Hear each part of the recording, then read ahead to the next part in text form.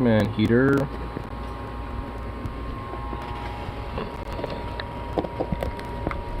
Good shit. Boop. Okay. Get this scarf off. I don't need this on anymore.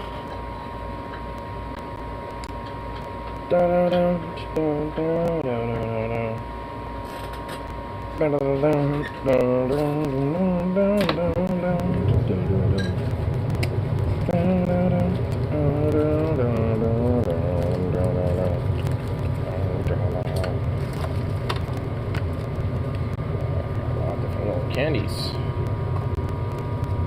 That's a Smarties, Starburst, and Tootsie Roll. Like that. Hey, baby boy. How you going? Let's go, Darwin.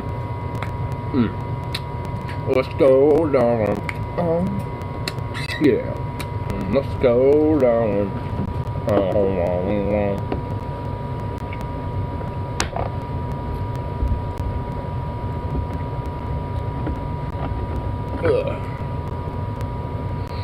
Man, YouTube's in notes.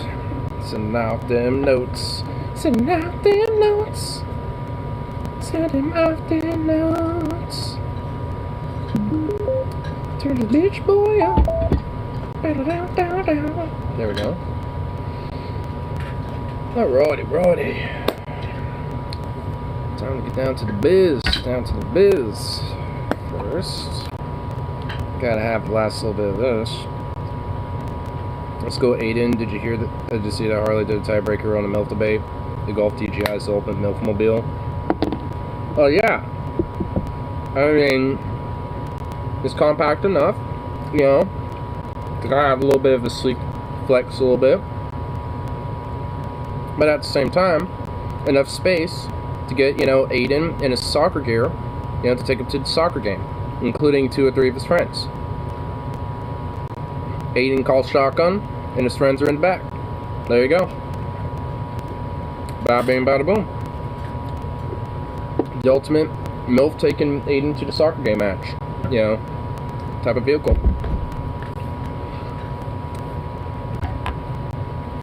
And plus, it has to come with, you know, some Jackie O's. You got to get a nice, you know, thick pair of Jackie O's. You know what I'm saying?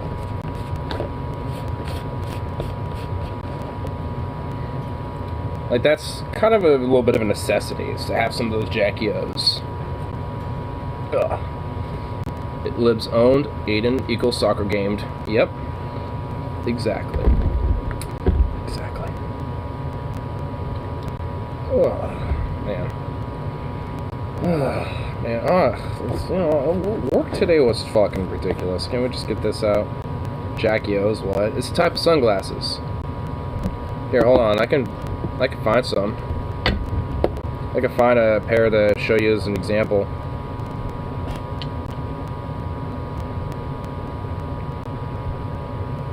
Just gotta do this real quick here, y'all. Alright.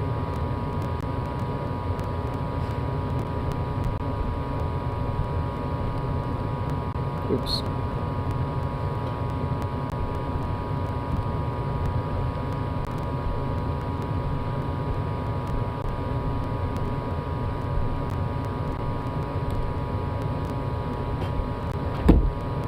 Can I help you, Sukov? Let's see if this is it. Nope. Hold on. Because actually, funny enough, you know Paul Zigo on Ideology, the guy that, you know, the big bearded boy that I show sometimes. I'm not gonna lie, I mean, what he's, like, he'll wear Jackie O sometimes on his streams. So, what I'm talking about when it comes to the Jackie O's, oh, get the fuck out of it, there we go. When it comes to the Jackie O's, it's these bad boys, you know what I'm saying? Like, I mean, got some nice, you know, sexy Jackie O drip. About to take Aiden to the soccer match, you know what I'm saying? Only, you know, for our boy here, you know, it's just straight up full on beard mode, but, you know, nonetheless, still got, you know, the Aiden being taken to the soccer game, you know, flex going on. You got the vibe. got the fit going on there, you know what I'm saying?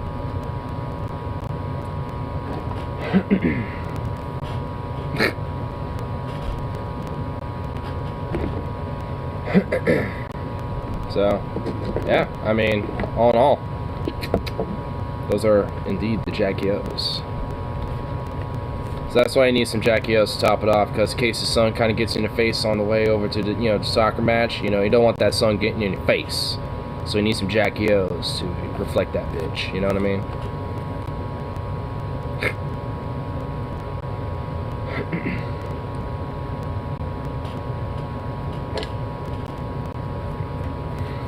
You also need like some Lapazzuli's fucking like wristbands or something, like those little necklace bands or something. So like, I mean, not necklace, what, like the more bougie fucking wristbands and shit. They're all jeweled out, like have one or two of those, but just kind of be like one little band. Zukov. Zukov. Oh, did I leave the door open? Hold on. Oh, what the fuck? You're out.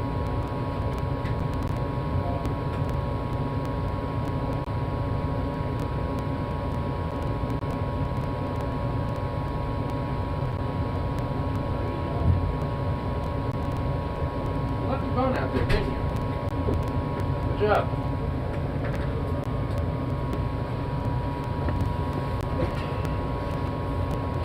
Little dork. So congratulations, you left the bone out there. My boy.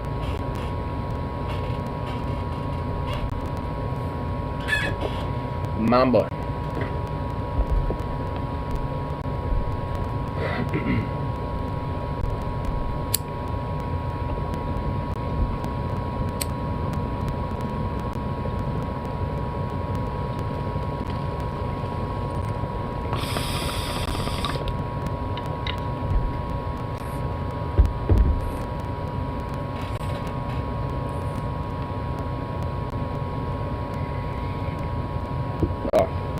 Oh, that hit.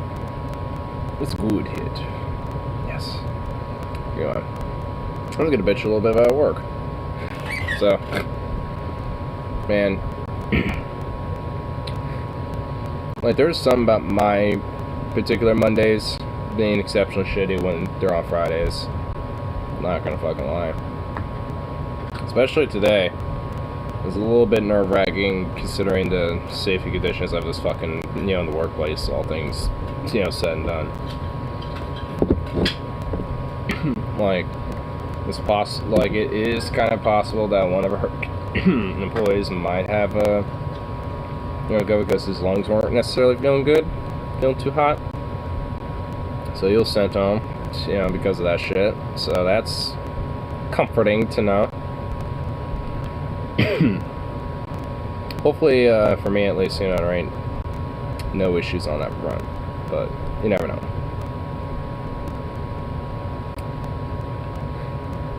Still makes me a little nervous.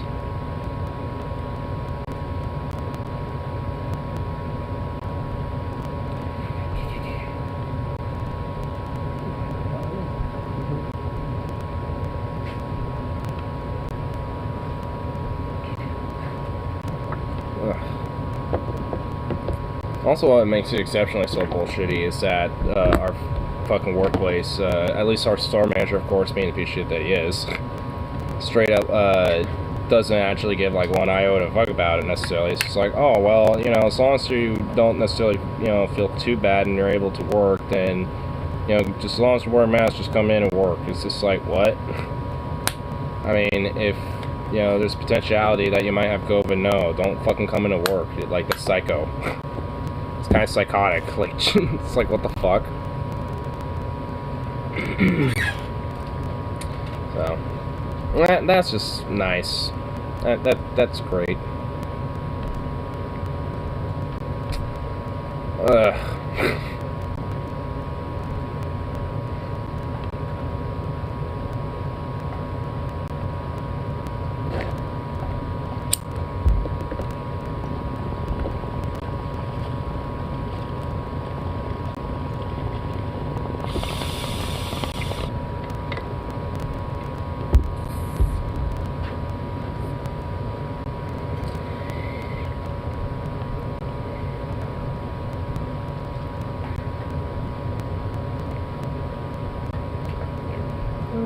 What's going on in Tuba today, anyway?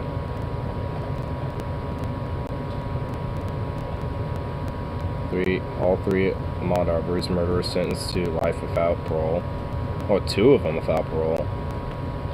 Nice. Damn, that judge went hard as fuck. I mean, it was pretty blatantly obvious, wasn't it not? I mean, the dudes literally made a fucking video of it. Of them doing the act. And just, like, straight up, like, hunting this guy down and killing him. So... all in the name of doing a citizen's arrest, murder. Well, more accurately, a lynching. A little bit more accurate to call that lynching, but, you know. No one, you know, who's looking at semantics? Yeah. Stop it. Stop burning.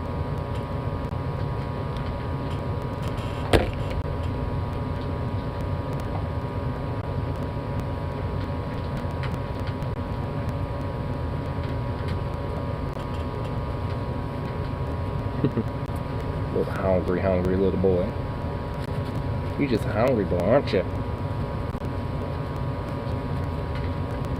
The entire bowl of food is probably going to be just chomped away by the end of it. And you're just a little chonker, that's the thing. You're a big boy. You're getting to be a legit chungus. Like, why are all the animals I have around me chunguses? Like, Bandit's a big old chungus, fucking... all the squirrels I'm feeding are just literal, like literal balls. Literal balls of fluff that just are running around, nibbling on some nuts.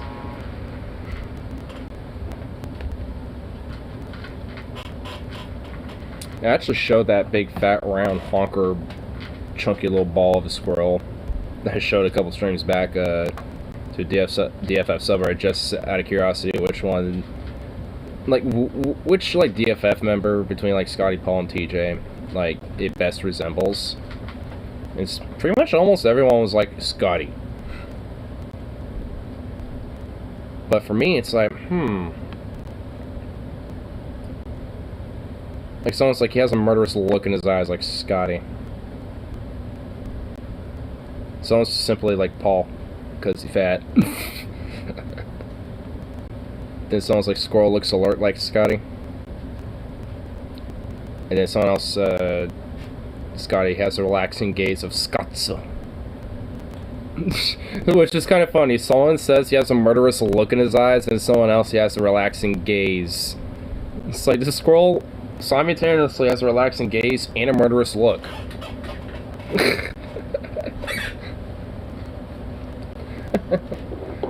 It's like, oh my goodness.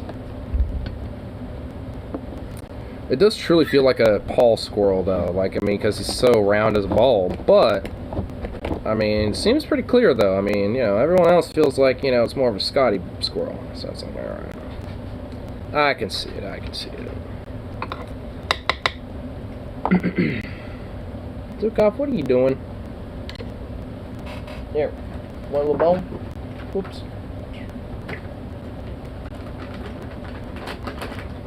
Here you go, baby. Up. You gotta go up. Up. Come on. Jump. Come on. Got it close. Good boy. Silly little thing.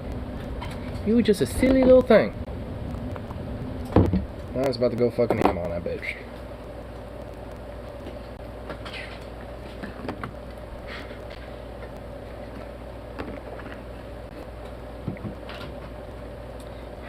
Silly pooch. Oh, you know, I forgot to get background music on it. All up in the beach. Background music tends to be a little bit of a good use.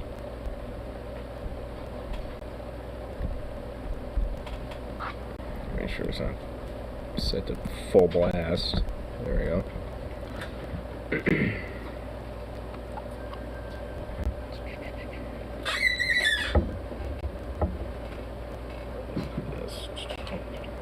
Oh, bitch. Come on, get untangled. There we go.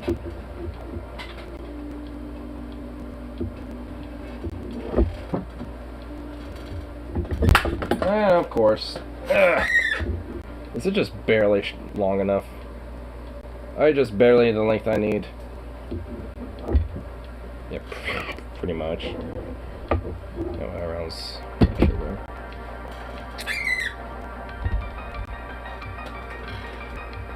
Get in there, bitch.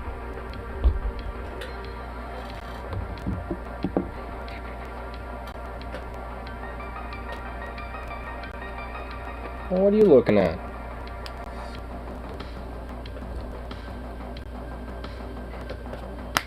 Silly dog.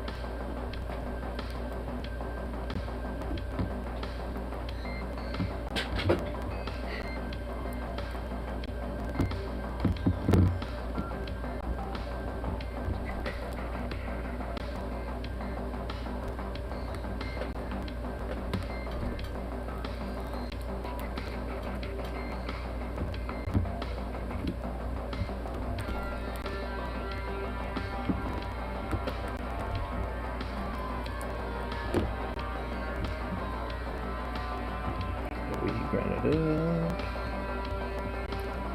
We ground it down.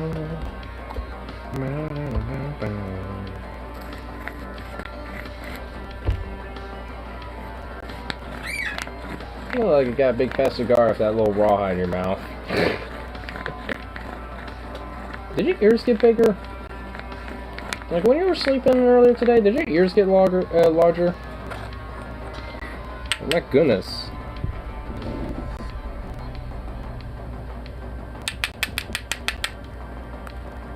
Isuzu Impulse Rally Sport Turbo followed by poor man's Audi Quattro.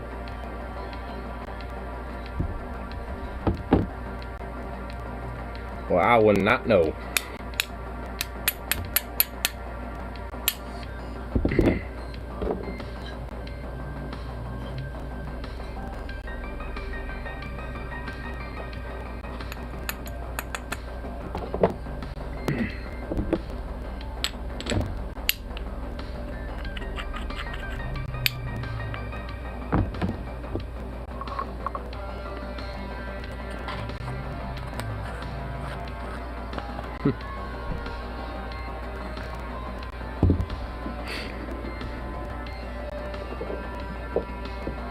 It's like they have a big like white bubblegum ball they just blew.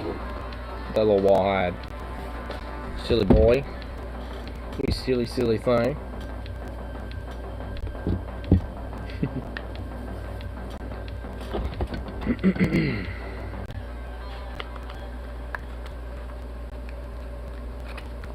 He passed laws against SUVs. They're ugly, they're boring, a waste of fuel economy. I mean, why not just do that for, like, you know, cars that just legitimately do have, like, fuel economy waste?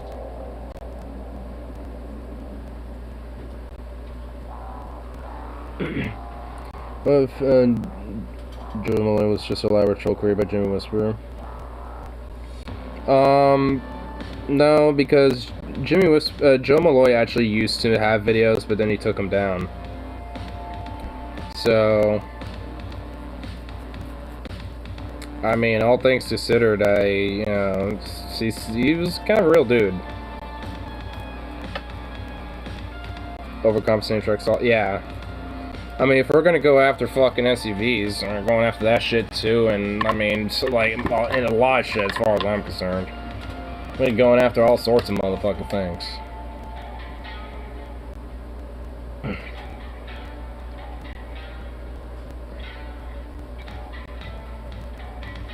Dude, it's not regularly.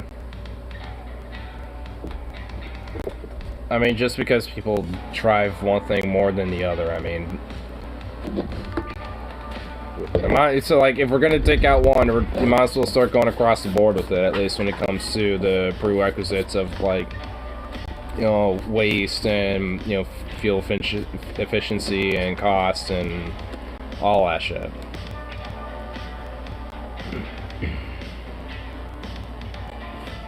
Demo cow farm, yeah.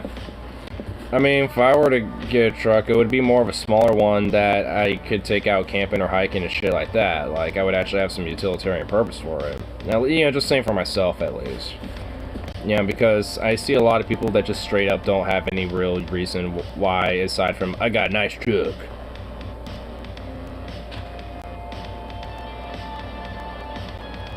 He has a video called Joe Malloy, the old man. Well, probably, well, because he was, because, I mean, he knew about him too. I mean, he was in the same live chats with him when he was on here.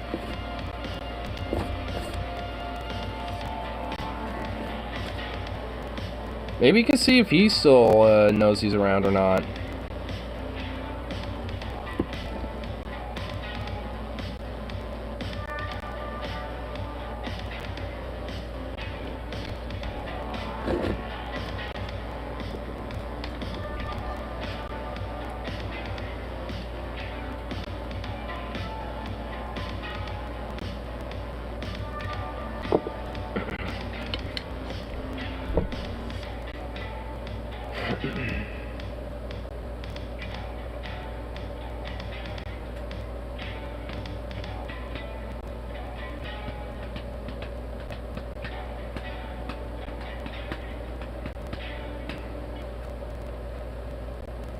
This would be harder if I didn't reply.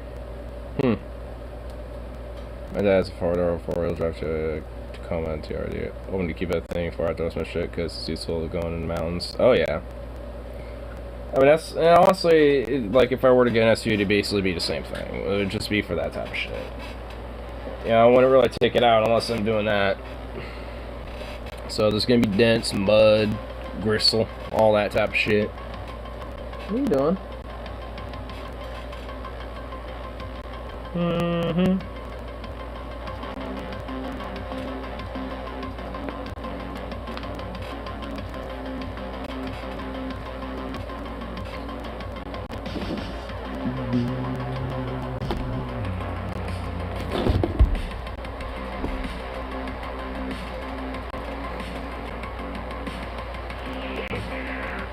Oh, that's good, cool. Well, luckily, I mean, I have friends that usually we're probably gonna go out and about doing shit like that. Or if I want, I could just, take some of the back seats down and just add more cargo space as well. Depending on what we're doing. And how many people I'm taking, too. So, I mean, that's why, for at least a lot of SUVs, you can take the back seats down, because then you can put some extra cargo and shit if you need to.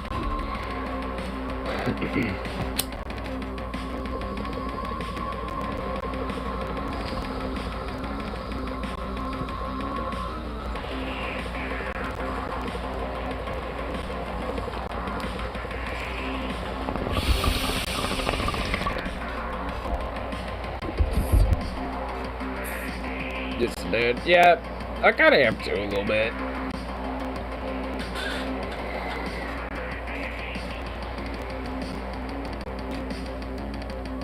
Or a van that I can kind of like, work the back out a little bit to where I can, have a spot to where I can put some cargo, or, make it a spot where I can sleep if I want.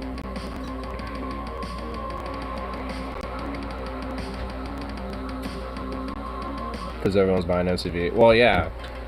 Most of the car market is basically trucks and SUVs. The American car market. Get your Ford truck or your, like, GMC SUV or whatever the fuck. Or your Toyota Ram.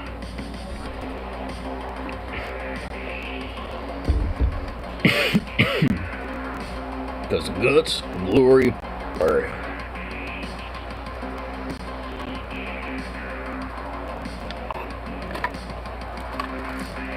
Alright, I'm gonna hope that they're... Yes, a red... Oh, yes! These... Dude, the Starbursts are double red.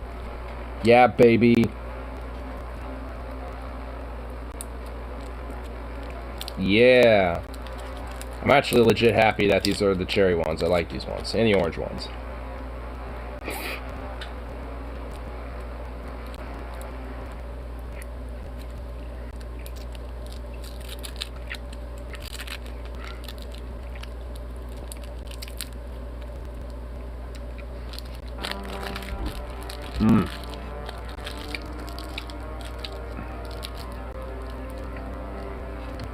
Snow tires. Cool. I mean, it'll be kind of cool to have a Volvo. Not gonna lie. If I could, I'd snag myself one of those bad boys.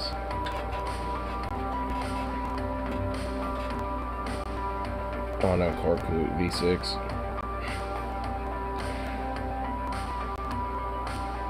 I have to mention every time, like, cars and automobiles is always a topic when you two happen to be in the same chat.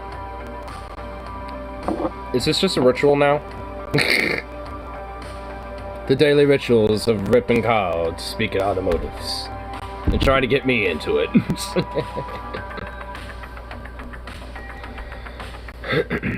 Volvos are our ideal rally cars, safe, fairly powerful. Yeah, snows and sweetness, so they grip really well.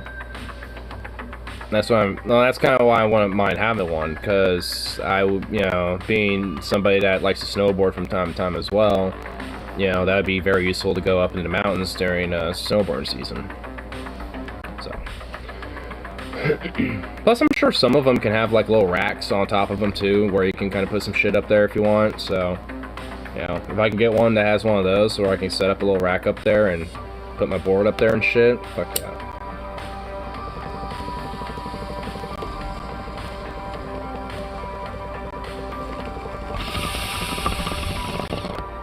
I could be wrong though. I actually don't know Volvos, or at least if any of them do or not.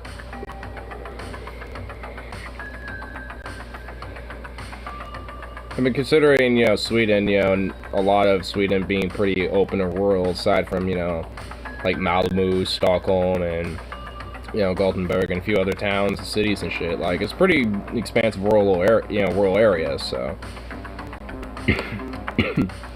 It's like no Volvos available for some reason. Damn. China's company out. Damn.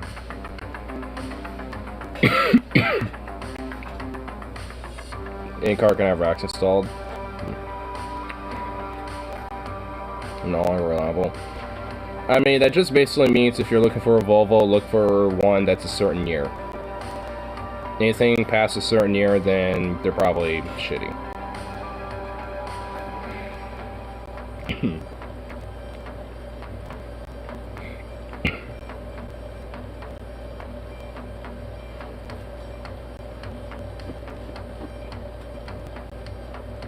Yeah.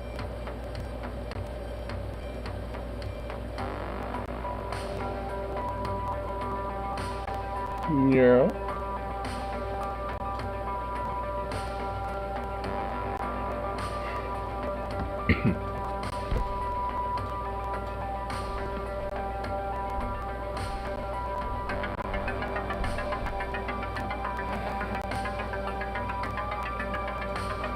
He's a baby.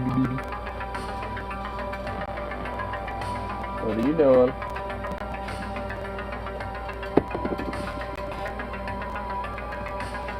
Built like tanks, they have some strange design choices on. 1990s Volvos.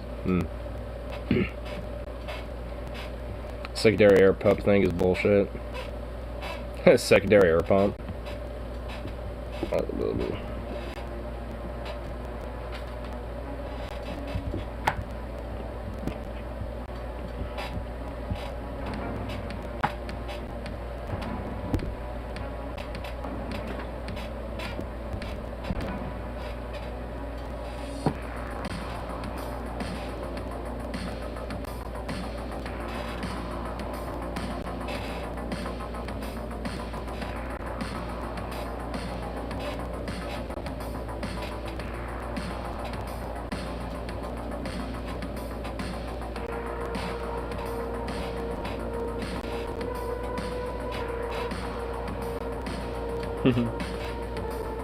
You like getting brushed.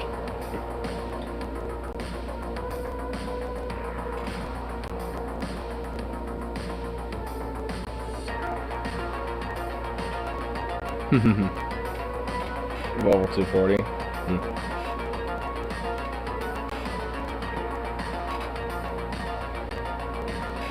Man, your mane is so thick.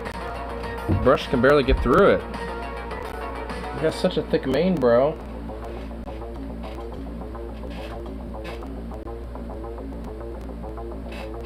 So thick. Your neck fur is so thick. So thick and fluffy. Oh my goodness.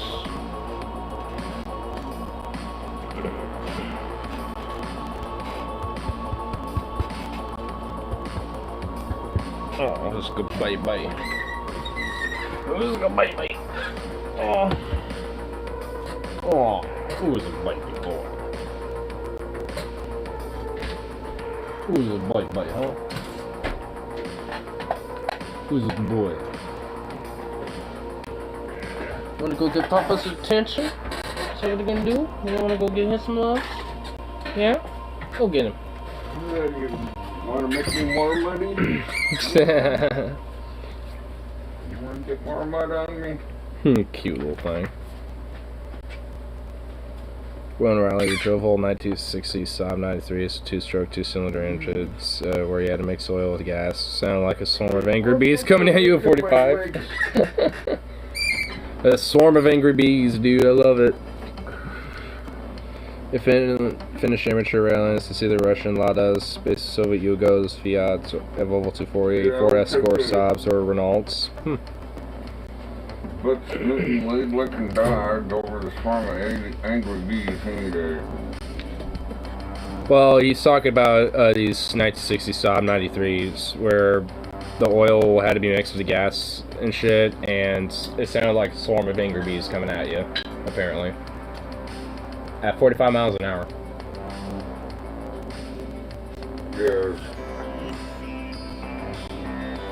My brother wants a Saab 930 for some reason. Saabs are really popular around here.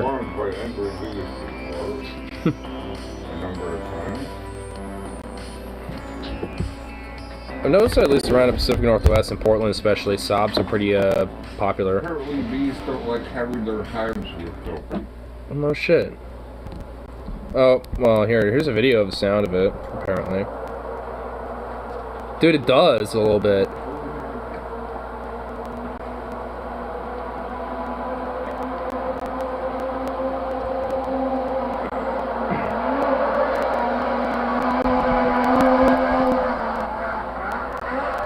At least it's like way off in the distance it does. Ooh, kind of a slick looking car. Damn.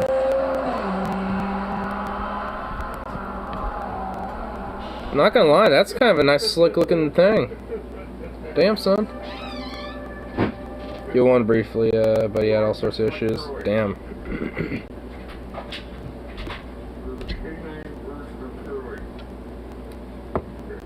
How many times will that ever, like, oh my god, how many times will this fucking say?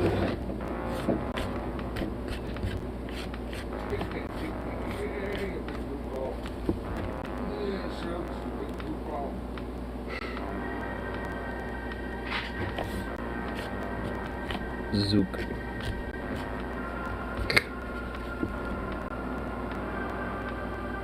Remember one guy had his engine seized up, so he pulled the spare engine out of the trunk and put it in, and we're on our way in 30 minutes.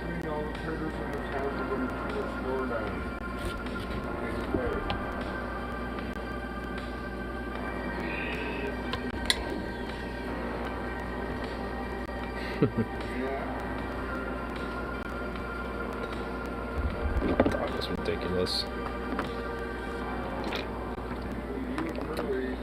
Really smart boy, but the biggest dirt in the world, I swear. Well, speaking of which, I actually have some really ridiculous cute ass photos of this little fluff ball. Here, hold on. Pull up here.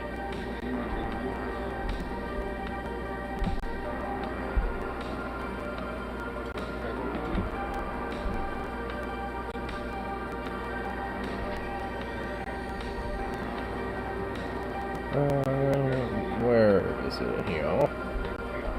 Where are you in here, y'all? I know I had you in here somewhere. Oh, here it is. Aww, this sweet little boy. Sweet, sweet little thing.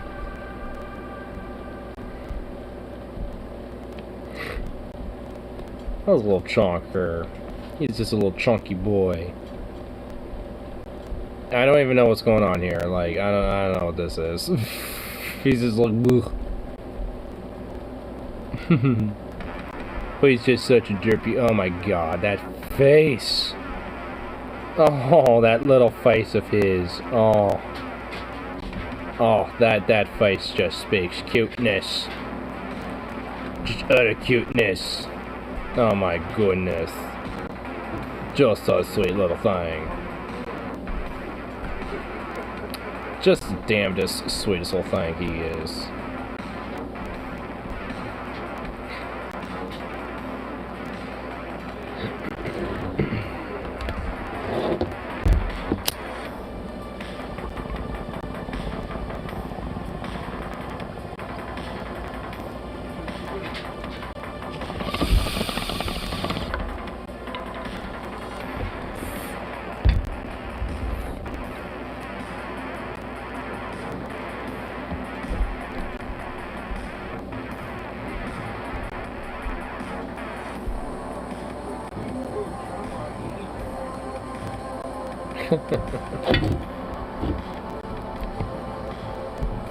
Yes, that dog will chomp on anything. Poignant observation there.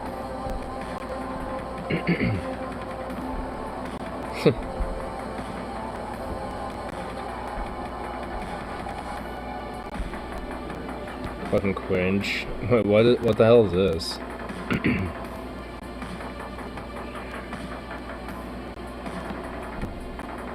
What is that? 94 Mazda Miata.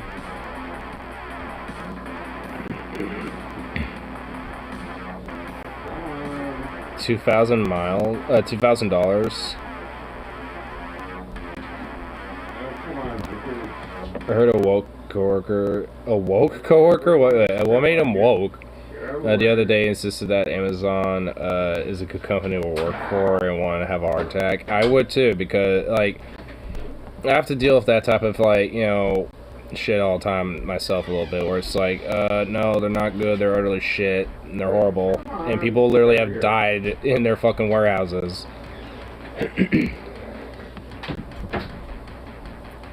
So it's like, no shit, you know, it's a horrible fucking place.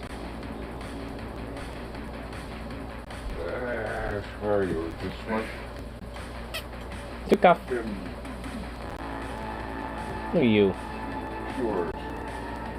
I was chilling for Daddy Bezos woke. It's not. It's quite the opposite. Ow.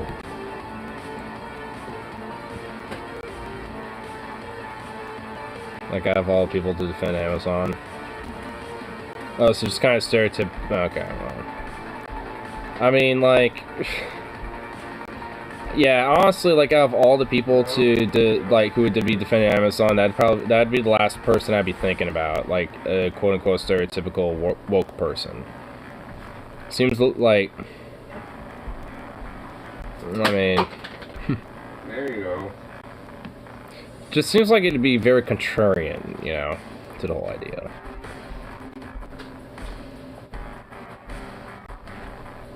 Last person at work who I expect to defend Amazon is her. Well, yeah.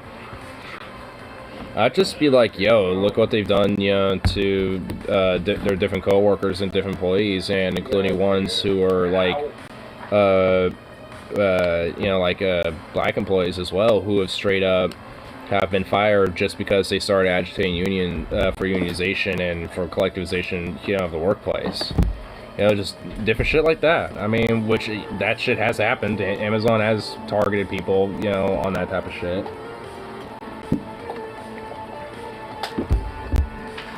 On top of covering up, you know, people who have straight up died.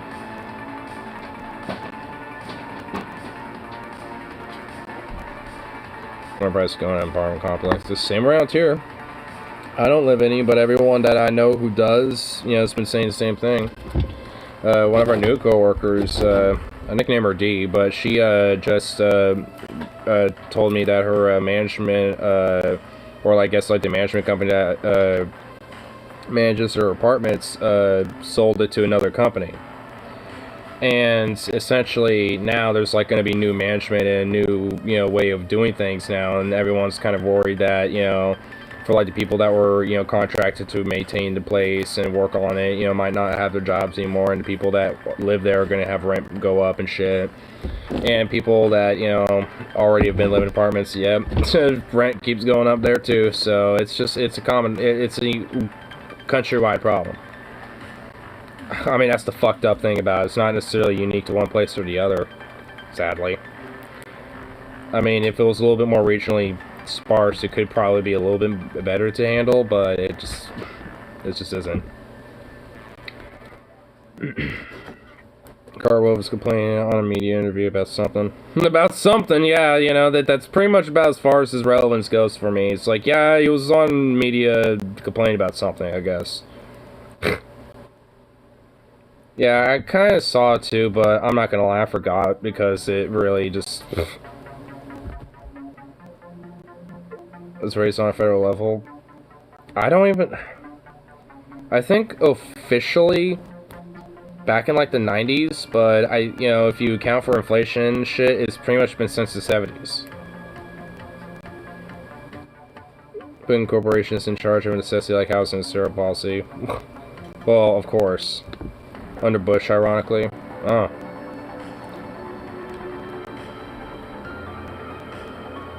I think 2008. Really? Well, that's a long fucking time ago. Like, too long. Way too long.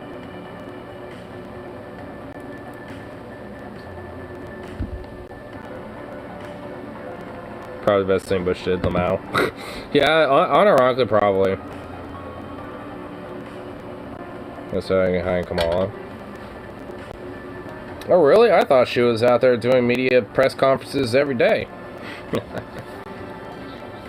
Do not come. Do not come. Also, yes, soon we will fight wars for oil. Oh, we have fought wars for oil. Soon we will fight wars for water. Yes, I'm Kamala Harris. Do not come. Do not come. Yeah, there's been multiple different times where, you know, she's fucked up and they're trying to hide her because she's unrehabilitatable. Like, no one likes her. She's on par with Hillary Clinton with unlikability. I guess that's actually debatable. I want to hear that elitist asshole, who happens to be a cop. Don't forget that, by the way. But yeah, like, I mean, on one hand, it's not a bad thing, but I mean, I suppose it is, because it's like you know, it's kind of the Hillary effect. You know, Hillary's popularity goes up the less she's in public, you know, speaking and shit. The more she is, the less people like her. I mean, it's weird, but it is kind of the truth, especially about Hillary. Like, if you notice, like, historically, especially from, like, you know, during, like, the 2015 campaigns, when she was not as public and not doing as much speaking and shit, she gained more in popularity. But the more she started speaking and shit like that, the less she gained in popularity. So, I mean, and I'm not saying it's gonna be, it'd be the same for Kamala. If anything, I highly doubt it, but because no one wants her and no one likes her, so I don't know. She's just, there's very little redeeming qualities about her at all. Like, honestly, if the DNC wants to still have any form of power, they actually have to get someone, you know, who's charismatic. I mean, you know, not that I want them to do that anyway, but I mean, if they want to actually look like they're doing at least, like, some sort of a onus of a fuck, they need somebody who is charismatic to at least voo-voo people into, like, yeah, I like you. To make it look like they're competent, but they're not. I mean, man, 24 is going to be insane.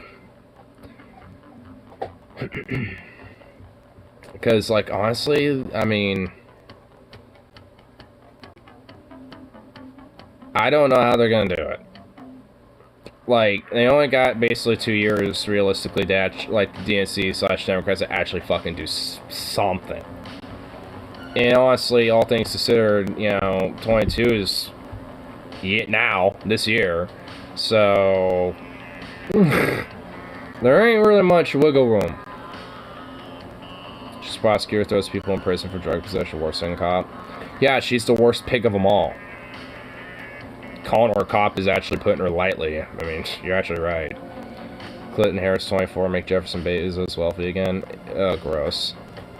Where Democrats win in 24. 2 scenarios. I think you and I might be thinking of at least one scenario, but I kind of want to hear the other one, because I only can really think of one realistically, you know, nominate a popular left-wing candidate, Obama actually progressive. Yeah, but I mean, that essentially, I mean, that's kind of, you know, my scenario, like, realistically. It's like, actually, at least, maybe not, like, obviously hardcore right, but, like, or not right, left, but at least somebody who has some sort of a onus of, like, hey, you know, I actually do believe in these fucking progressive, you know, somewhat left ideas and shit, and I'm gonna, you know, enact them. While also, you know, willing to, you know, see what the DNC is, you know, like, you know, needs to get that shit done on top of, you know, maybe, like, something in return so they can understand that, you know, like, this is how you move forward or something. Like, I mean, it's not my, you know, desirable scenario, but nonetheless, it'd probably be a likelihood. GOP big win 24, corporate centrists who want to maintain the status quo. Alcohol, Boca GOP trifecta, so vote Democrat for president. Which basically means vote Democrat in 28.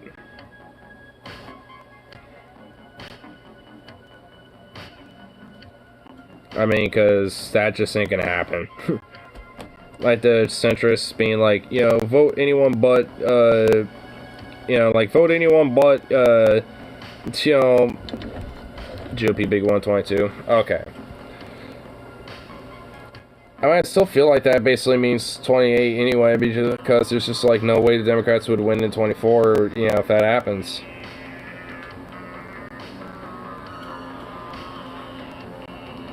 Close interest for Democrat in 24. Well, it depends what the GOP props up, too, I guess. If they have, like, a competent Trump where a lot of the GOP is okay with him and is willing to work with him and play ball, then maybe not so much. But if it's more, you know, like a Marjorie Taylor Greene type or some shit, then yeah, probably not. Oh my god. Fuck Joe. I hope he gets, like, less than 1%. I hope it gets, like, -%. Fucking, like, anti-vax grifting bitch. Like, that dude just utterly just sucks now at this point. That would help the deed, lol. Yeah, if anything that would, because a lot of weird right-wingers would be like, oh yeah, Joe Rogan, bro.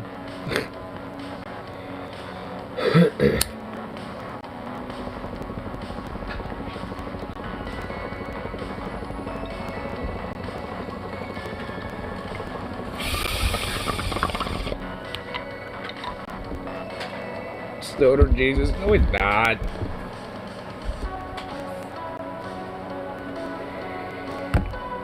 He's far from it at this point. Like, everyone knows, like, Snoop Dogg has that title anyway. Or Wiz Khalifa. Or Cheech or Chong, one of those two. Like, you know, like, one of the four. I mean, probably a couple others, really not. Like, there's a few other Stoner Jesuses out there that very well, you know, that are very well, you know, like, qualify for the Stoner Jesus title. Joe ain't. If anything, he doesn't even, like, smoke anymore, because now he's in Texas, and now all he does, you know, is basically just do a bunch of fucking anti-vax, like weird vitamin supplement, like, selling bullshit. Having those weirdos on, propped up all the time.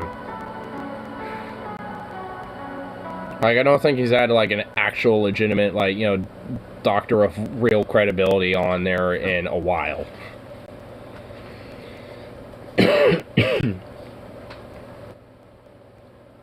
It claims tobacco. I mean, maybe.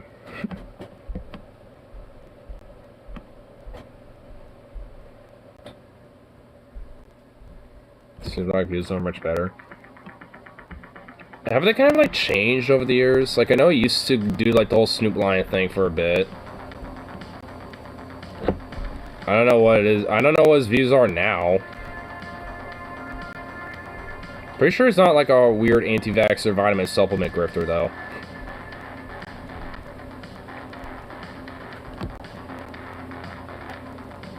Was extremely anti-gay. Well, isn't that the thing? Was.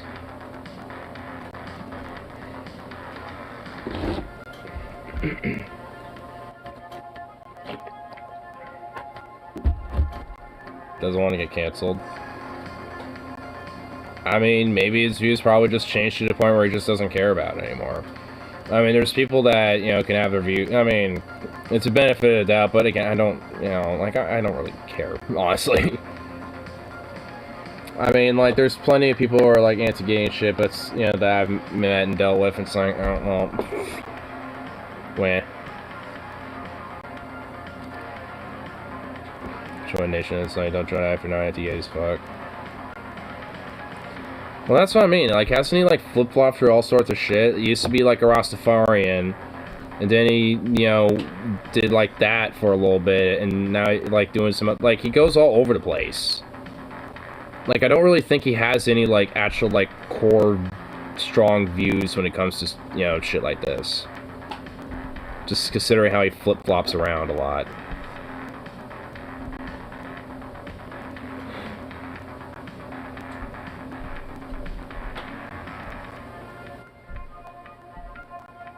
I'll just look him up.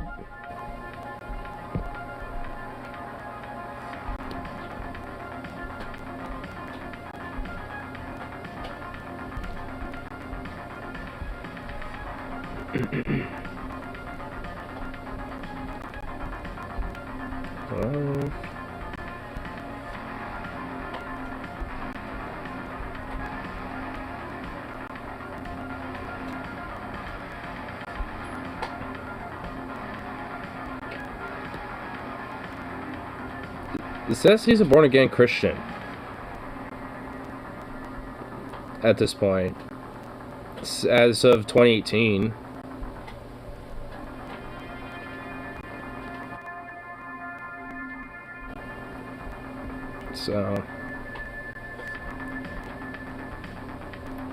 So religiously wise, he seems like he's all over the place, but you know, but some of his social views, yeah, they're probably still, like, not exactly progressive, quote unquote.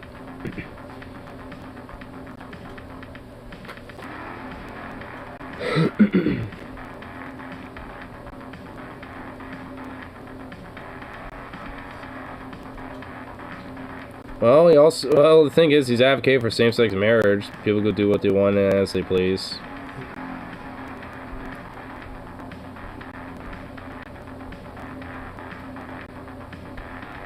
See some other shit here.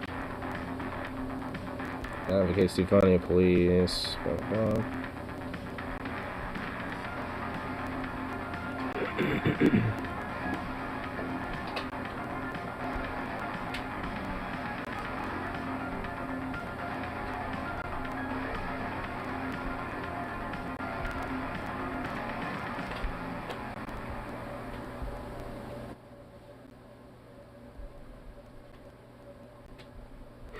I guess he sponsored Beyond Meat.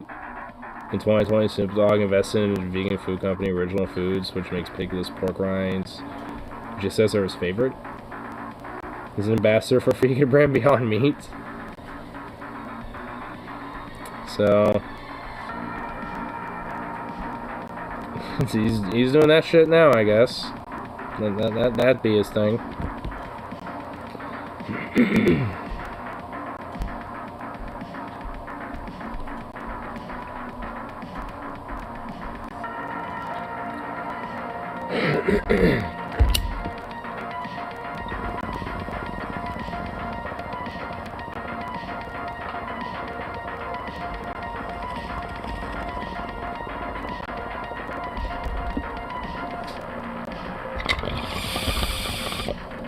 Yep, I got stuck.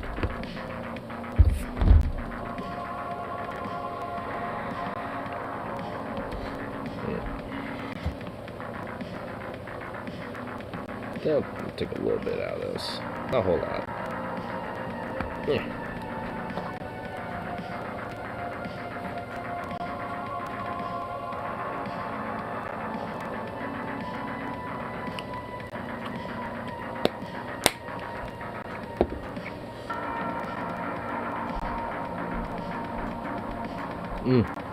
Just melts in your mouth.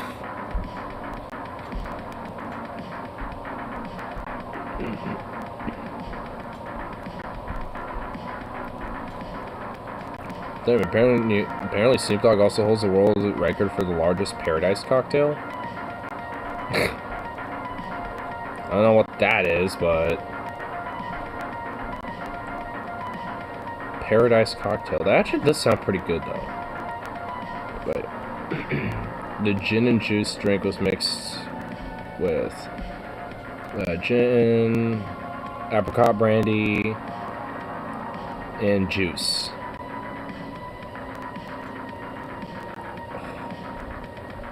Orange juice, specifically. Okay, that just sounds amazing.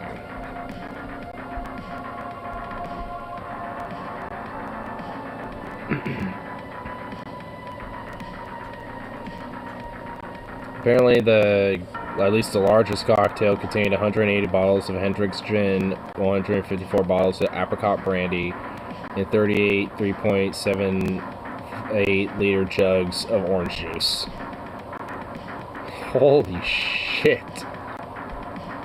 That's a lot of liquid. Was that just like all dumped in like a pool or something? Like, damn.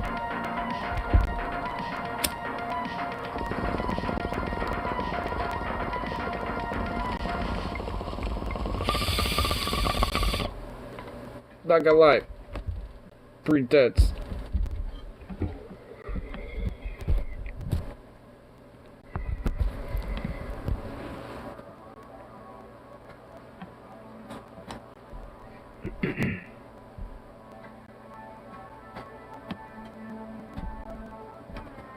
I mean, you can pretty much take like a little cup and just like whoop. Just like, you know, take it like it's an old, big old like brewing, like just gigantic brewing pot, and just like take a ladle and just get all that shit all up in there. I'm not gonna lie, that does sound pretty good though. Gin, apricot brandy, and orange juice. I'm not gonna lie, I'm gonna have to try that.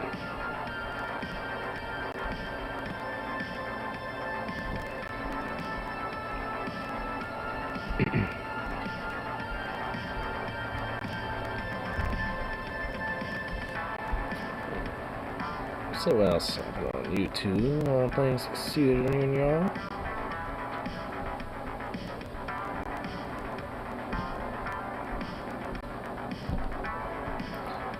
So many was supposed to put up. I was like checking up on Mike. Chairman might not screw over Democrats as badly as we expect. Plot twist. Huh? Huh?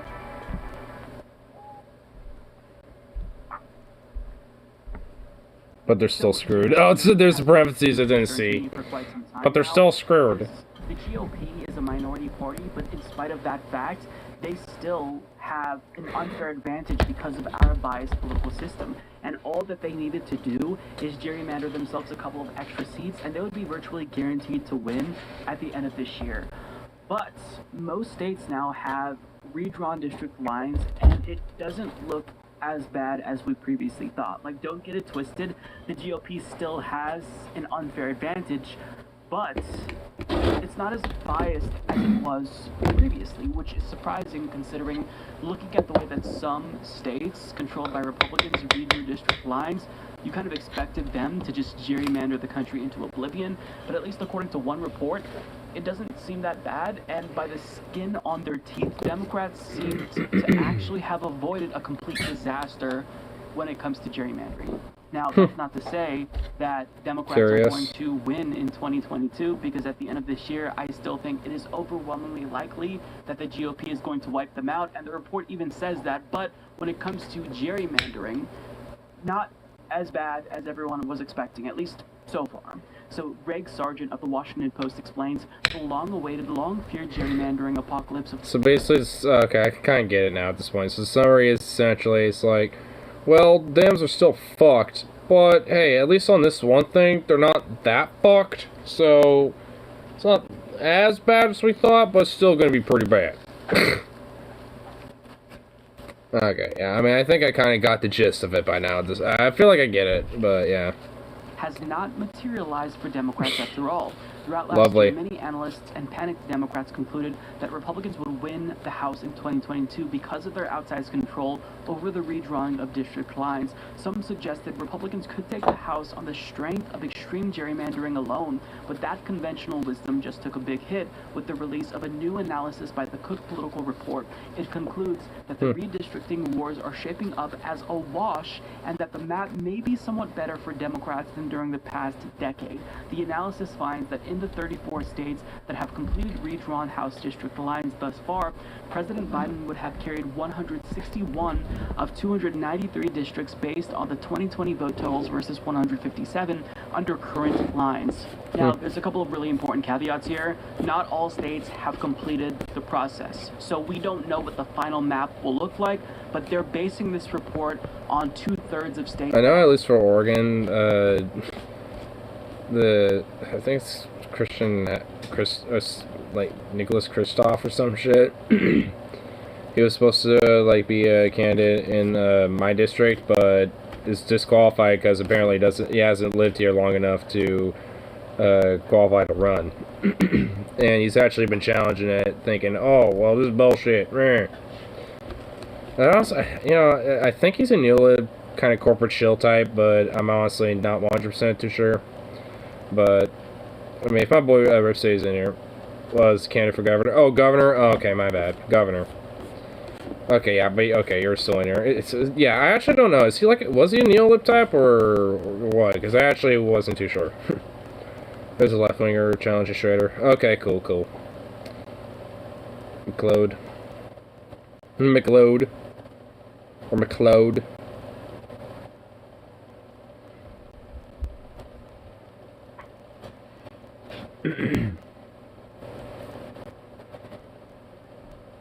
Christos Neal, I think. Well, good.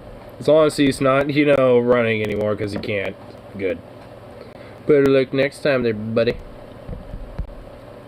Their redistricting process. So we don't know that. Also, another caveat is that it's still a map overall that's biased in favor of the GOP, but it's just slightly less biased than it was before. And even with these changes, still based on the political climate, if Democrats don't deliver, they still very likely will lose at the end of this year. They still have to do more, like pass voting rights reform and whatnot. But when it comes to gerrymandering, it doesn't look as bad as people previously anticipated, which is encouraging, because as much as I despise both parties, I still think that we have to have the most unbiased political system as we possibly can have, which is why I don't think that partisan actors should be redrawing district lines.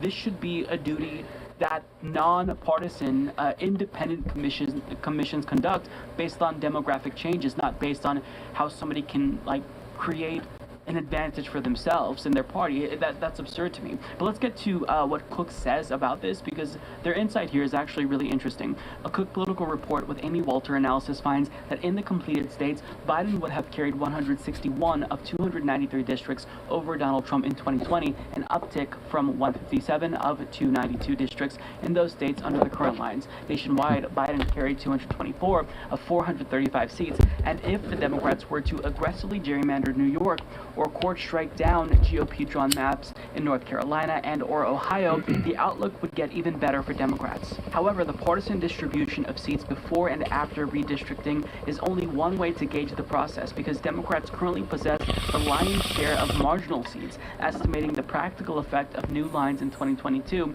still points towards a wash or a slight GOP gain. But ultimately, again, we'll have to wait and see. I pretty much just like love how like essentially gerrymandering is like, hey, either we have to like use it, you know, to our advantage in the states that we have, or basically just like let the other, you know, opponents roll over us when it comes to, you know, redistricting. I mean, we have to out gerrymander their gerrymandering. It's like, oh my god. This is why it should not be a fucking thing. It needs to be outlawed. Like, oh my god. It's ridiculous. Not turning out as bad as people had. Let's see a cherry pie and raise you a blueberry pie. The GOP, rather than Blueberry pie, blueberry pie, blueberry pie, blueberry pie. Seats that already exist. Everybody so wants blueberry pie. Vulnerable, or they may become vulnerable over the next few years due to demographic changes, they're trying to just make sure that that seat is more safe rather than giving themselves more seats. So they're kind of going for the long-term over the short-term advantages that they may gain by just being super aggressive, because that could come back to bite you in the ass. If you spread yourselves too thin, you could end up losing seats in a couple of years. So not like they're going to already. Again, I don't want to give people this assumption that, you know, it's over and Democrats now they did it, they're gonna win. No, they're still overwhelmingly likely going to lose at the end of this year. In spite of this, it's just, I mean, honestly, all in all, it's because they're just not going to deliver. That's really why. It doesn't matter how much they gerrymander, it doesn't matter how much they try to edge, you know, it up to them, you know, when it comes to, you know, their bets when it comes to going against the Republicans, the evil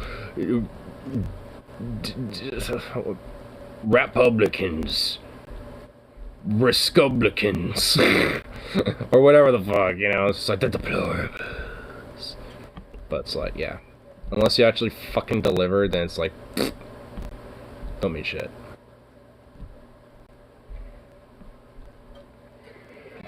I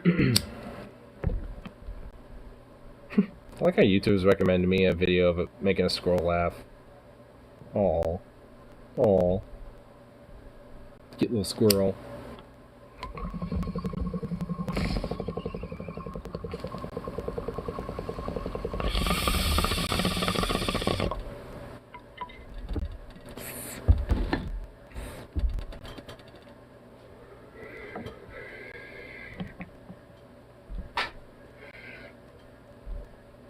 Actually, hearing a squirrel laugh is kind of cute, because they just make little squeak noises.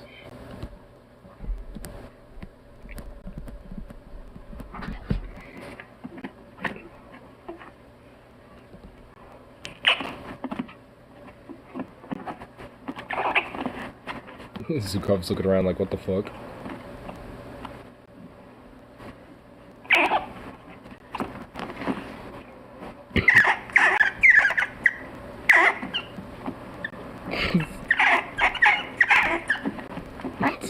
Zukov's like, what the fuck is that noise? You're looking at you coming over here like, what the fuck was that? Yeah? How's the squirrel laughing? Which just makes ridiculous little squeaky noises. Difference between conservatives and liberals is eating a rotten apple versus eating a rotten apple, some caramel, go with it. And maybe you might get some sprinkles on it. Oh my god, don't be pawing at me. Don't be pawing at me, boy. I know what you want. You probably want one of these. Oh, yep, look at you. Look at these little bad boys. Legit Icelandic ram horn. It's like, hey. Lamb horn marrow. Just marrow, nothing else. Yeah, died as Vikings did in 900 AD. One single ingredient. 100% digestible. 0% is 100% Viking. Didn't listen to much on that.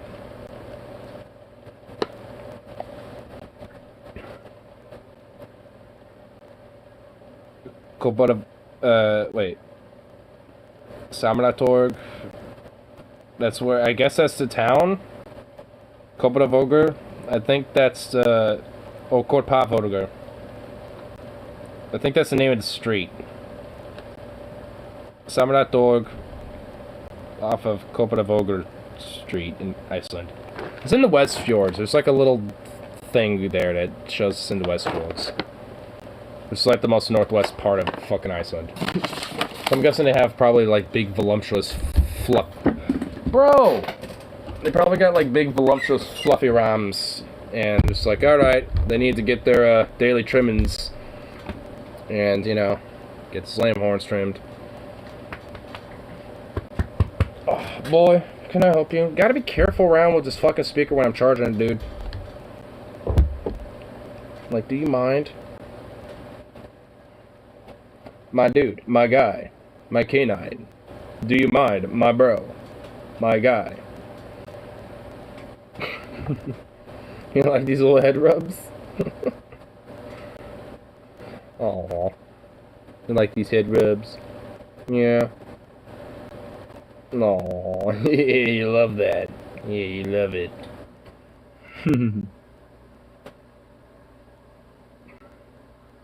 Oh, you're just a sweet thing. Who's just a sweet little thing? I think you is. I think you is. I think you is.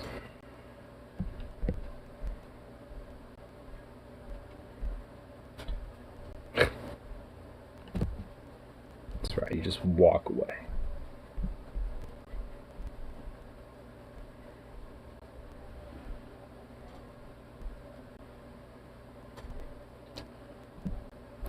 Let's see what's going on with the... What are you doing? What was this? Ted Cruz begs for forgiveness. Wait, what? As Tucker Carlson drills Sim on Fox. Oh my god, I gotta hear this. I gotta listen to this. Wait, can I just ask, hold on, you work in this? I guess I just don't believe you. Republican Senator Ted Cruz went on a Tucker Carlson show. Damn, that got intense quick. Jesus. Beg for forgiveness. And it was such a sad display that the word pathetic actually trended on Twitter. Now, before I get to this clip, I'm going to show you what this was all about. Why Ted Cruz had to go on Tucker's show to apologize. It's because Ted Cruz said this. I've been working on social stories. The theme is cost of it. This week.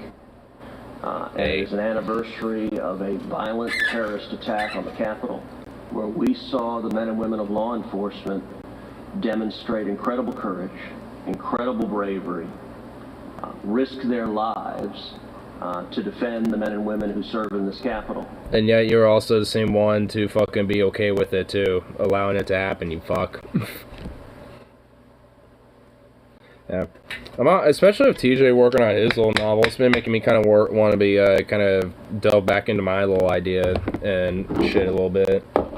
Cause I have the like this old little leather book that I could probably go grab it. It's in my fucking library, but basically the idea is kind of like a mixture. I've described it before on streams before, but it's like a mixture of. It was actually the last time I talked about it, I think was when my friend was here on stream, but which I think was New Year's. And you're right. Well, I haven't in a while, but yeah, like every time I've written things, short stories, or even just writing things to like my mom or to some friends and shit like that, I've always been told I'm really good at writing. So, I mean, you know, so I've been wanting to work on a little story, and I've, you know, delved into it at one point, and I kind of, you know, haven't touched it in a while. But the kind of the basic idea is like the world is kind of a mixture of like, kind of like some of that, you know, Viking elements a little bit, but also at the same time there's not like steampunky, but kind of that aesthetic going on with like a little mixture of industrialization and like kind of that 1800s aesthetic going on too, at least in some parts of it, with a little bit of like, you know, kind of an early Renaissance, kind of like, you know, musket, you know, flintlock shit going on too. Which that's kind of more of the predominant, you know, aesthetic theme going on as well. So, kind of a little bit of a mixture of different things, but being more of like a broader, like, you know, just epic battle slash fucking crazy fantasy, you know, not necessarily like magic or, you know, shit like that. I don't know if I want to implement that or not. I've thought about it, but, or at least, you know, maybe making some elements, you know, seem magical, but actually have normal explanations to shit. But nonetheless, like the, you know, maybe certain tribes or certain groups or factions see it as more of a magic slash spiritual thing or some shit. But I haven't like explored too much about how I want to go with it specifically. I kind of have like a basic kind of idea about like plot, you know, idea to be an introduction to the expansion of the world, but because it's gonna be like a big philosophical pandering slash, you know, epic battle type of shit, you know, kind of a mixture of both of that shit, you know, with, you know, intrigue, plot, espionage, you know, diplomacy, politics, a lot of it.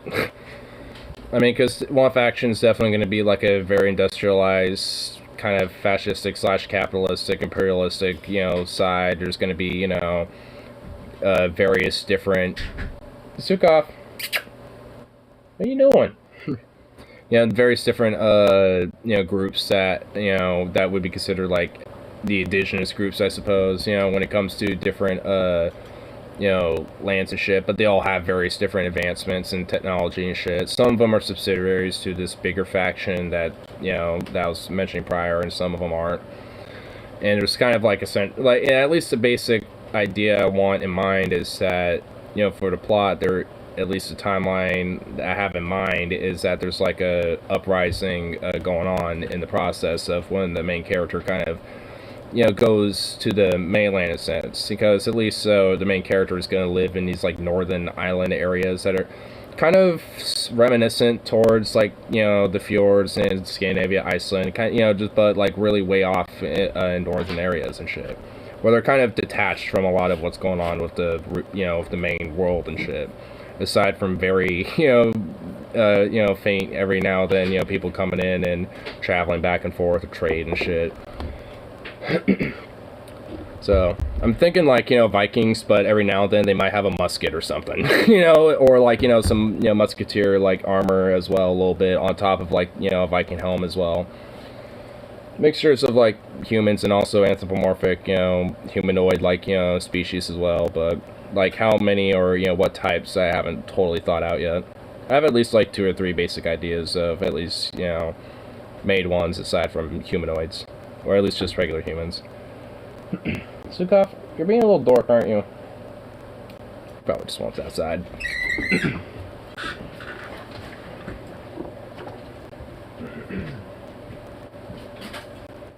just a crazy boy, you know that?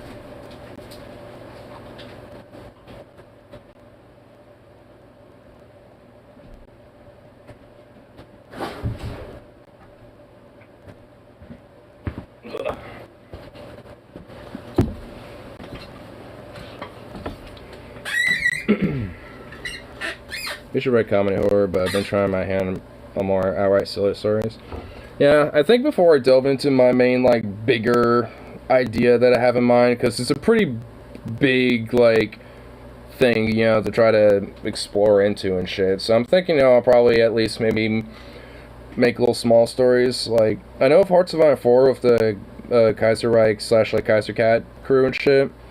I'm gonna kind of see if they'll be down for maybe, like, you know, having little like short stories, you know, that they can probably expand with, because I thought, I've kind of you know, eyeballed some different, or like kind of pinballed you know, different little ideas in my mind for like different stories that, you know, could be delved into in this, you know, broader, you know, lore and story that they've been building up with the Kaiserreich alternate universe with the divided states. At least one little short story I was thinking, like, with the combined syndicates of America, because the far most western territories that they have is Montana. And I was thinking, you know, one interesting aspect that, you know, could be delved into as, like, a cool little short story idea is, like, you know, like, frontier syndicate rangers or some shit, you know, moving out west to, you know, look at different Pacific state small towns that aren't necessarily, you know, met by their mountain divisions or by Pacific state troops yet and shit, and, you know, try to get more sympathetic syndicalist type of characters in those type of places, and kind of do a little bit more of a Wild West style fucking, you know, conflict with, well, World War II-esque, you know, 1940s, 1930s-esque weaponry. Because, I mean, a lot of that is definitely implemented just from the first episode of the Divided States that they released on January 1st. Because the American Union State, a lot of their aesthetics are actually kind of like, well, I don't have the hat in here, but it's kind of like my Stetson hat and shit, but honestly, it looked pretty good on you know, Cindy as well, on a syndicalist. Like a frontiersman or like a, you know, Montana syndicalist, you know, trooper or mountain man out, you know, fucking moving westward and shit, wearing one of those hats. Try to expand their aesthetics and shit.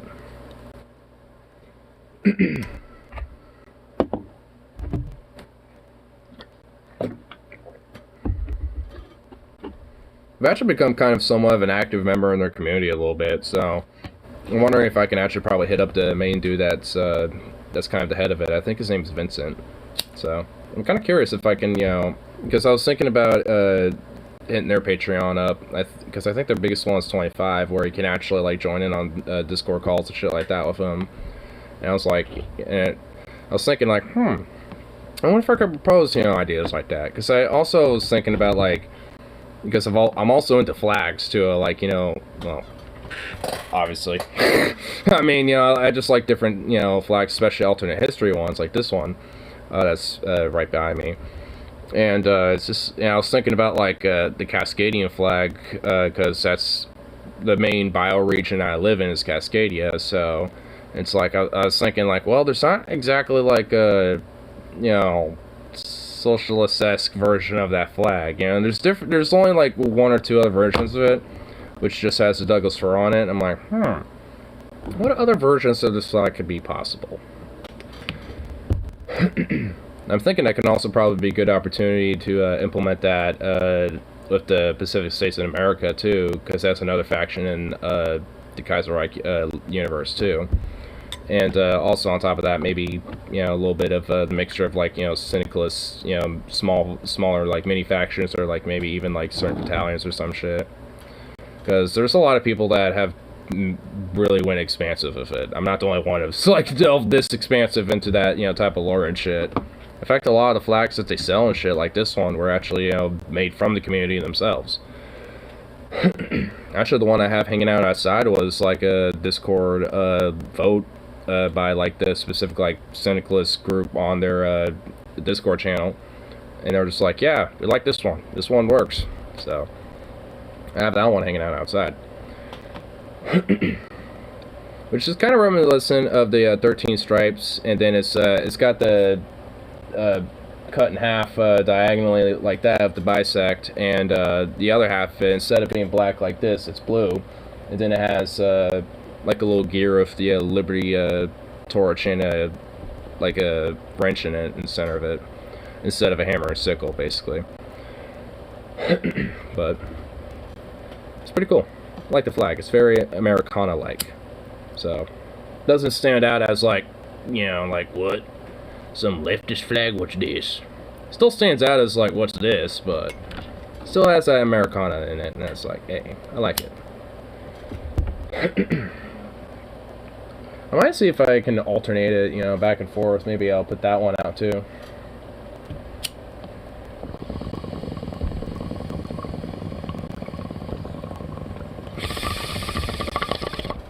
Switch them around.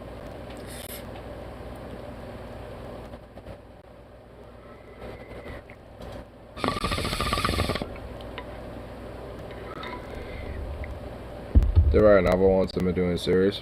Nice. Now I'm wondering if I can, if like maybe the different like little short stories about like, you know, syndicalist ventures in Montana and shit like that.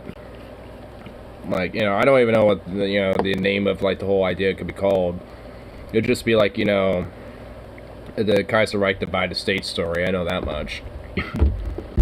And you know, but it seems like a pretty interesting idea nonetheless, just because, I mean, here, let me see if I can find a map of America where all these factions are plopped out. Because I know on my Chrome I got the website up. Yeah, here we go. Kaiser can't stand them all. I think I just found one of their maps. Yeah, I did my order. Yeah.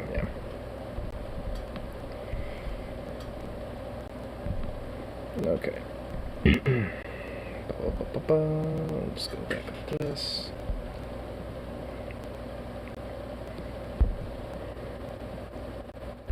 Oh my god, it doesn't want me to. Alright, hold on. Let's do this.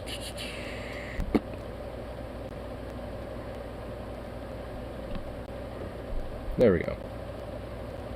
Okay, that helped. Web shop.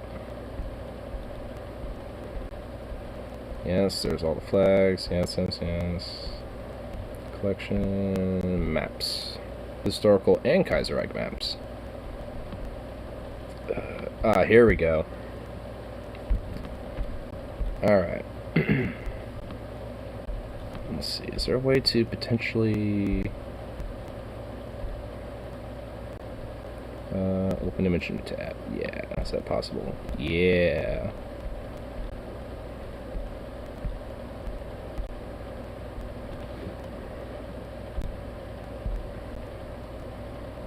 Boop.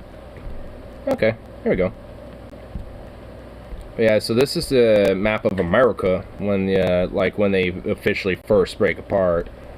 So all this blue here, like the Midwest, and I guess I can't zoom further than that, but like that tiny little chunk between the red and this gray is pretty much like a military junta, like what's remnants of the United States, essentially.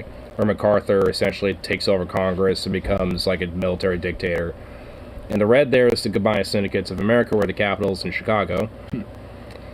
And the green is the New England states, which essentially they're kind of a puppet state to Canada. Which Canada is essentially the remnants of the British Crown, too, funny enough, because the syndicalist movement in England took over and became the Union of Britain. And the American Union State is basically where Huey Long took over and basically became leader of, well, the South, and kind of rose again. And then there's Pacific States of America, which they kind of consider themselves the true heirs of the actual United States, because they didn't do a full military junta, which is unconstitutional, and they kind of go a little bit of an FDR style route. And they're actually kind of like the most like neutral faction out of all of them. Like they're actually like them and New England probably, but not so much New England because they're kind of a puppet. But yeah, I think their capital is Sacramento, looks like, and it's New Orleans for the American Union State. And I think it's what looks like, I can't tell, but I think that's Baltimore, Massachusetts, I believe, for the New England states there. So, yeah. So later on in the whole Civil War that happens in this timeline, the syndicalists get the Dakotas, Montana, and I think Nebraska, and I think that's Iowa. Yeah, that's Iowa, and Iowa as well. And I think the Union States gather Virginia, and then I like how the syndicates also have West Virginia. Little token to Harlan County, I bet. Then Kentucky. I think Union States take those states, and then Missouri, and you know, rest of Texas and all that shit. So as the Civil War prolongs on, you know, at least in the episodic series they've released on YouTube, the maps of you know, these factions have grown a little bit, because essentially the rest of the remnants of the U.S. being a military junta kind of eventually collapsed and failed anyway. So And by the time the show that they released starts, MacArthur's dead, and whatever's left of the Federalists slash the OG, you know, America is just kind of gone. And yeah, so very crazy, like in-depth shit overall, and a lot of it's just, you know, been built, you know, by their community themselves, and a lot of hard work and shit. And I actually just bought another flag from him too, and a poster as well. So yeah, I'm just gonna go out of my way to support their asses, because I mean they're actually, you know, putting up a lot of pretty cool work.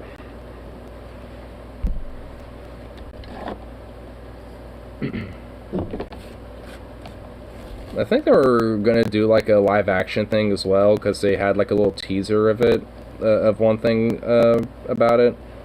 So it'll be kind of interesting to see where that goes.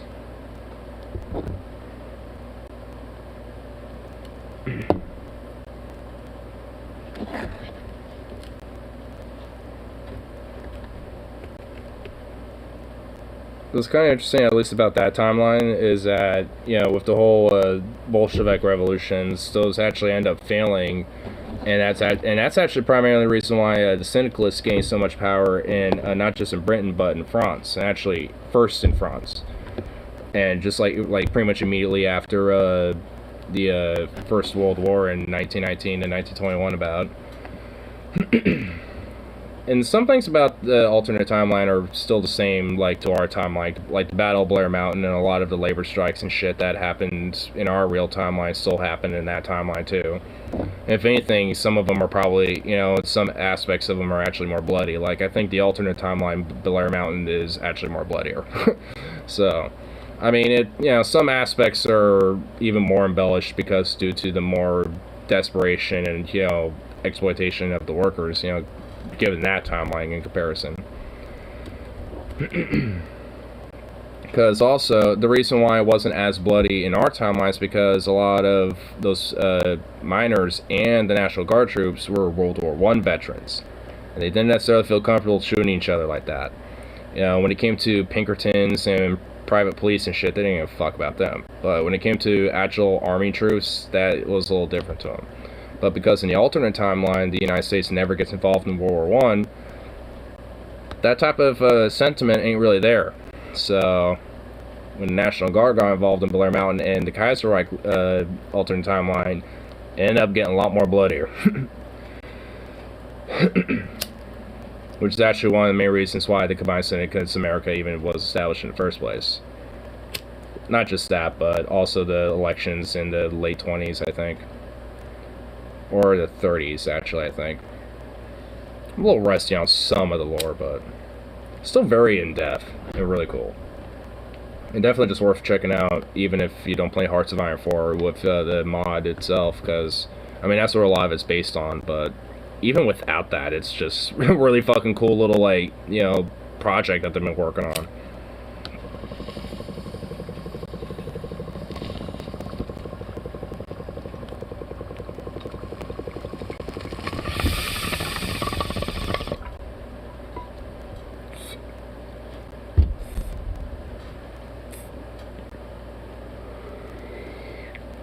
But yeah, definitely want to be a supporter of it, but maybe, if not in some part, maybe even be a participant in it.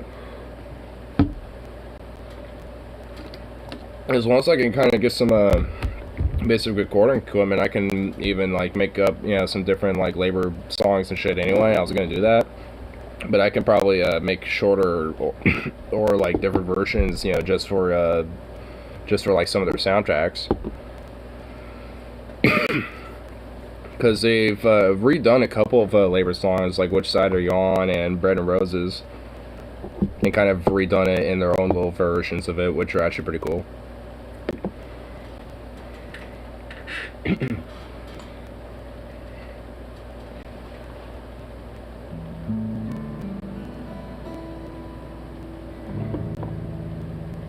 Sounds like my shit's in tune.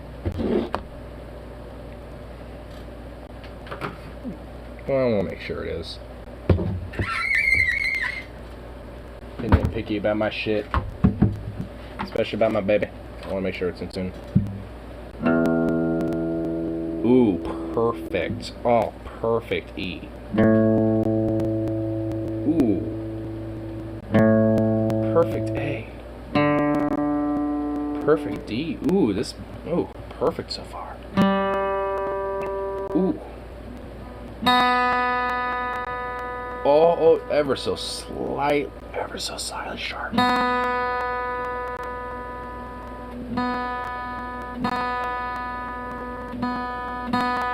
There we go, we got it.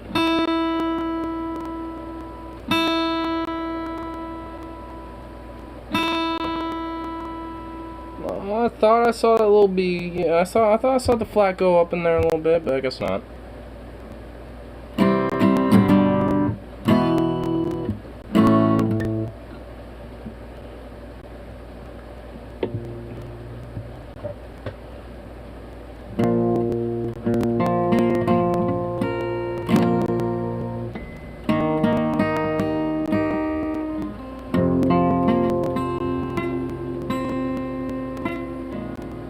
Come on, Kappa. There we go. Oh, it's not on. Oh.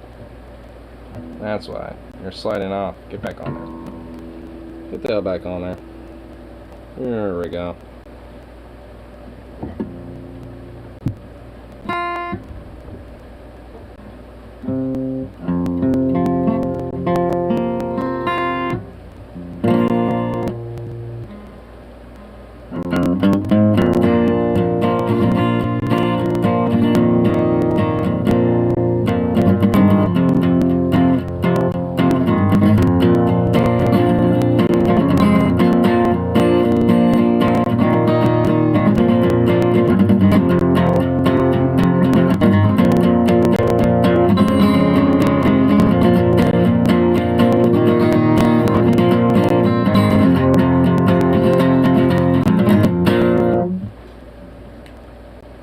Sweet. I like this little cabo. Makes things so much more fun to play around with.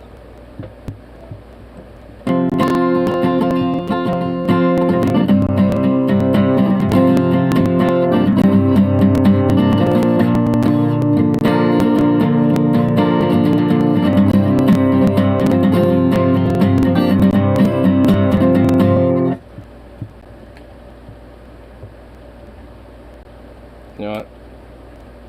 I'm gonna put the capo right here. I'm gonna fuck around with it right there.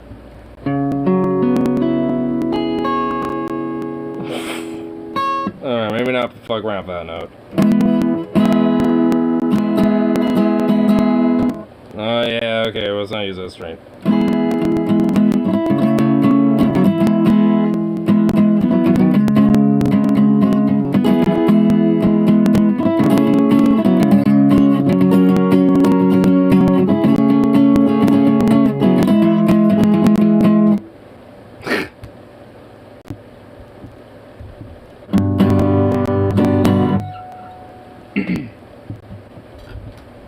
There we go. You know, I want to make sure that bass is in tune as well. Because I have it right over here, yonder. Oh, be gentle. Come here, bad boy. See if you're in tune.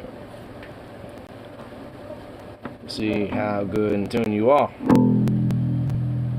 Ooh, perfect. Oh, really?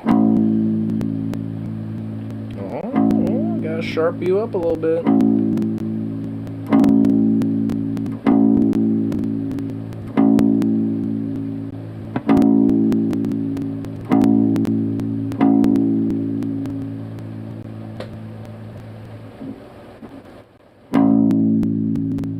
Oh, come on.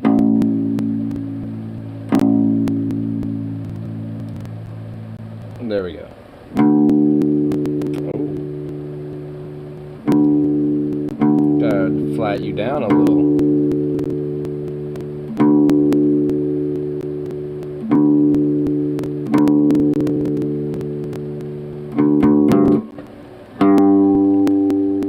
Just gotta flat you too little.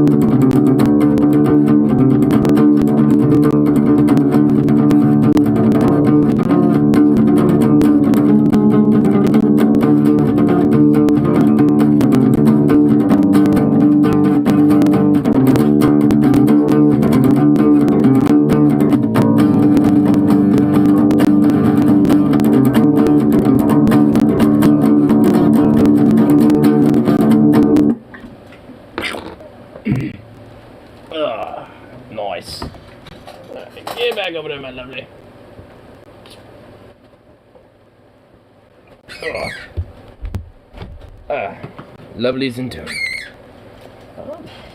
I've been kind of debating if I want to like put a sticker or two on my bass or not. I know for a fact I was absolutely certain was going to graffiti the shit out of my guitar, and I most certainly have accomplished that. And in fact, I need to get a couple more stickers on that bad boy. There's a little bit of an empty space here that needs a little bit of a canvas filling. Same with like a little bit down here. There's a little bit of emptiness, and I'm not too sure if I want to even do anything back here or not. Because chances are nothing's even going to be seen back here, but nonetheless, So I am still debating that. Because I think I have filled up about as much as I can fill on right over here, y'all. Now it's just about filling this.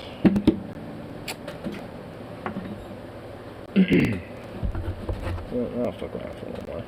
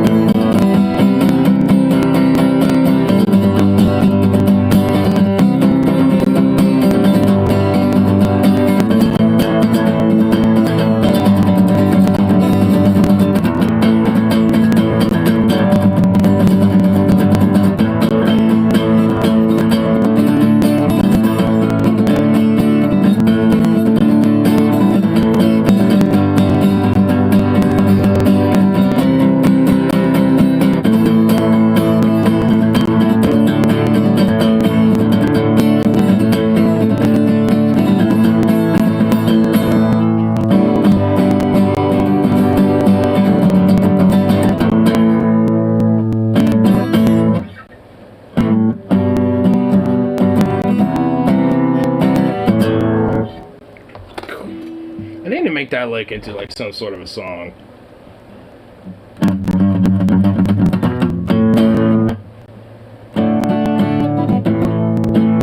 I feel like it needs a bridge at some point. Well, I guess that whole C part. I guess that whole C is meant to be the bridge. But, well, no. It just kind of brings them back into whole. This kind of part. Maybe I should do something to eat. Ooh. The E7. You know, maybe that chord can go in there somewhere.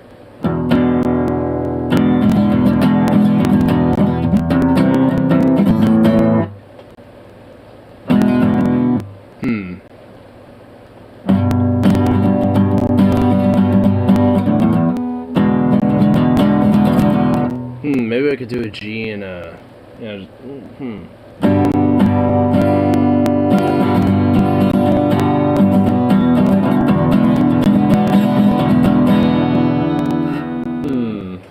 G7 and an E7? I'll just have to figure out where I'd put that.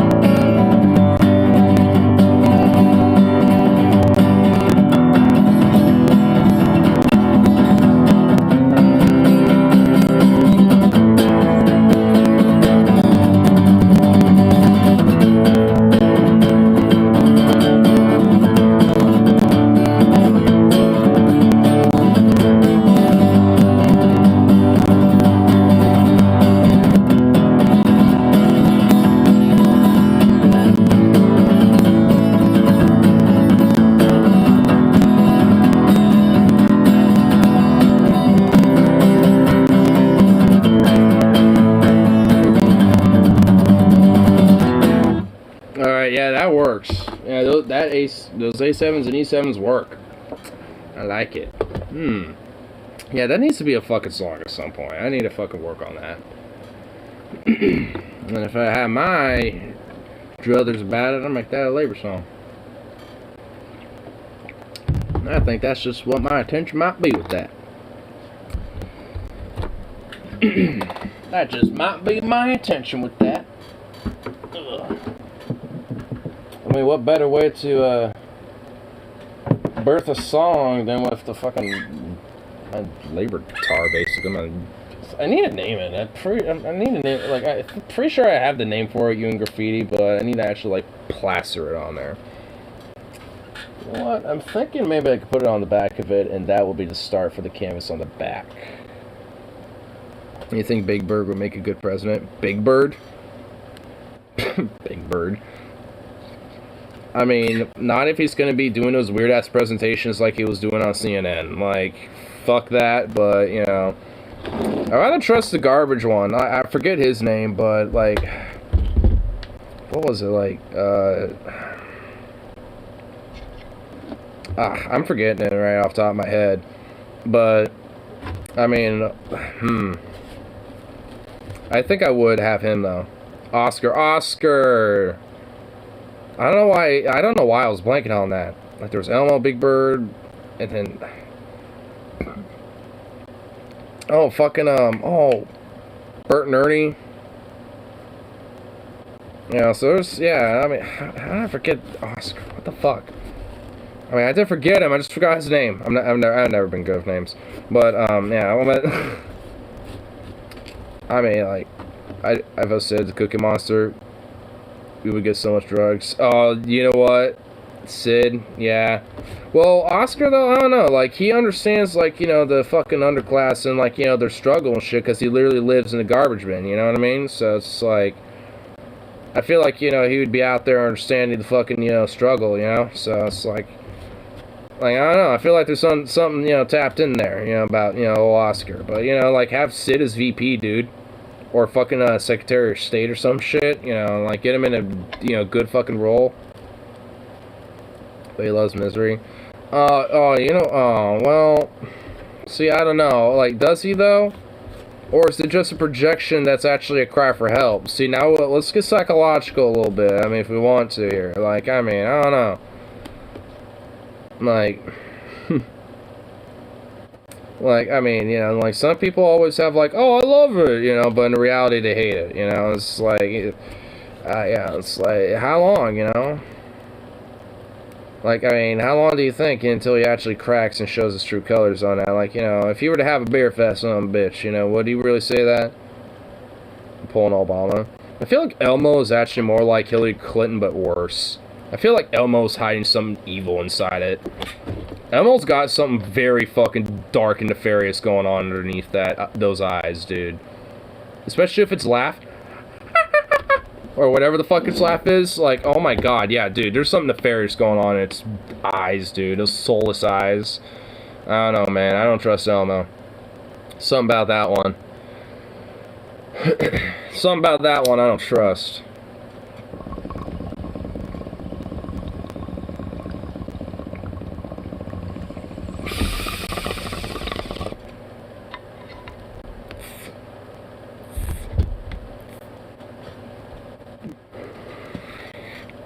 Elmo and zips and Hillary pops out. Oh Jesus, dude!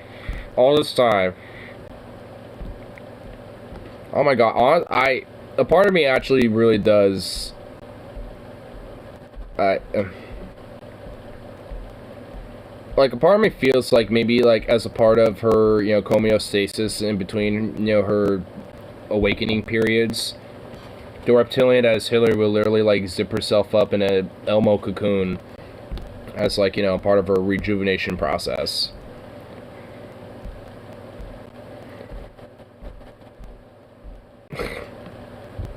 I feel like now we're establishing some canon that needs to be true.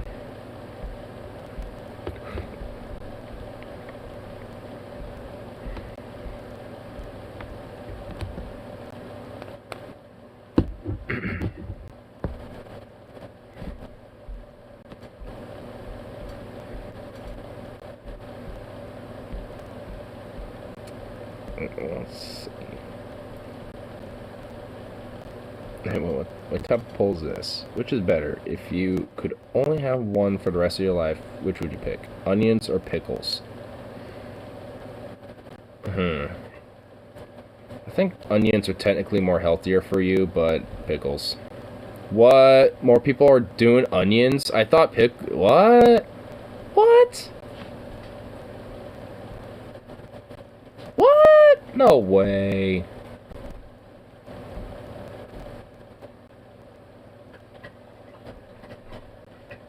President Kermit or President Miss Piggy?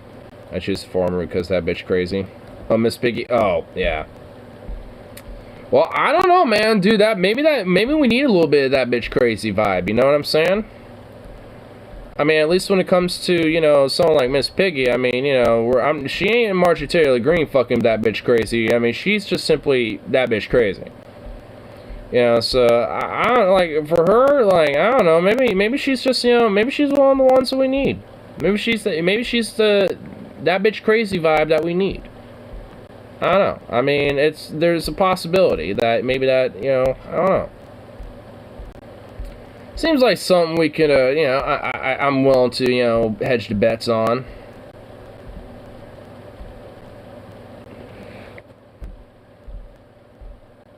I mean, I feel like, you know, the more safe approach would be Kermit, but, I mean, if you want to, like, stir the pot a little bit, I don't know.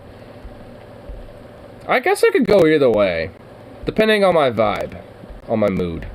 And I guess I'm feeling a little bit that bitch crazy, so, you know. But I can understand, you know, maybe, because the thing, that could go any way. That could go either way, you know. So it's just like, you might have, you know, that bitch crazy, but damn, you know, all the right ways. But sometimes that bitch crazy and like, oh God, you know, get the fuck away from me. Like Psycho, like, you know, Marjorie Taylor Greene, like I was saying. Definitely don't want to be focusing with that. Definitely don't want to focus with that.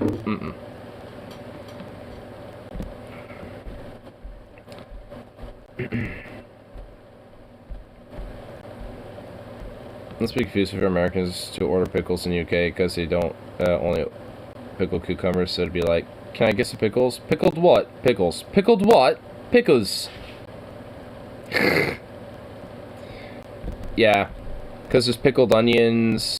Well, pickles here are just pickled cucumbers. Yeah, so it's like, yeah, there's all sorts of different things you can pickle. Maybe she wouldn't be so bad. Yeah. Like, I don't know, like, you know, maybe she, you know, she strikes me as, like, that bitch crazy in a way that, you know, she might be able to whip, you know, some people up in a way that, you know, we need, you know what I mean? Like, in a way that could actually, you know, be beneficial for, you know, like, I mean, honestly, I feel like, you know, at the end of the day, she's probably going to do shit for her own personal means regardless, you know, because, again, that bitch crazy, but, like, there's at least, I think, auspices of, you know, like, she has, like, this look of, like, hi, you know, like, how are you? You know, she can either give you a flower or she'll just stab you, you know? Kind of like Pelosi, almost. Only not actually Pelosi, and not, like, horrible and shit like her, you know what I mean? Like...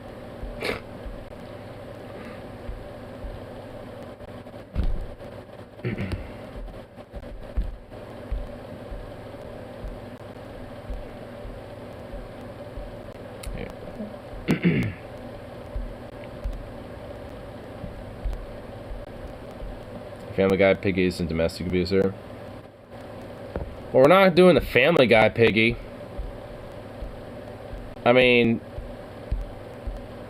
they take a darker route with, you know, that bitch crazy. You know, they look at the more darker contrast of what, you know, what Miss Piggy potentially could be capable of. Though, the actual Miss Piggy, though, whilst, again, you know, might, you know, have a possibility and the capability, you know, of doing such, I mean, is she like that, you know, in the actual canon of Miss Piggy? Like, the Family Guy Miss Piggy is just that, the Family Guy one, you know, but...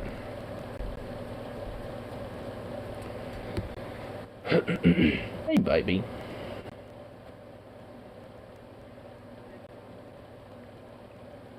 The best Swedish chef couldn't run.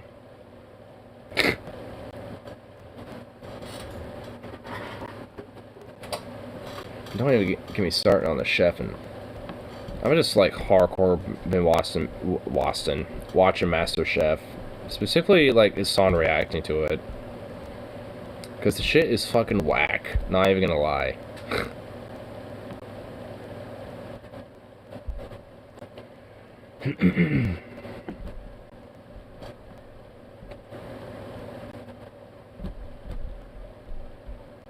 And the most latest, like, season 4 that I've noticed is just fucking buttfuck ridiculous. It's just like, what?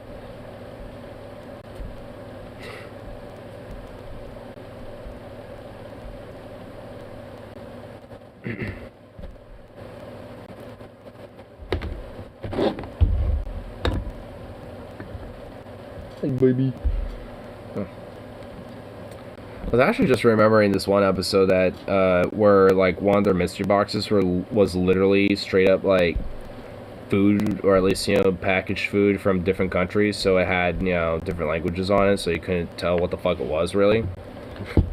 And they had, like, Chinese black moss, they had, what else? Fucking, like, venison, some other shit. I don't even, like, there's some other shit in there and I don't even know what. And it's just like, basically made them all like, alright, here, make something out of all of this random bullshit. And it's, and the Chinese black moss literally looks like, just, like the blackest of pubic hairs. I'm just gonna be blunt. It just straight up does.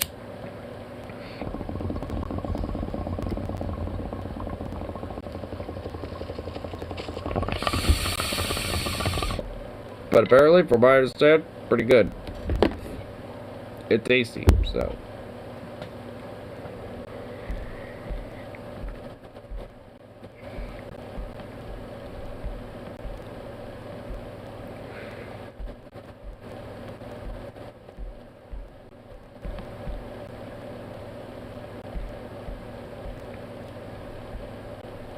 Let's see what.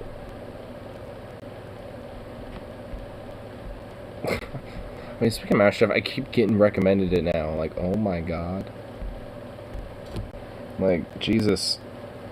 It's like, I love it, but I don't love it that much. Like, goddamn.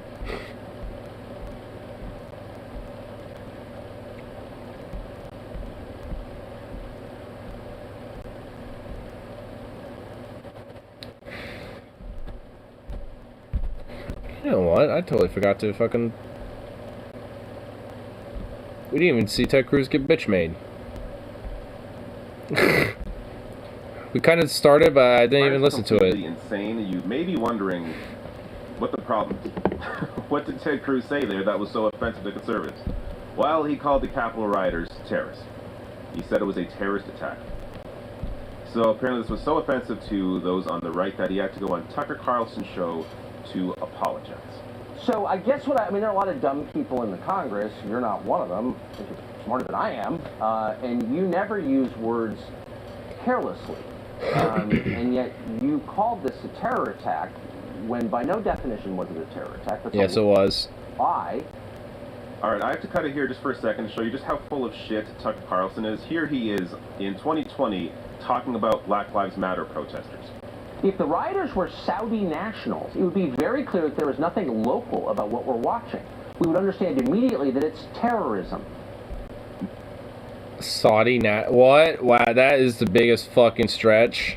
No, that was not Tucker talking about the Capitol riot. That was Tucker talking about Black Lives Matter protesters, showing you just how full of shit he is. But anyways, let's get to he's always been full of shit. Ted Cruz is just completely pathetic. You told that lie on purpose, and I'm wondering why you did. Well, Tucker, thank you for having me on. When you aired your episode last night, I sent you a text shortly thereafter and said, listen, I'd like to go on because the way I phrased things yesterday, it was sloppy and it was frankly dumb. And I don't buy that. Whoa, I don't buy that. Look, I've known you a long time, since before you went to the Senate. You were a Supreme Court contender. You take words as seriously as any man who's ever served in the Senate. And every word, you repeated that phrase. I do not believe that you used that accidentally. I just don't. So, Tucker, as a result of my sloppy phrasing, it's caused a lot of people to misunderstand what I meant. Let me tell you what I meant to say. What I was referring to are the limited number of people who engaged in violent attacks against police officers. I think you and I both agree that if you assault a police officer, you should go to jail. A lot of people have misunderstood that comment. Wait a second, but hold on. What you just said doesn't make sense. So if somebody assaults a cop, he should be charged and go to jail. I couldn't agree more. We've said that for years. But that person's still not a terrorist. How many people have been charged with terrorism on January 6th?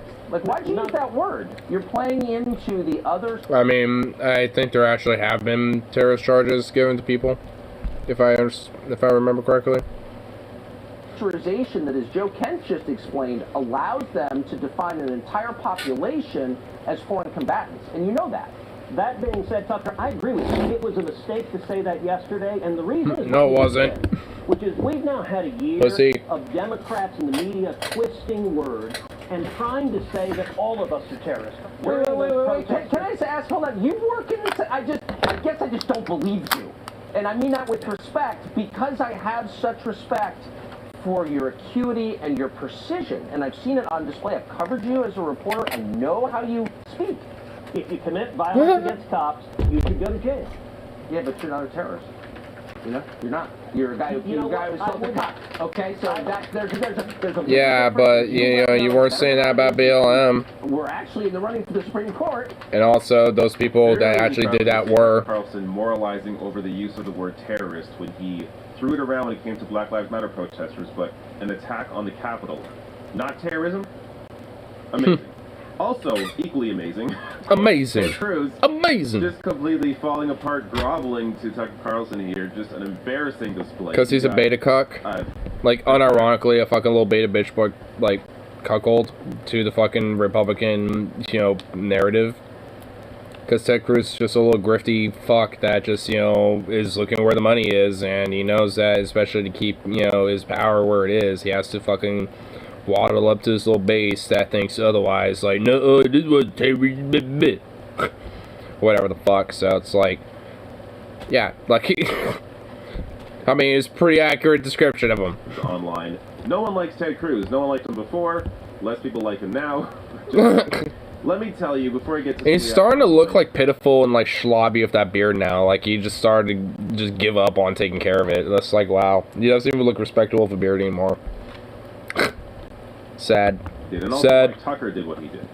So, for Ted Cruz, it's all about power. It's always been about power. He was one of the most phony politicians in Washington. More accurately, so money, but yeah. Phony and sociopathic.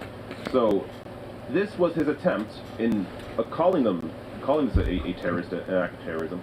That was his attempt to try and appeal to... I feel like if you punched that Screw's face, you would sink into it like cartoon. Spread out... You probably would. But... I mean, if anything, you'd probably be doing him a favor, you know, like when it comes to money is power. Yeah, I was just kind of thinking about that. Yeah, it's like, I mean, power kind of, you know, money kind of leads to power, you know, so. But, yeah, but, like, if anything, like, yeah, I mean, if you punch Ted Cruz in the face, I feel like you would actually do him a favor, though, because it'd probably be like, you know, the handsome Squidward effect, where if you punch him, he ends up being handsome Squidward, and it's like, whoa, oh, wait, hold up. It's like, hold on, punch him again. Get it back to what he looked like. Ugh. Damn it, he looks even more handsomer. Shit. For you. If you want to become a Republican president, which clearly Ted Cruz still wants to do, you have to bet completely on the right-wing base and bet on voter suppression on the other side, which is why they are engaging right now. Republican lawmakers all across the country, various states, engaging in voter suppression laws. Because that is their only hope in the future, is to have less people vote and them win, because their base comes out regardless. So this is ultimately the line he is trying to ride here. But he is playing the old game. As I said, you can't win now by trying to appeal to a large swath of voters. You have to be as crazy as possible. That's how Trump won. So, and also, in addition to that, you need to have a Democratic candidate on the other side who doesn't excite people. So, that was Hillary. Biden got lucky because Trump was such a disaster that I think anybody in 2020 could have won against Donald Trump. But going into the future, Democrats... I mean, a Pop-Tart could have probably fucking beaten Trump. The Democratic Party has to be aware that they have to have a real... Forget a real economic message. You have to actually now, with the power that you have, deliver something to people, or you're screwed. Which is why the Build Back Better agenda, I think, is so important. I mean, it's I literally at this point I don't even think it matters. But like, I mean, it's just like it just has to be fucking anything at this point. I would imagine, like, just literally anything. Like, just show that there's at least been something. But there, of course, literally has to been. If anything, they've gotten in the way of overtly, you know, into trying to, you know, get shit done. So, I mean, it just kind of comes to the same old spiel. It's like, yeah, they're fucked and they're not going to do anything. And they're not, like, I mean, unless, like, someone, you know, out of nowhere comes out of left field, I mean, I guess literally, and just, like, just fucking, you know, pops out of nowhere and clutches and does, like, a flex move or something. Which I doubt that's happening. From those little botch of pussies and shit that are in office, so... I just kind of highly doubt that. Wait, what's this? Former aide Ted Cruz ignored her January 6th advice to be the adult room job election. Yeah. Oh, I think he's getting it to the point of, like, Ted Cruz actually being kind of complacent with it. January 6th and shit, which he was. So this idea that now he's all, like, against it and shit is kind of funny. So if anything, like, his base just, and, you know, people on Fox, like Tucker and shit, were just kind of calling him out for his hypocrisy.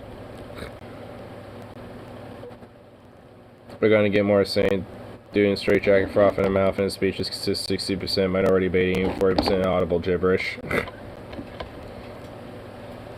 I mean, honestly, in a fucked up way, that might not be too far away from the truth. Just because they know that, you know, just, it gets their base all riled up for it and shit, and that, you know, and they get the money from it, and it gets them more in power.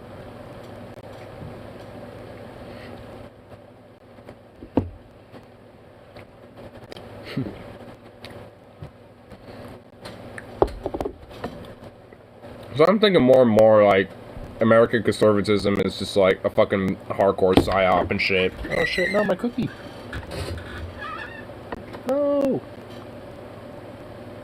Oh shit, it like launched itself in orbit.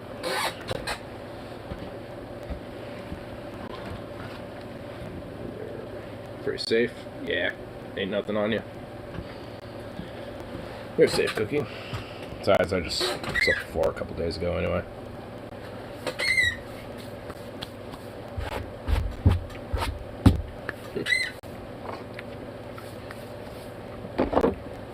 Slept with poison.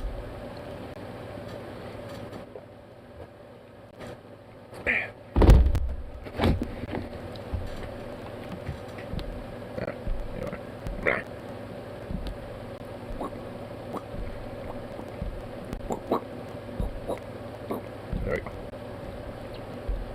I give it a solid like.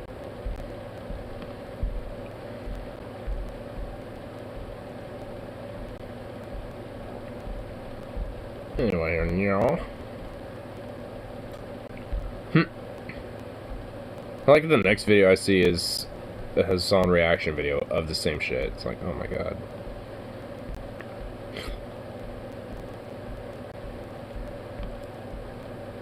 It's like YouTube, you can at least fucking, you know, link me some different shit. Like, it can't be that hard.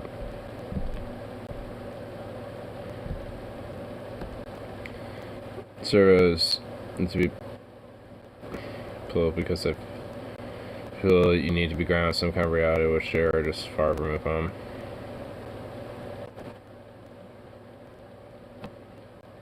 I mean, I do agree, you know, with at least your sentiment, like, yeah, you kind of have to be grounded in some, you know, form of reality, but I mean, when it comes to, like, politics or being in a political movement and shit, like, I guess as much, you know, as I like that to be the case, you know, it's not necessarily the truth just because of how, I mean, politically involved they really are in it. And it has real world and real life impact and shit.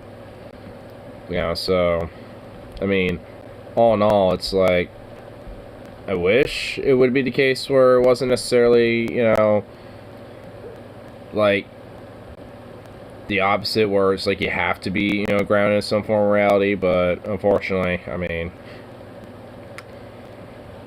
I wish. Like, it's more of like, damn, I wish. I mean, it's like, I agree, but, you know, unless you just do utter stifling of, you know, their political rights and shit, there isn't really, you know, a way to address it, essentially. You know, speaking of which, though, here, found this. Found this fun little gem. This looks interesting. So, believe it or not, yesterday was the one-year anniversary of the January 6th Capitol insurrection, and Actually, that was 2 days ago, you fucking common line piece of shit. Surprisingly, to anyone who's paying attention, Donald Trump supporters are still absolutely delusional about that event. At first, some of them were seemingly proud about what took place, but now, a year later, after having their brains pumped with propaganda from the likes of Tucker Carlson and Fox News, they believed that it was sort of a false flag, and that this was something that was carried out by the FBI, or instigated by the FBI at a minimum. So we're going to look at a clip from CNN's Donny O'Sullivan, where he kind of picks the brain of a couple of Trump supporters, and yeah, there's nothing else to say, but they are still completely delusional, living in a different reality than the rest of the world. The January 6th attack was not the Republicans nor Trump. It was the Democrats were behind it all. They're the ones that caused it all. Do you really believe that? What? How? Literally, I'm not even gonna try to respond to half of this shit, I swear to God. But, oh my god, let's just get a fit check on our boy, Donny O'Sullivan. Aye, this laddie. It's going, yeah. Got that shit buttoned down. Are those aviators or are those, like, full rounds? Oh shit, those are fucking aviators. He flexing the aviators, son.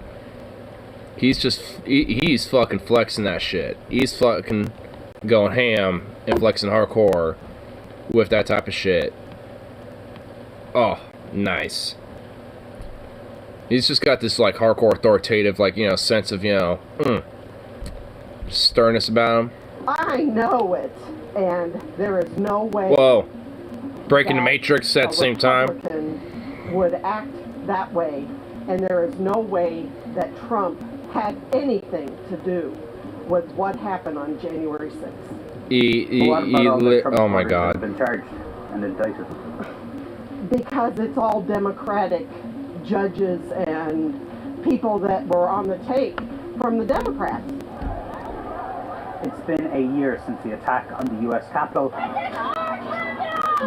And because of disinformation, denial, and diversion, Americans don't have a shared history, a shared understanding of what happened here on that day. I think the whole reporting of it is a giant hoax. Are they clones? People. So it was a total setup. To me, it was the FBI had set it up. I don't believe that they were Trump supporters that did that. You said the whole thing was set up. Oh my God. Oh man, this is ooh, yikes. Oh my God, like what? First it's Antifa, then the FBI. Wait, so is the FBI working with Antifa? I do. Because Trump won the election. They've proven it over and over again. Oh my God. At the time, some Trump supporters told me they were happy with what happened here at the Capitol. Are you proud of what happened here today? Absolutely. I think we should have gone on in and yanked our senators out by the hair of the head and drug them out and said, no more. I'm absolutely...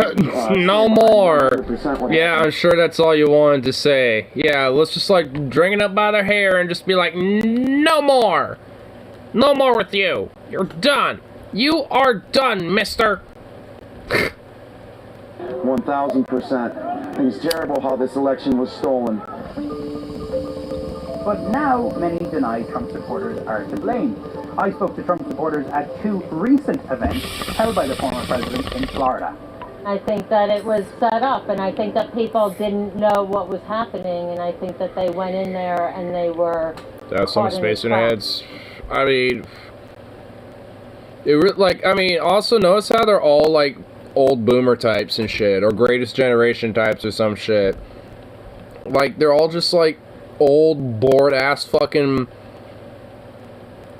like, Facebook group wine moms or beard dads that are just fucking, like, you know, delving into some weird-ass fucking vitamin supplements or some shit that, like, InfoWars is showing, or the little Facebook group is showing. I mean, it's just like, there's a really strong demographic. Oh my God. Yes, I am. Mm-hmm. Interview the other guy. There was a lot of Trump supporters involved in the violence that day. I didn't see... Interview the other guy. I want to hear him. Violence. I saw people that pretended to be Trump supporters in that violence. I really don't think Trump had no other than people that were supporters. One of the other guy. Some were involved, but I think they were Larry. enticed by the FBI. And by What's this whole FBI? Oh my God. Agents. Federal prosecutors have charged more than 700 people in connection with the Capitol riot and repeatedly documented the rioters' support for President Trump. But some people in right-wing media have pushed the dangerous idea that it was all an FBI plot. FBI operatives were Well, that explains it. organizing the attack on the Capitol. There is absolutely no evidence whatsoever that this was some kind of false flag event staged by the Democrats or the FBI. I mean, it's easier to say for a lot of other people, but when it comes to these types, it gets a little bit harder to fucking truly, like, explain it away, honestly. Because there's more than just, like, you know, poverty, desperation, like, you know, like a sense of, you know, being accepted or validated because the entire system has failed, and, you know, not just you, but, you know, everyone else and shit. Unless you're part of the whole in club, you know, the owner class and the fucking, you know, capitalist class. And it's just like, I mean, a lot of that, but there's also, like, there's other fucking variables at play, too, when it comes to these type of fucking people specifically, honestly. Not, you know, like, mental illness is some of it, like, gullibility is some of it, like, I mean, just a legit, actual, like, you know, sense of fear of the unknown, or fear of, you know, like, yeah, I mean, just kind of, like, really, just kind of a sense of fear. You know, and a lot of it kind of comes down rooted into that, which is understandable. It's a very primal instinct that humans have. I mean, it's, you know, but it's just like, I mean, when you get like so much of that, you know, wrapped around into a big old ball, I mean, it ends up kind of being the result.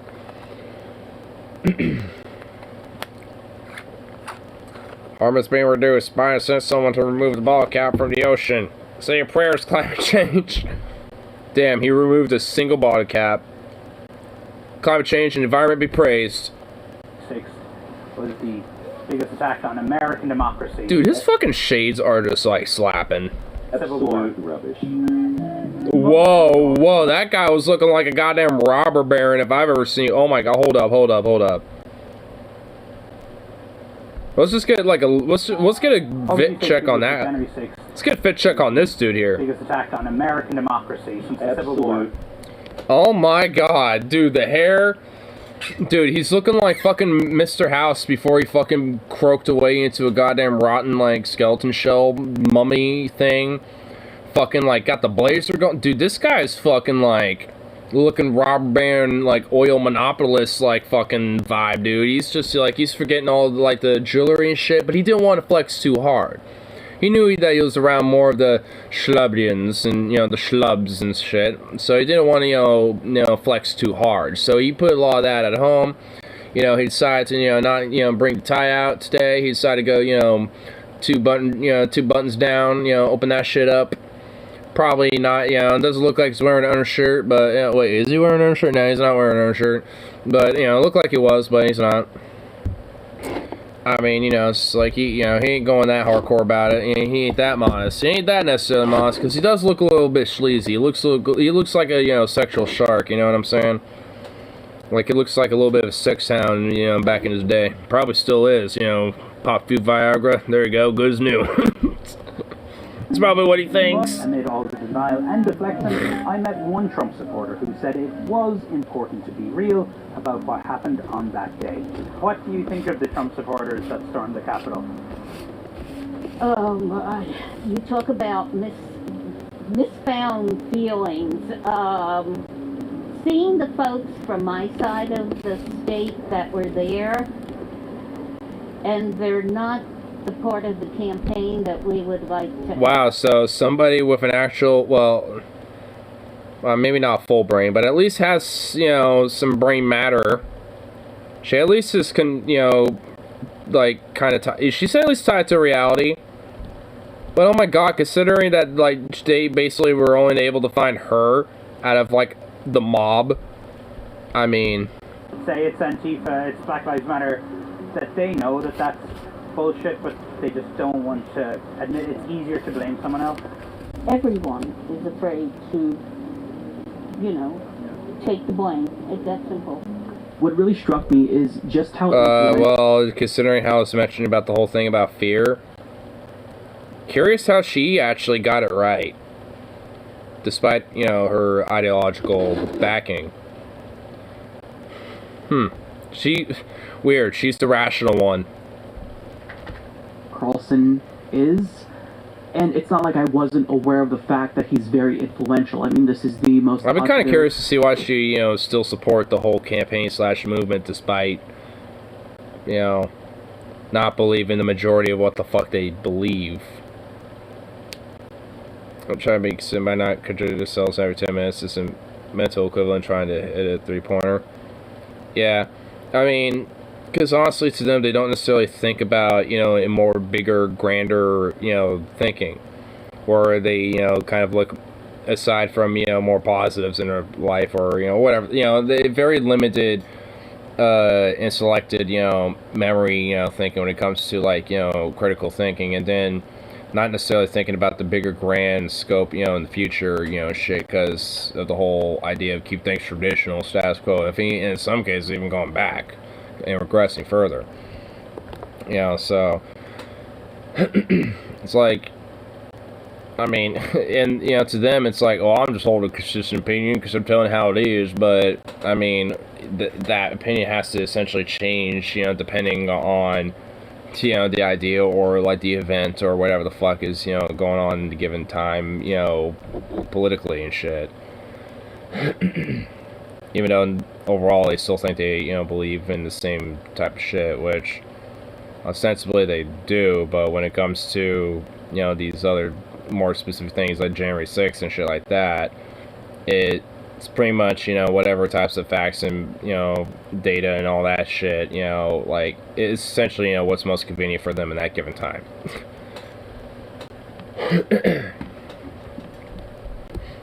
In America.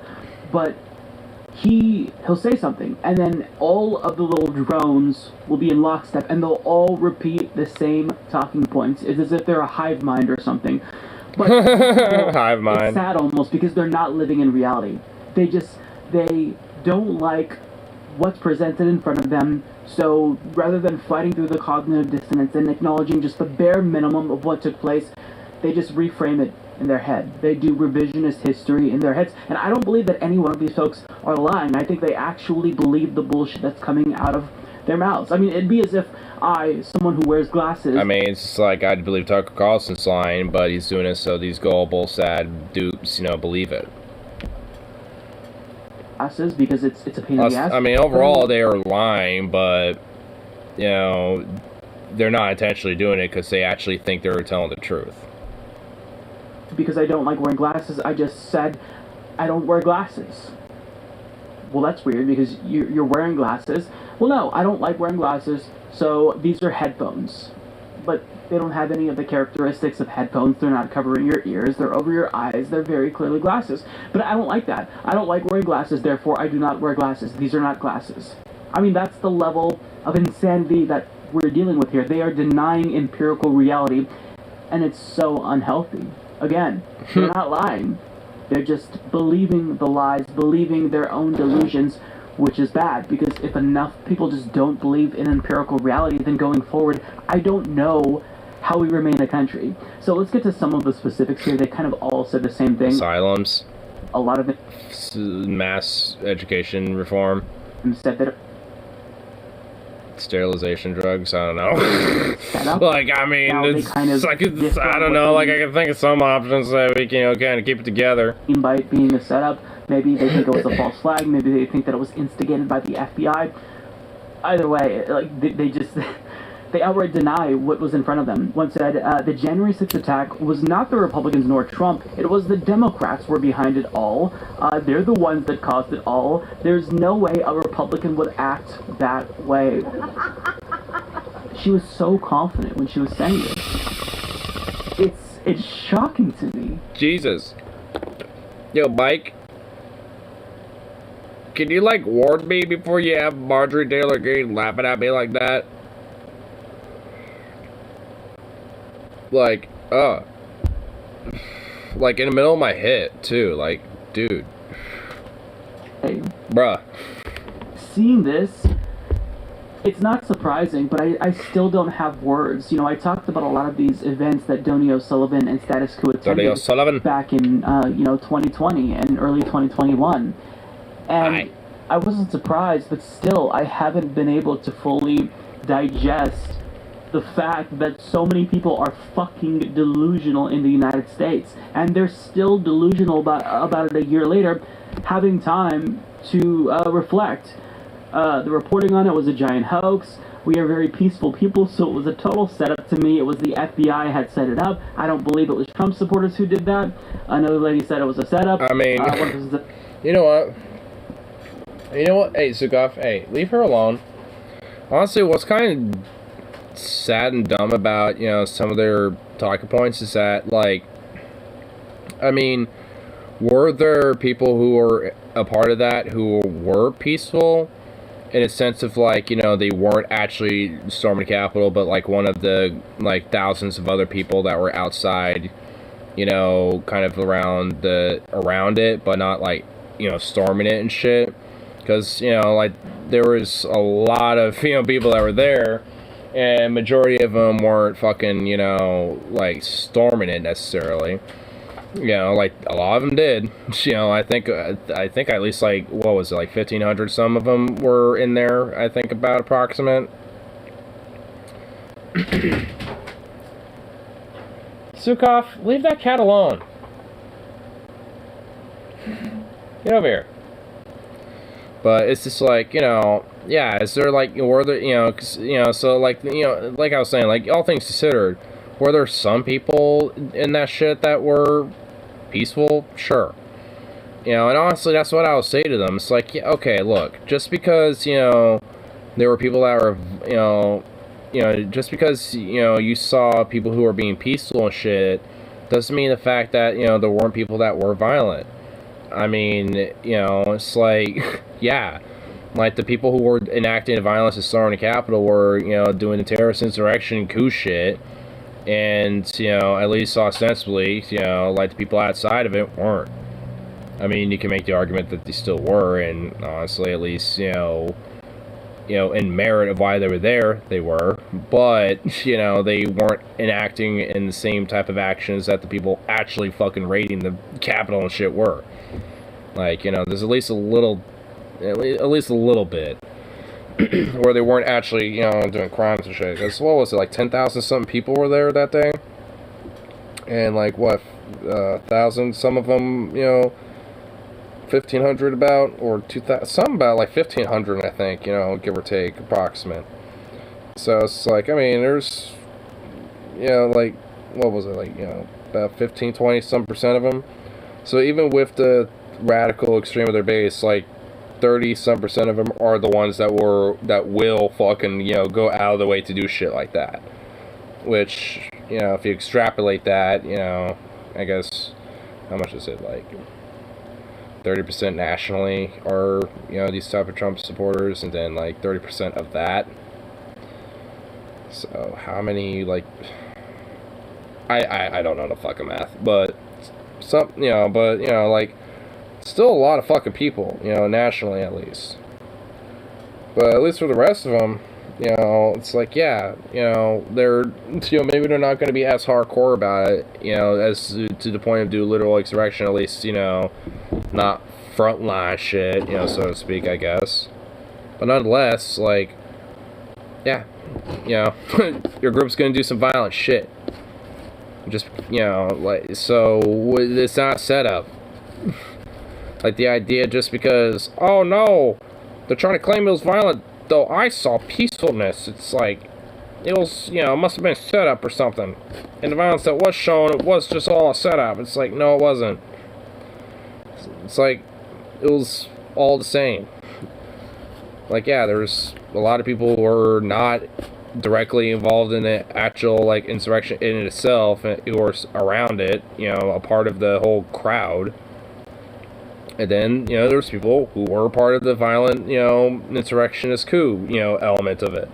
Like, going in there, zip ties and shit. I mean, honestly, there was a lot of people that couldn't even get in there because there was just so many fucking people trying to get in there. So, I mean, yeah, like, I mean, maybe it was probably about 1,500 that tried to get in, but it's more probably about, like, 3,000 actually trying to push their way in there.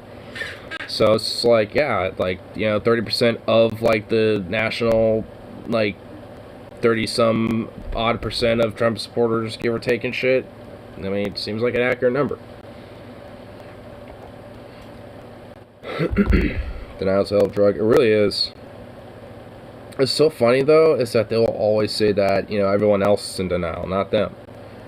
It's like, no. I mean, that's why I have to kind of walk on eggshells with some of them. At least the ones that have at least a little bit of a brain. You know, like, because you have to kind of make them be skeptical and start questioning it, not you, so to speak. You know, and sometimes it's kind of hard to do that depending on who you talk to, though.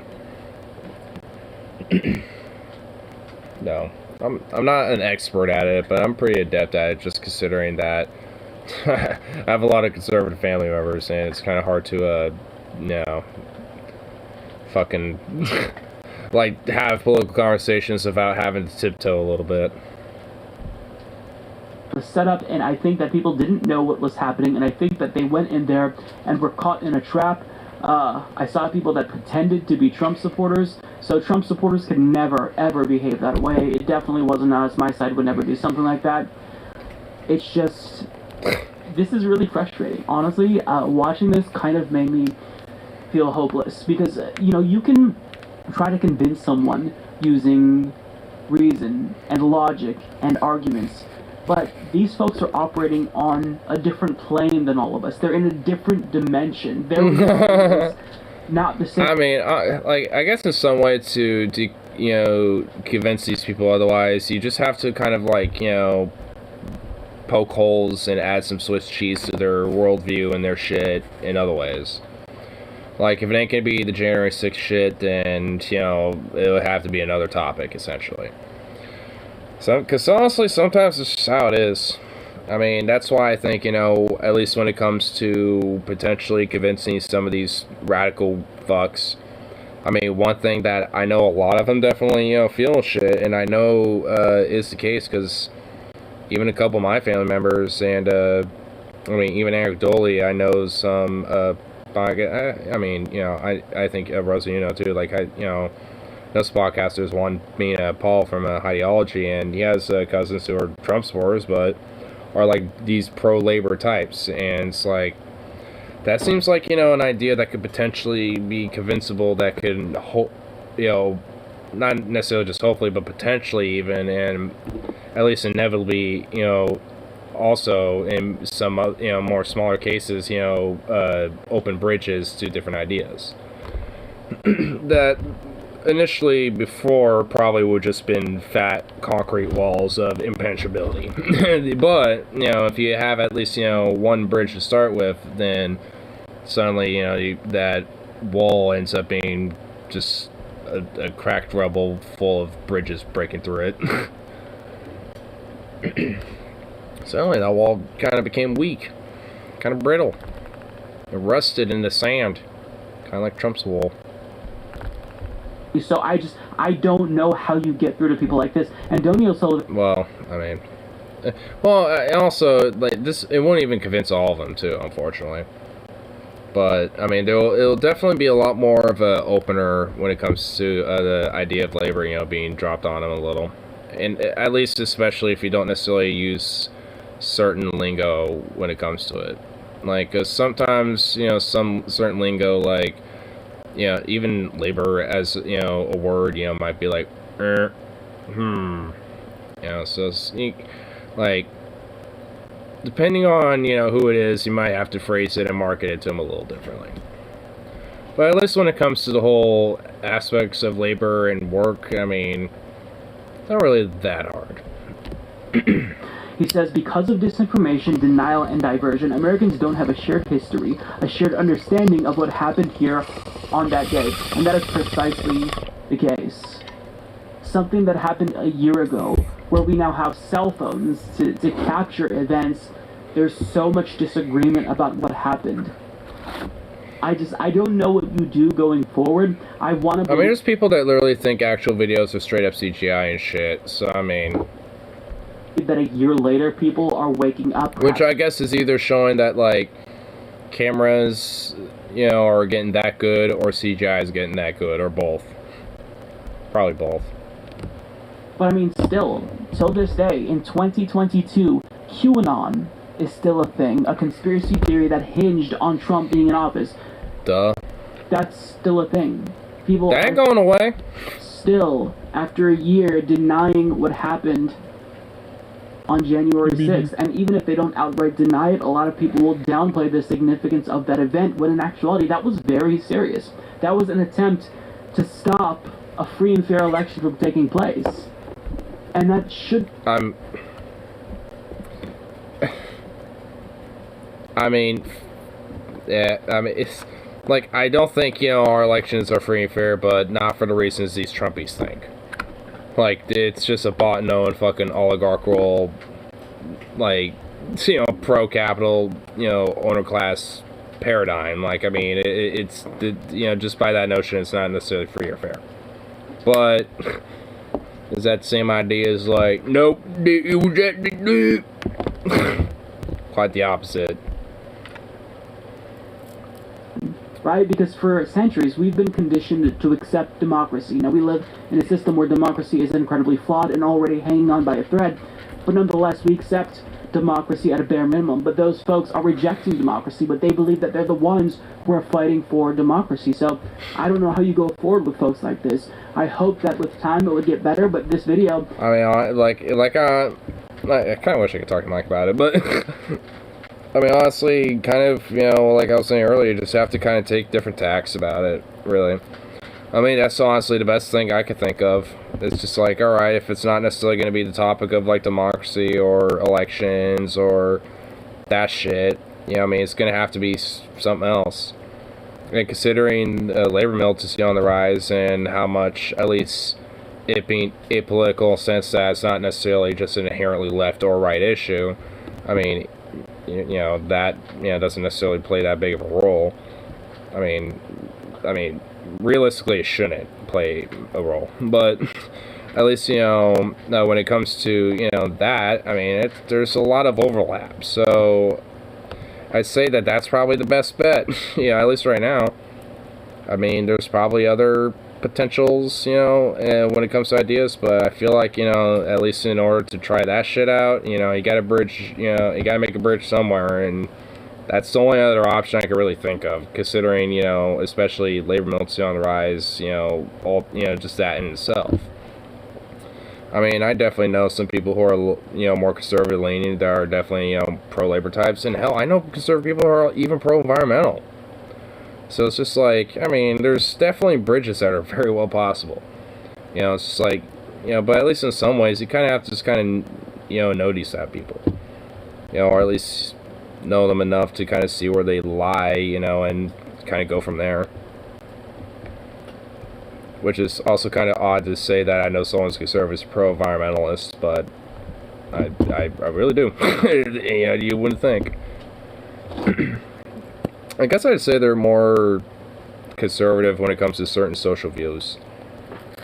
I guess a little bit more, I wouldn't necessarily say like chauvinistic, but, you know, kind of more sleazy, I guess, when it comes to, you know, the womens. And then, what else? I mean, and there's not really, honestly, now I'm thinking about it, there's not that much inherently that's, like, super, you know, conservative about him. He, you know, I know this much, he has, like, the idea that, like, capitalism does work, but, you know, socialism or, you know, communism doesn't work either. He doesn't necessarily think, like, any system works. Which, I guess, I don't disagree. I would, you know, to me, it's like, you know, because I think, you know, in my mind, he's thinking, like, yeah, any current or past system that we've had that hasn't worked. And, yeah, I at least for me, I agree with that. You know, it's just like, that's, you know, because even I would argue that, you know, at least when it comes to a leftist way of thinking about it, there should be, you know, something totally new. I mean, I suppose syndicalism is not necessarily a new idea, but at least when it comes to actually in it being enacted and tried, and, you know, something that could actually be modernized into, you know, a different new concept, I mean, that is still very much, you know, a possibility. You know, and again, hasn't been tried. You know, so, you know, at least, you know, there's an idea.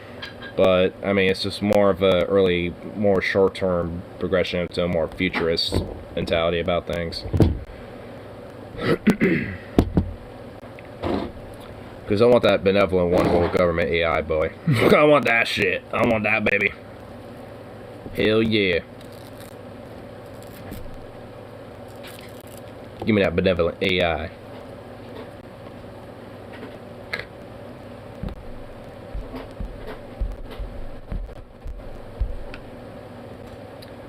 Sukov just joined his little bone.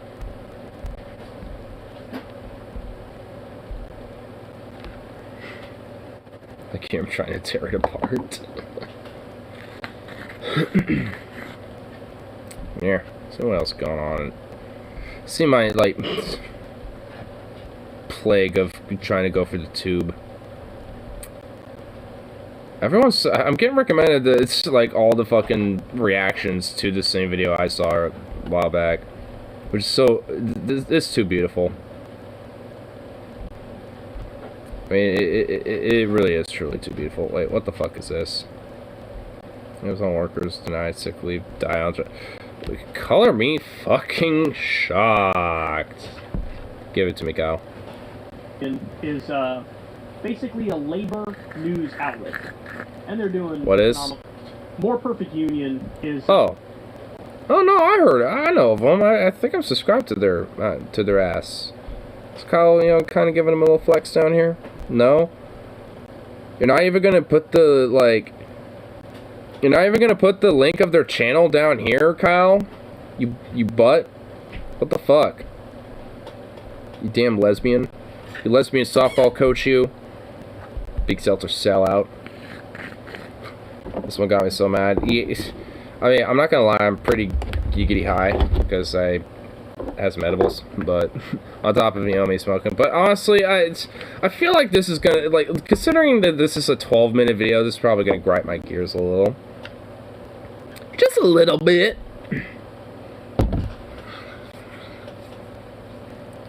Oh, I was like, wait, where's the audio? And I look back and I'm like, well, wait, I thought I pressed it.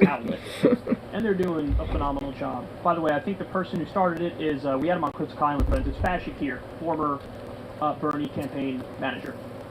Oh, cool.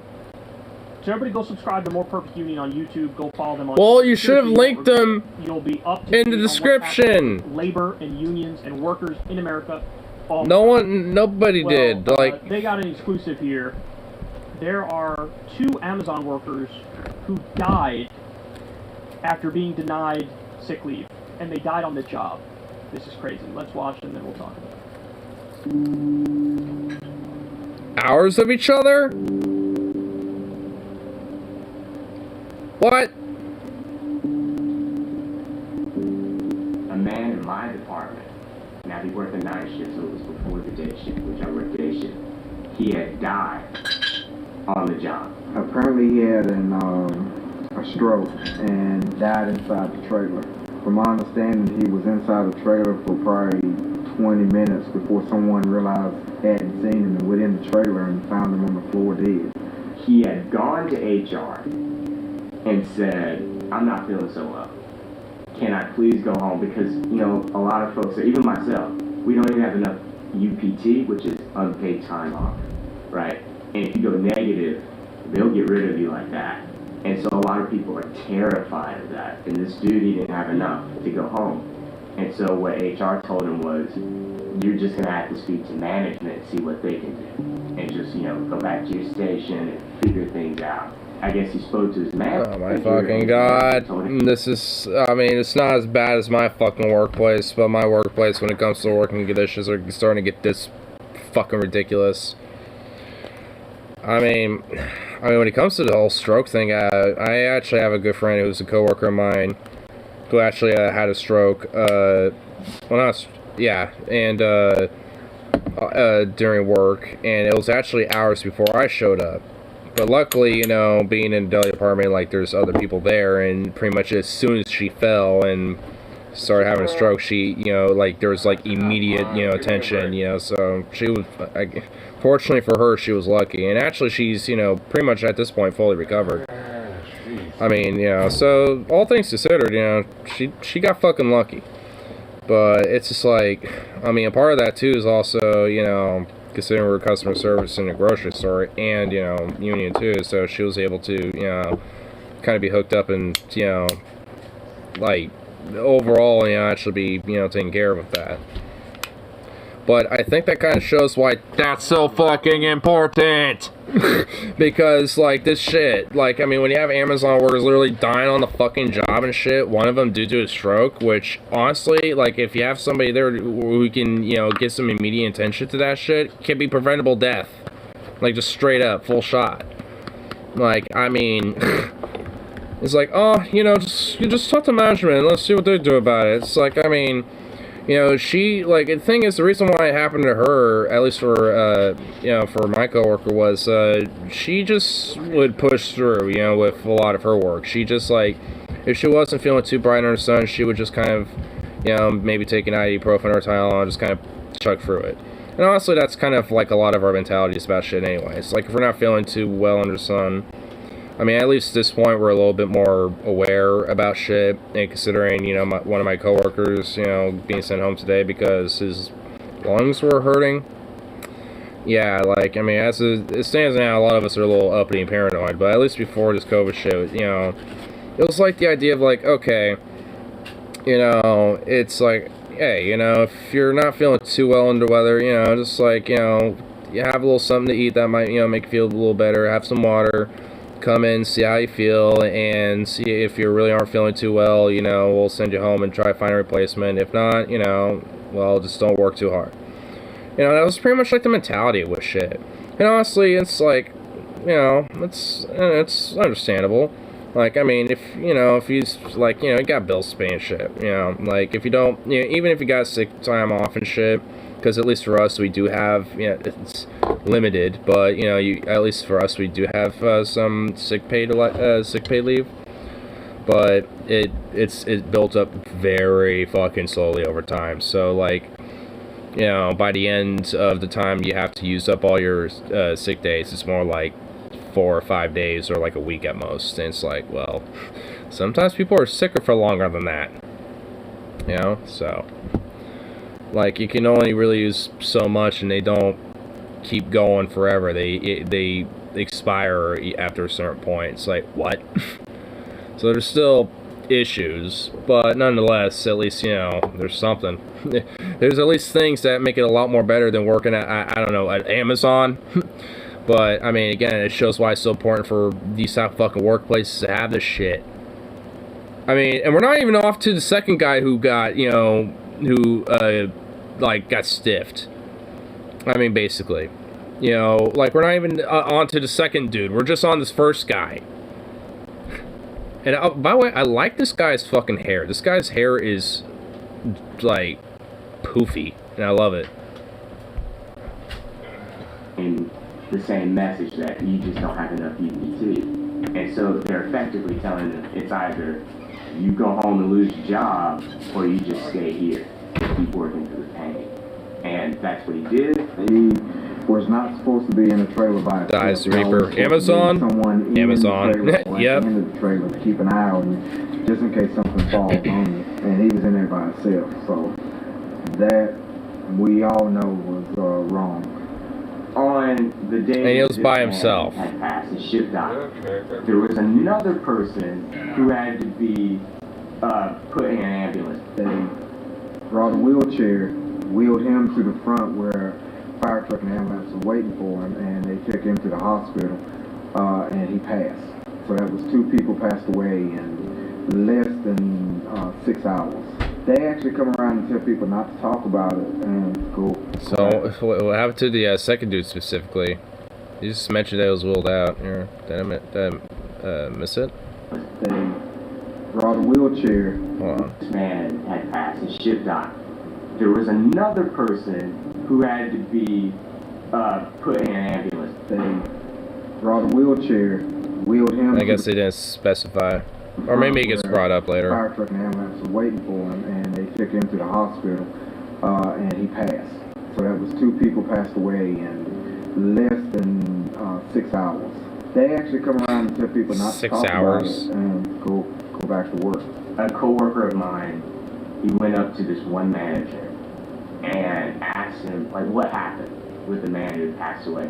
Management told him straight to his face, I don't know what you're talking about. That's the most disrespectful thing on the planet. Like, why would you say something like that? There's no shutdown. There's no moment of silence. There's no time to sit and have a prayer. A couple of people that worked directly with him were new and good, was badly shaken up. A couple of them wanted to go home and were not allowed to go home. That's just a Bessemer warehouse? So these are the same ones that are trying to unionize. It's very possible these people would be alive if they were allowed to go home. And also, wow. Jesus Christ, Amazon is so fucked. I mean, that's why I just don't use her shit. That's very possible. Psych whoever told me But that they didn't, they died. in the face, I probably would have too. Like, honestly, and on my way out, just like, you know, cause whatever, just maybe not to the products themselves, but to whatever the fucking destruction to the actual facility in and itself, you know, before I leave, because fuck their ass. And they probably got, like, Android fucking security bots or some shit, but you know what?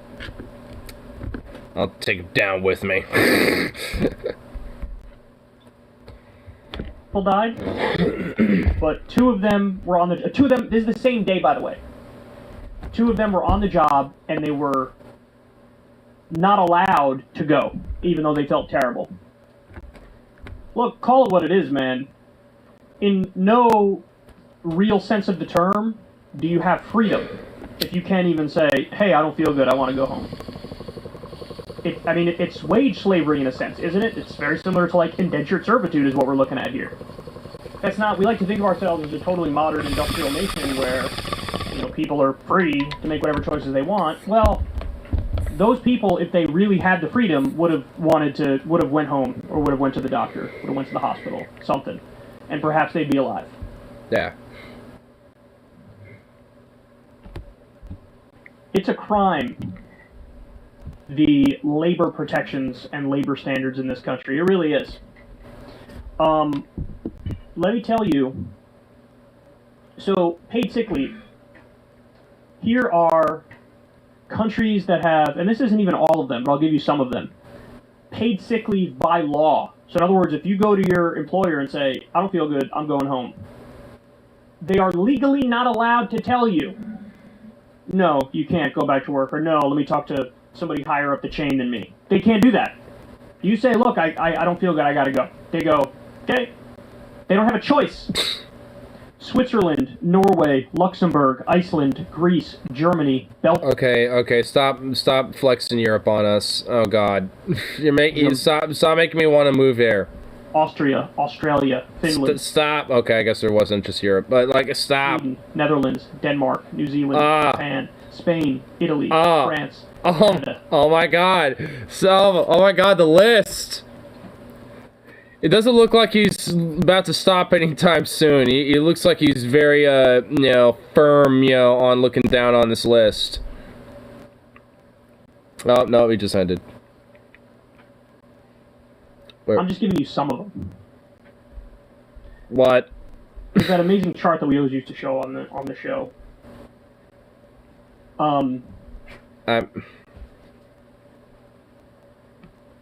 Do I got my...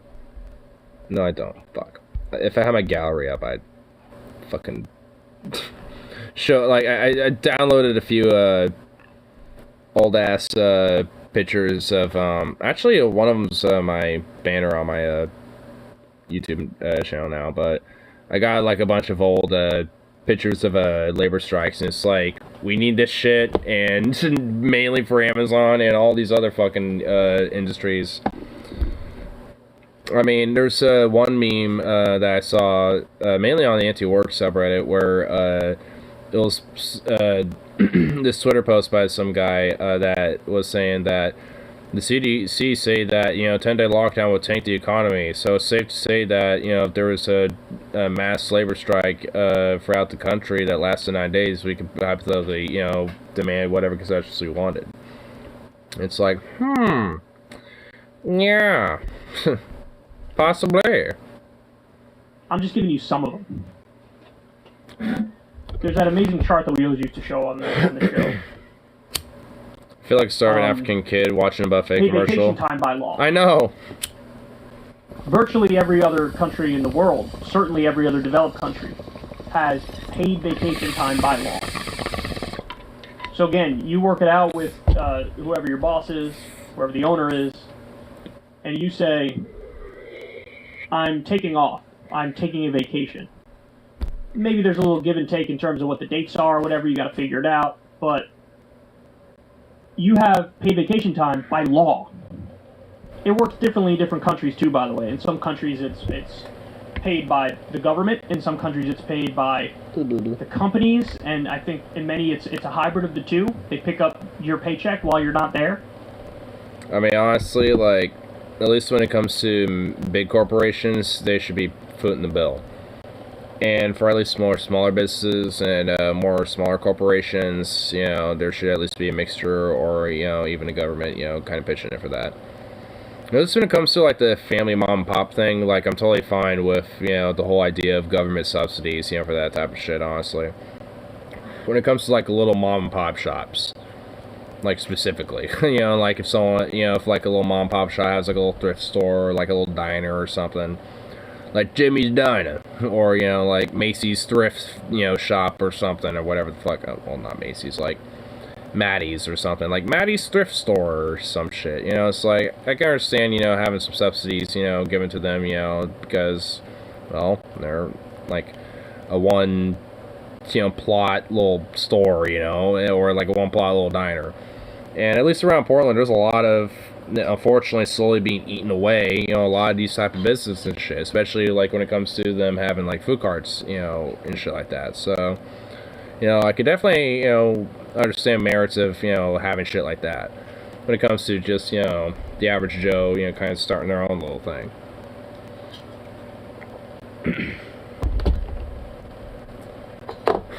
But, I mean, when it comes to these fucking companies that are able to just get away with this type of shit, it's just so fucking ridiculous.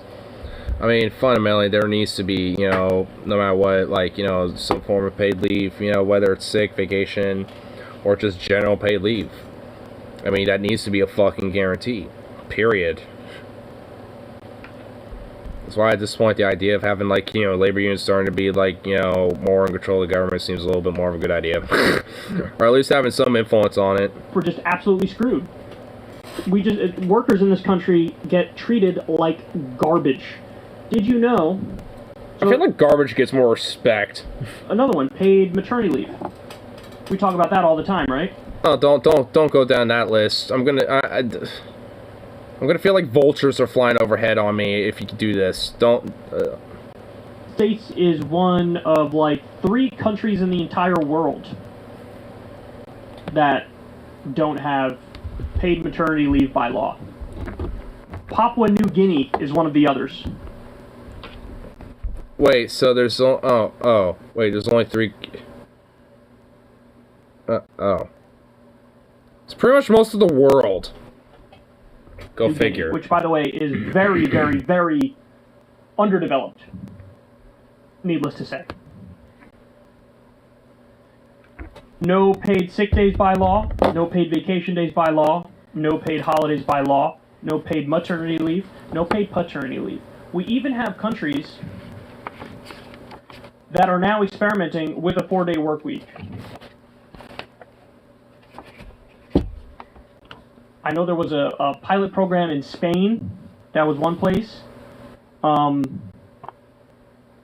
New Zealand is testing it out. Iceland is testing it out.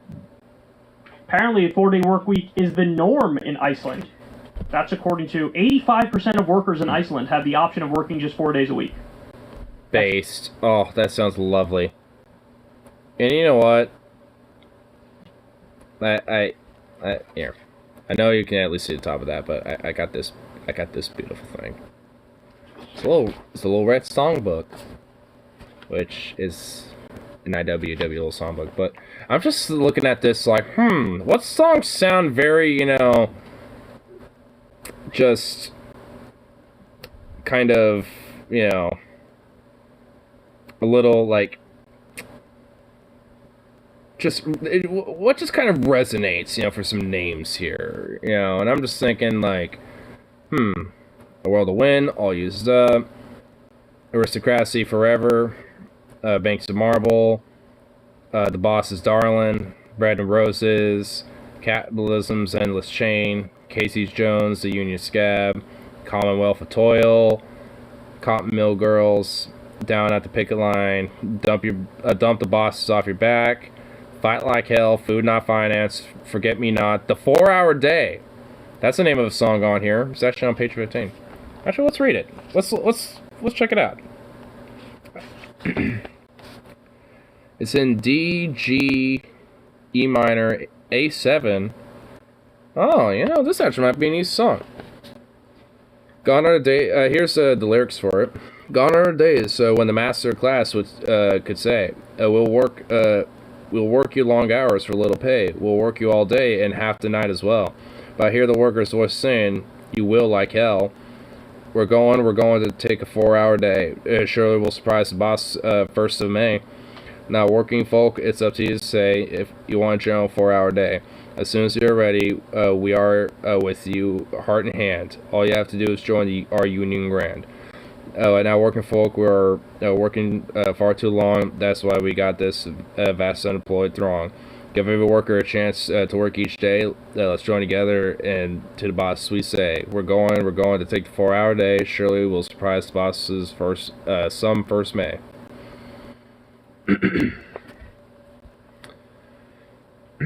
Working coal mines together, it's a bonding experience. I mean, it legit was fucked up as it was back then. What's up, Radical?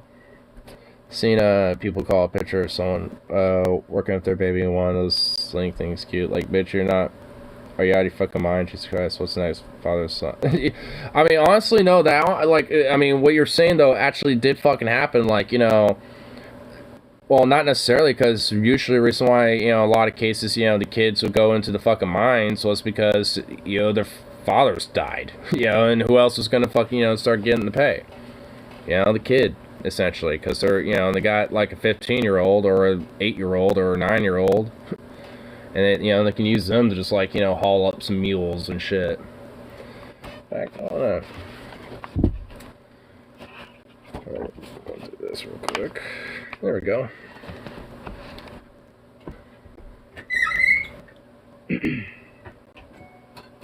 Alright. It doesn't look like it needs capo or nothing. Who was it written by? Words by Richard Brazier. In the tune of Old Black Joe.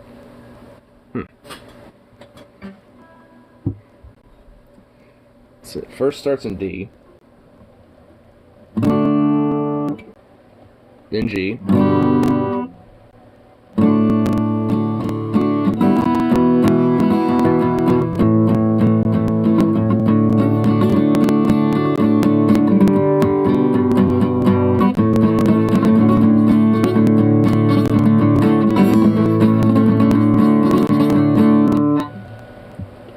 Alright. Honestly, this is kind of an easy song.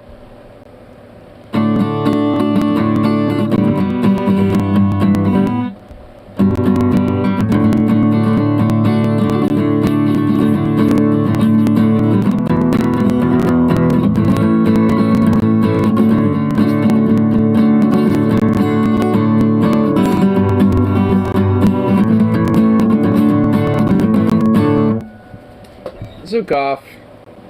Come on.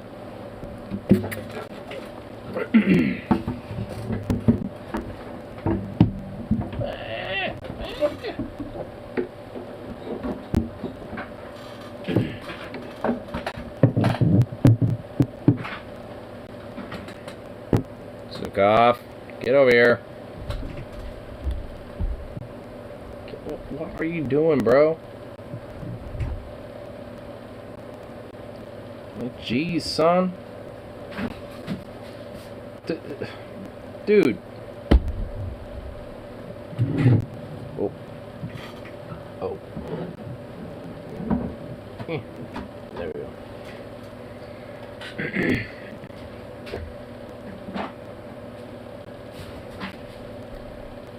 I meant like he was much younger than that being forced to work there. I mean, I think there was, you know, times where that actually happened. I mean, like in Harlan County, USA, that there was like this old guy that would talk about how he used to fucking, you know, work at the coal mines and shit to get slate, you know, picked out from the coal. And basically, you know, kids as young as fucking 6, you know, would be working there. I think, you know, from when he was working there, he was like 11, but yeah, he would. I think in his story, he was saying there was kids as young as like 6, you know, 7 and shit working there. Like, young as fuck. Zukov, chill out.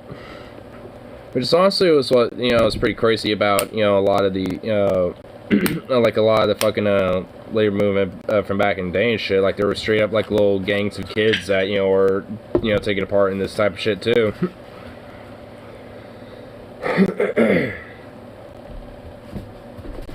Zukov, leave the cat alone. Bandit. Is Zukov annoying you?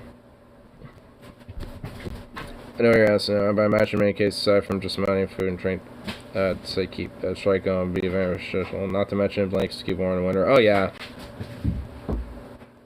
Yeah, blankets for sure. Especially during the winter. We probably can. And you know what? We'll get screwed up. Zukov! Chill out! Oh my god, hold on. Let me go get this kitty. Leave old Bandit alone.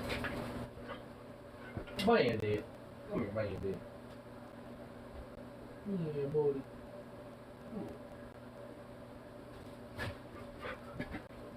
I got you, bro. I got you, bro. Oh. Little bandito. Oh my goodness. You just sweet little thing. Oh my goodness. Yeah, careful. There you go. Hey.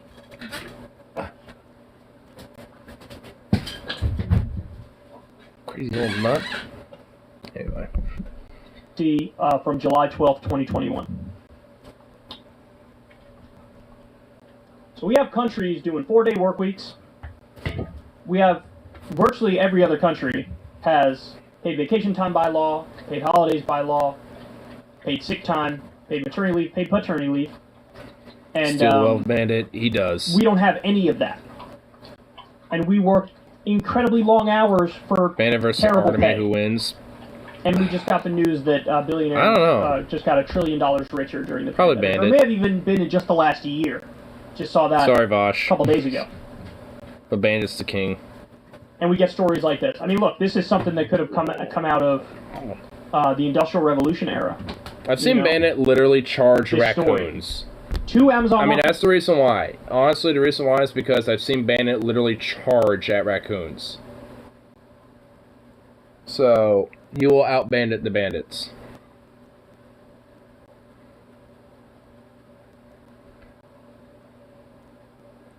Donate stock to unions. So that's one way to do it. Invest in like company stocks, but then like sell them and donate them straight to unions. Day, and they were denied sick leave. Forget even paid sick leave. Unpaid sick leave they were denied. Unpaid sick leave. So you can't even say, hey, I want to go home, I don't feel well, but, you know, it's okay, you don't even have to pay me, so I'll take the hit, but I want to go home, I don't feel well. Cool. If you're not mad, you're not paying attention. And there is no aspect of conservative philosophy that's going to get you out of this. Because even if it's libertarian conservatism, Ron Paul style, well, they think, you know, the owner has the say. You work for the owner. You're getting it. And whatever the owner says goes. I mean, I do invest in they stocks. They fire you because you felt sick and you wanted to go home, and they don't want you to go home. Yeah. I mean, I do actually. So, you know, and honestly, you know, a lot of it I do just kind of use to kind of build up, you know, a little something for myself at least. But especially, you know, considering that there is a legit possibility that I might, you know, be on a strike line myself to come in future. I don't know when specifically. Hopefully, fucking soon. But definitely, you know, an idea, you know, to put some of that directly into kind of like, you know, some strike funds, you know, to at least, you know, feed people and definitely get some people some tunes and shit for sure. Bandito. I do, but I'm not doing so great. Yeah, I got some, like, so far the one that isn't really doing too great is Lucid, which I have because they're electric car company that actually has, you know, better batteries than Tesla's. And right now they're kind of like a luxury electric car at the moment. But, I mean, if actually, you know, potentially expanded on, could actually, you know, get a little something out of it. I'm in it for the long haul on that one. It's kind of at a low right now, so I'm thinking, you know, considering discounts, so I might, you know, build up a little bit on that. So, aside from that, they're all doing fairly well. Bombardier's a pretty decent one to, you know, kind of keep in. They're really cheap too, so like, it's like less than $1. It's like 50, 60 something cents, give or take. So, you know, and you have to have like share. You can't do fractionals with that. But, I mean, get like 50 something shares or whatever and just kind of sit on it for a while. It actually does pretty well. I've gotten up to like 30 something bucks just doing that. I feel like I won't even look at the Bombardier shit for a while, and I'll look at it and be like, damn, it's like at 30. I should probably sell this right now. Bandit, you want outside so badly, I could just tell. You're purring, but you still really want outside. Oh, you're just a sweet boy. You're so soft. Yes. Is that the ideology that's going to save us? Is standard Republican ideology going to save us here when they always side with the managers? Now, is the Democratic Party going to save us when we had these ideas on the table and it was axed by Joe Manchin and Kyrsten Sinema casually? And the DNC allowing it to happen because they're also owned by the managers? A leftist approach is the only way out of this. At the very least, a social democratic approach is the only way out of this. You need worker solidarity, you need pressure on the government, you need unions. Unions make it much more likely that you're going to get some paid time off and some paid sick leave, because they negotiate the contracts with management. It's called collective bargaining. You and everybody you work with gets together and says, look, you need all of us, and we're all one. We stand here in solidarity with each other, so here are our demands. Yep. And there's a give and take and there's a negotiation, but you know what? You're going to have better terms than you have right now. And this was in the Bessemer, Alabama warehouse, where Amazon cheated to defeat a union. And now they just ordered, National Labor Relations Board just ordered a new election there because Amazon cheated. And people are croaking and dying there. I think Radical's on something here. We should probably go on like r/Wall Street Bets and then r/anti-work and get the Redditors together. Be like, alright guys, what if we collaborate with Wall Street Bets and made them all like, bump up, some stocks and shit, and then to just directly, donate in some unions. We did that, we did it once, we can do it again, guys. I mean, so, I don't know, it's like, I'd say, let's get it. I like the idea, actually. I mean, it's definitely one way to do, like, kind of, fundraising in a sense, if you think about it. And maybe even have, in use as a way to kind of invest in companies that actually are relatively pro-union or have unions in their workplaces. So, it could be kind of a multi-pronged thing. Bandit, you're a loaf of bread. You look like a big fluffy loaf of bread. So are these companies to find a way to nip in the butt? Yeah. Well, yeah, they would. I mean, they already tried to do that with fucking, the last time it happened with the whole GMC AMC thing. Or GME AMC debacle and all that.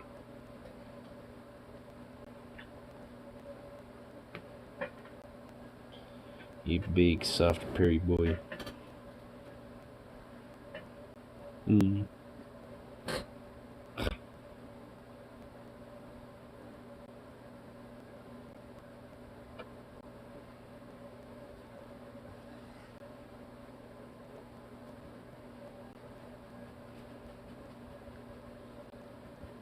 Oh my goodness.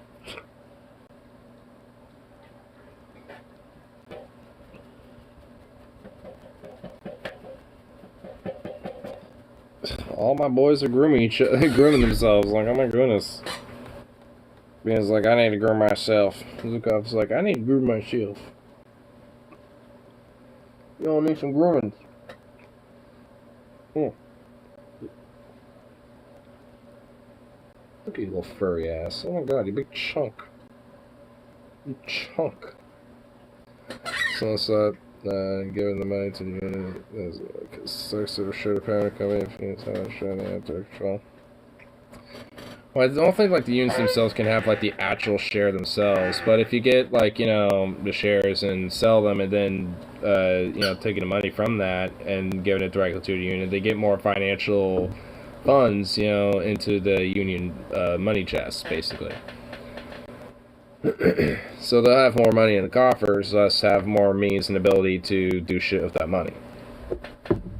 So potentially, you know, there could be, you know, pump and dump schemes, you know, used in a way fund unions, kind of like, you know, the GME AMC shit, but used for a more direct, you know, initiative instead of for just, you know, more personal use that a lot of people did last time.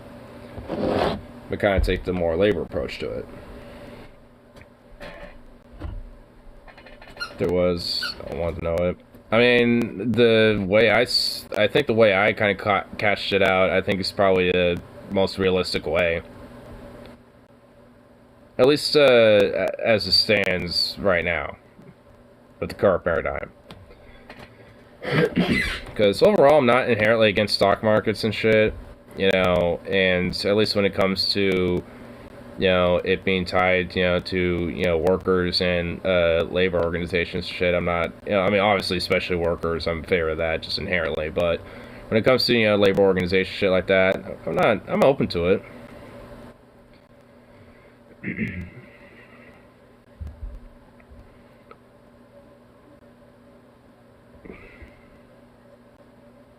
Is if everyone in the union agreed to a collective account in which they invest some of their money into a company's stock. I mean, that you know, that also seems like, you know, a possibility.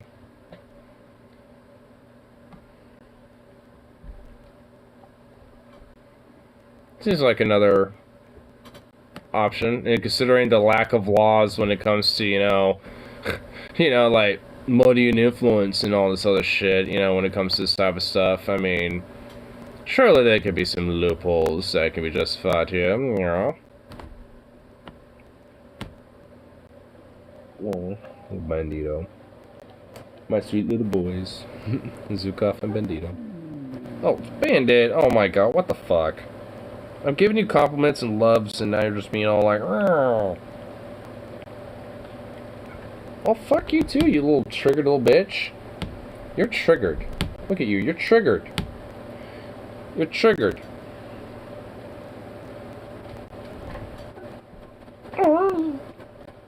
Zukov, don't you fucking dare, by the way. Zukov? Zukov, hey, Zukov! Zukov, get over here! Hey! Hey! Get over here. No. Chill. Chill. No. No, no, no, no, no, no, no, no, no, no, no, no, no, get back here. You know better. No. You know better. You know better. Oh, look at your fucking tail going insane. You know better. Yeah, you know better. Yeah, you do. Paw? Good boy. Who's a good baby? Yeah, who's a good boy? Oh, no, just one paw. I'll get you a treat. Oh my god, Bandit. Okay, fine, I'll let you out here. There you go. That'll distract you for a sec. Bandit! No! No, Bandit! I'm letting you out. You quit whining. There you go. Well, you just bolted your ass right the fuck out.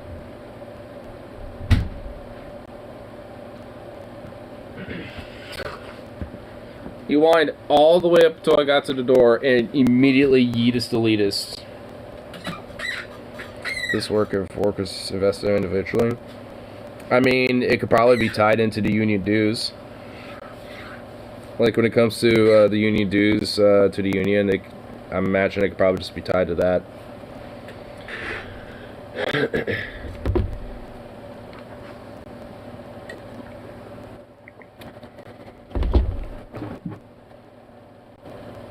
And also, do I have my... Oh, I do. Anyway, hold on. But, actually, I kind of showed...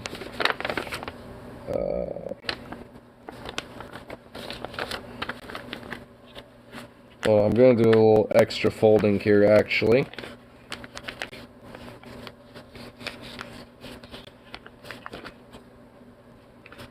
Okay, yeah, okay. But I actually have a little chunk. I just folded this so all the actual shit that's not important is not showing. But, I mean, basically, there's like the dues there, and there's also this like, political fund, because there's like this little political action club thing. I think it's called like the Active Ballot Club, ABC, cheeky little acronym. But the idea is that, that's kind of it's not like the actual union itself, but it's like a group that's essentially like organized and funded by not just our union, but other organizations as well. That's basically a way to kind of do political electoral work, without necessarily, being involved, union-wise. So, like, when it comes to, like, campaigning or sponsoring certain candidates and shit like that, I mean, unions can, sponsor, but they can't, like, invest or, fundraise and shit like that. But, the Active Ballot Club thing can. So, it's just different shit like that. So you got, like, the dues, and then there's that, so you could just have, like, another thing attached to it, where it's just, like, union stock account, union stock dues or something, and you can just however much you want. Plus, that will build up over time anyway, and then, can be, fucking however much, give or take. Or I could just make it like a one-time, two-time, or however much you want, like however you want to do it, basically. Same thing for that. Like, I mean, at least the dues are what they are, but at least for the fund itself, I can do more than that if I wanted to. Actually, honestly, I thought I did. Last time I went up to the office and updated my info and shit, I thought I added $1 to $2, but I can just do that next time I hit them up.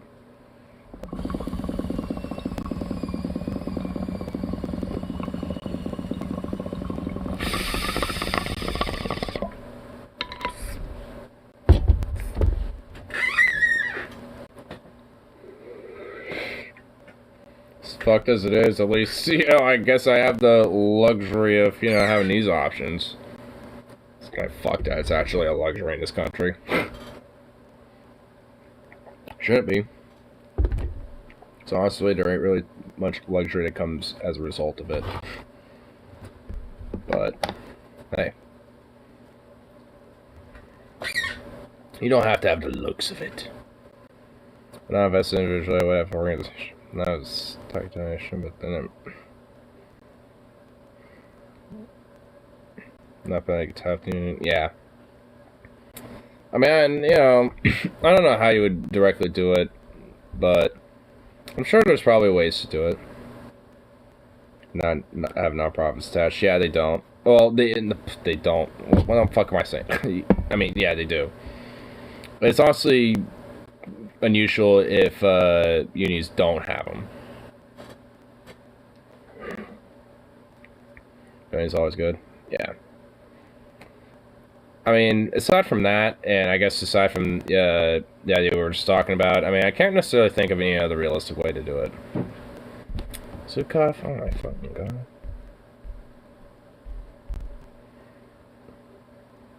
Steal from company to donate to the union. Exactly. Some little bit of union thuggery. I like it.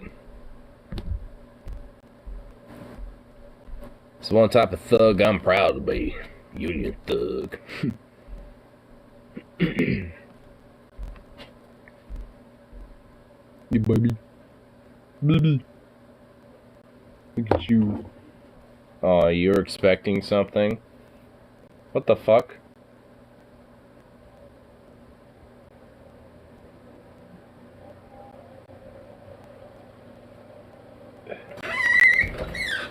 What was that? Hold up.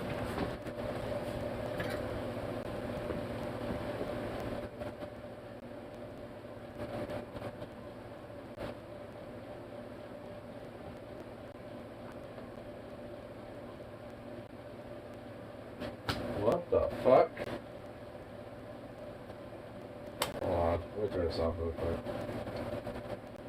That's hot.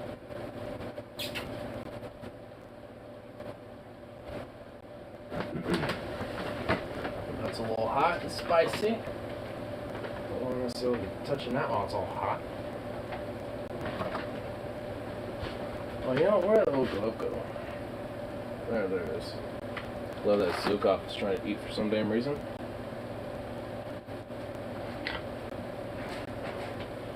Zukov, leave the cat alone.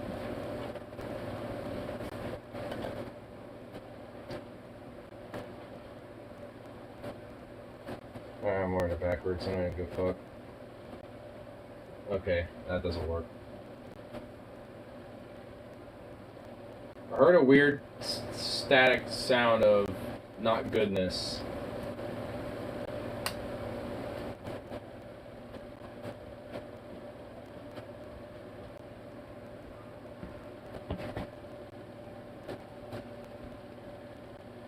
Okay.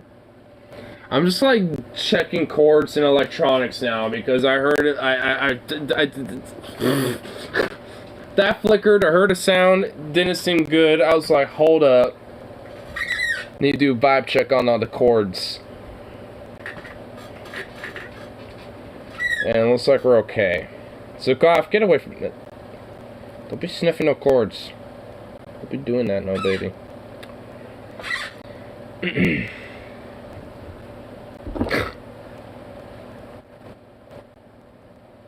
Look at you. You wanna come here? You wanna be on my lap? Of course, you always do that. Come on. Just get the fuck over here. Do I have to pick you up? I'll pick you up. I'm picking you up. Your ass is being picked up now. Oh, you're just gonna sit there and let me do it? Okay. You just kind of sat there and embraced it. Alright. Careful with those feet. Ugh. You just kind of sat there and embraced it, didn't you? Oh, God. Oh, that's why. Because you're going to be doing this shit. Whoa, whoa, whoa, whoa, whoa, whoa, whoa, whoa, whoa, whoa, whoa, whoa, whoa, whoa, whoa. I see you smelling those. Get the fuck away from my cookies. I see you smell... Oh, I see what... Ah. I see why you just let me do that. Oh, you smart shit. You calculative little shit. You didn't think I was just gonna see you do that?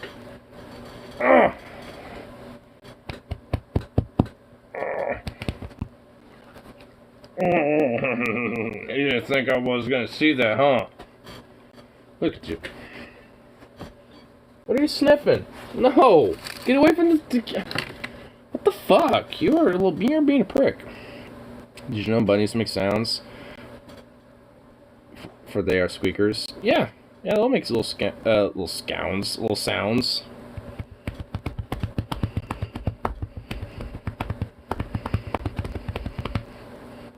I mean, have you heard squirrels, like, kind of get territorial with each other? Like, the squirrels that I feed and shit, they'll do these little... They'll do shit like that, and it's like, what the fuck? And they'll do their little, you know, chirps and shit too, obviously. But it's just like, I mean, bunnies will be the same way. They'll make little noises. They're usually pretty quiet.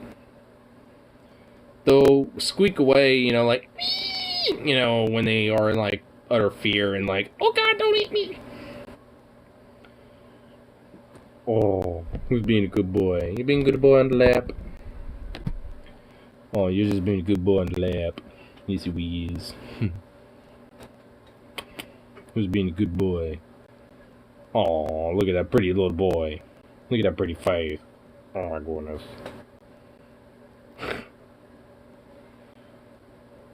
Oh. Look at his little ears. Alright. I'm folding these bad boys. Womp. Womp.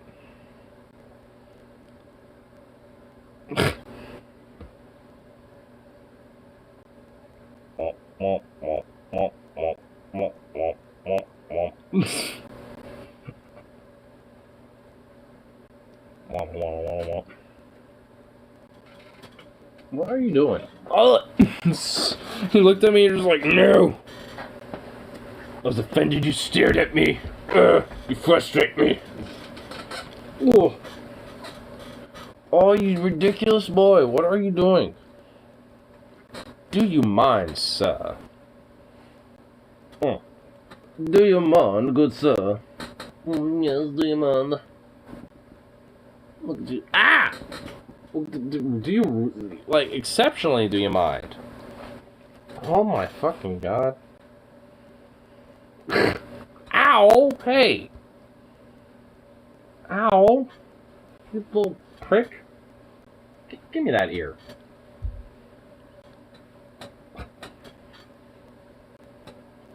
Ah. What you gonna do? Ah. Oh my.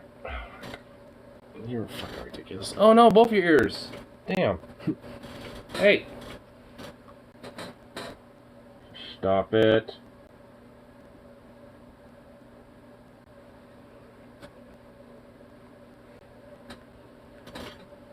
Oh. Oh, baby, baby. Oh my goodness. Oh, hey. No. God, you ridiculous boy. He's big, but he thinks he's small. Yeah. He still thinks he's a little puppy boy. But you, alas, you are not a puppy boy. You're just a big boy. Yeah, I hope you do get better, Radical. I might be, I'm a little worried that, it might spread around my workplace because one of our co-workers was possibly sick of it.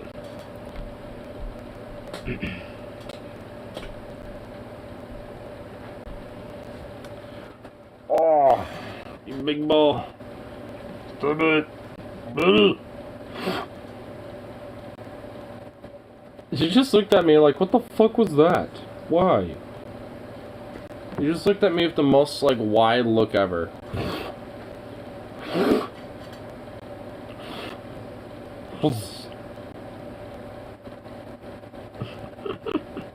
He's just a sweet baby. He's a sweet boy. He's a big old ball.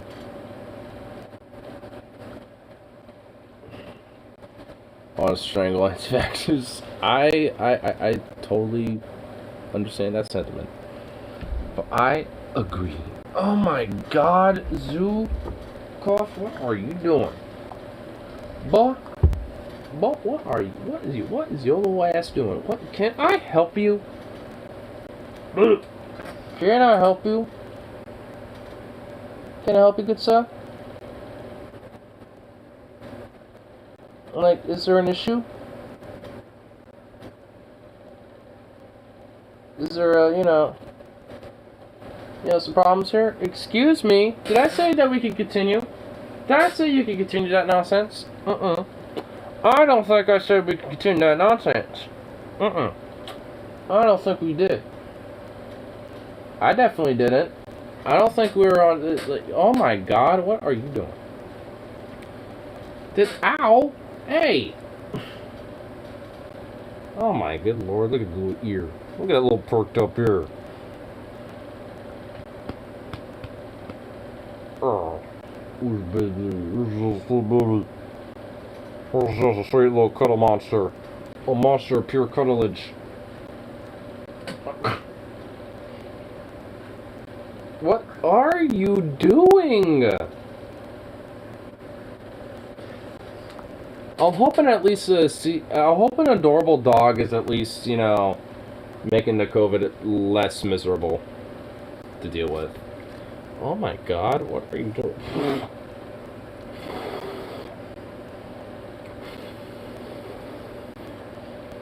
You're just like, what are you doing to me?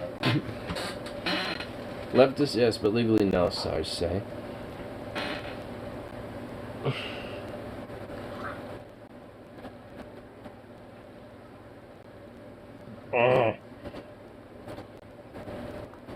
You're a noodle. Oh my god! What are you doing? You little slick and slide? The fuck? What is this nonsense? Oh my god! Sweet a million motherfucker, but okay, alright. What are you doing? What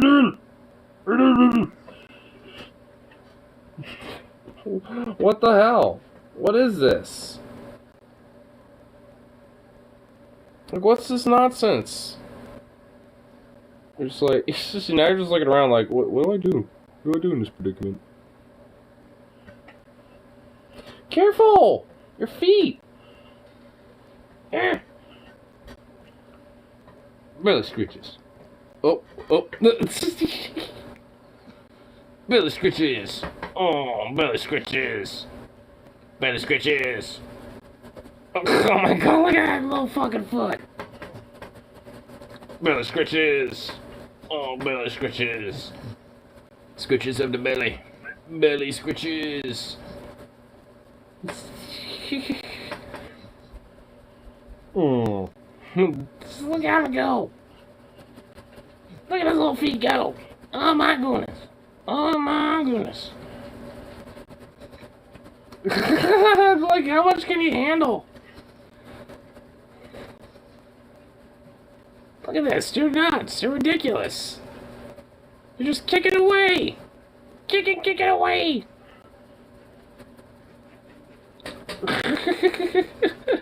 How much, like, feet kicking can he handle?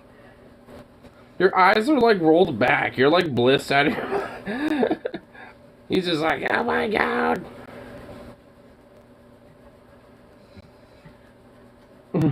These feet, they're going insane.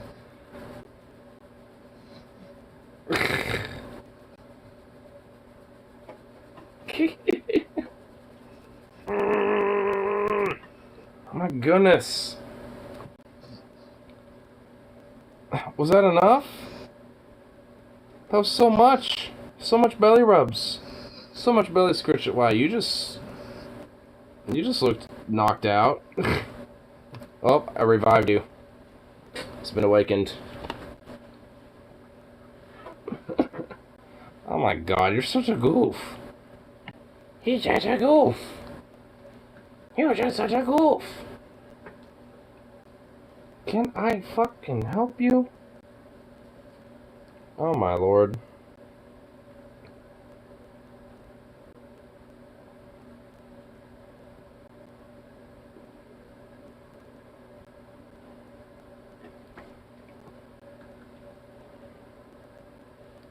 What are you gonna do? What are you gonna do?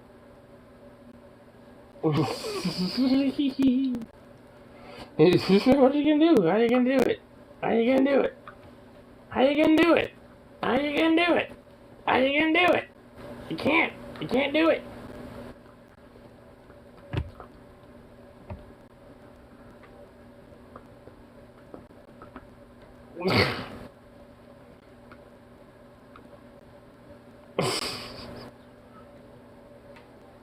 Oh my god.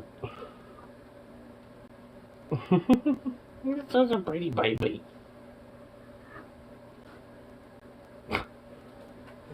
Oh. Oh my god. You're fucking ridiculous.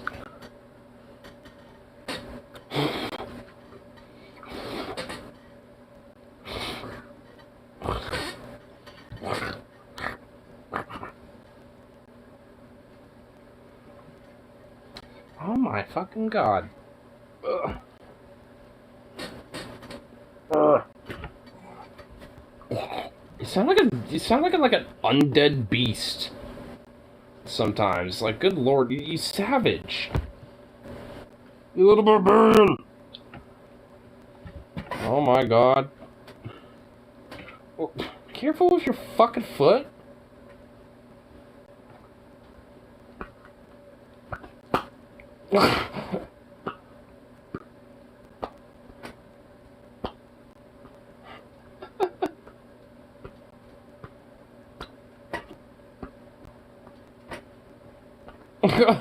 You're just like, I saw that other hand. I'll bite it too.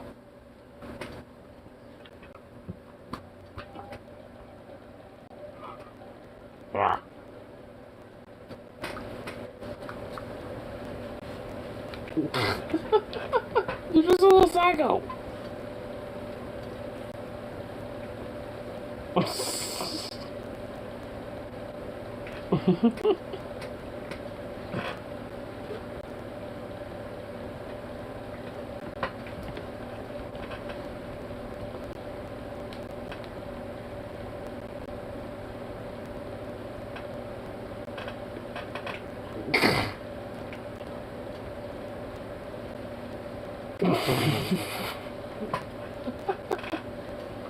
You're just a little nut. You're just a little nut. You're just a little nut. Hey, don't punch me in the face.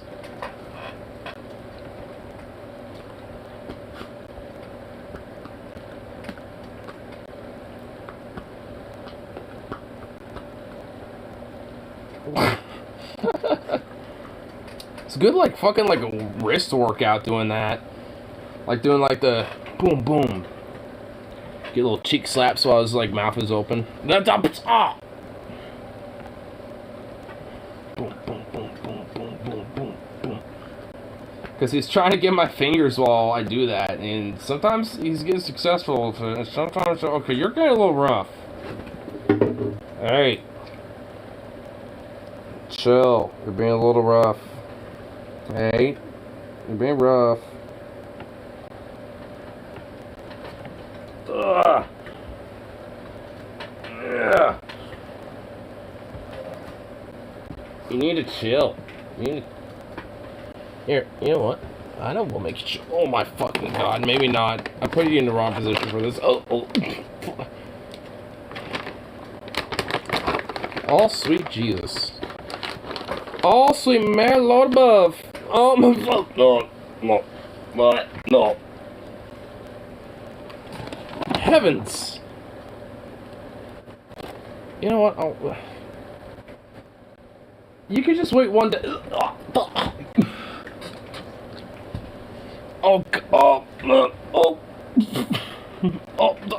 Hold on.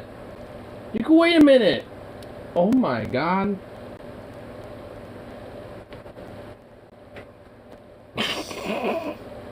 Look at you. Look at you. Hey.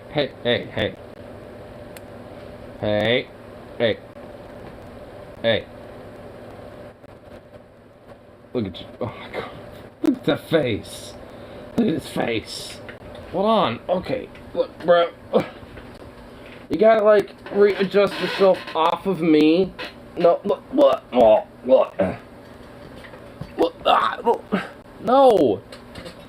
It's like tap dancing on a crutch.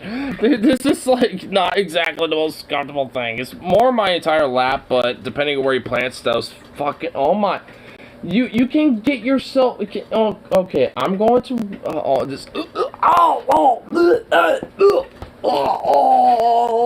my pajama. Depending where those feet went, just like right there. Be my, fuck. Okay. My dude, my guy.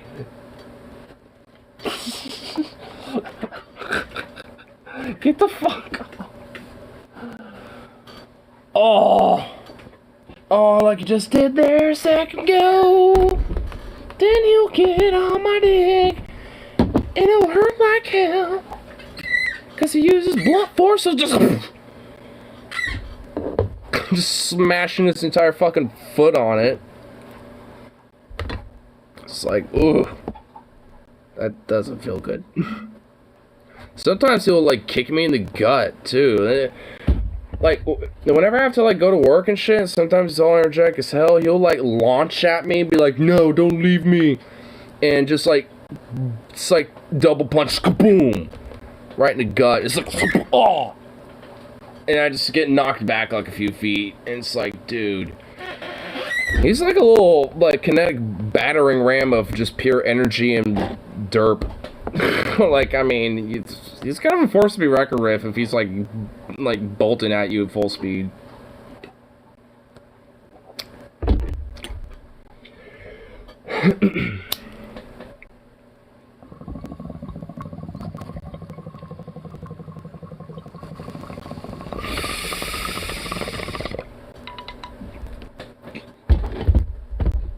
Yes, he's actually fed by me a few times.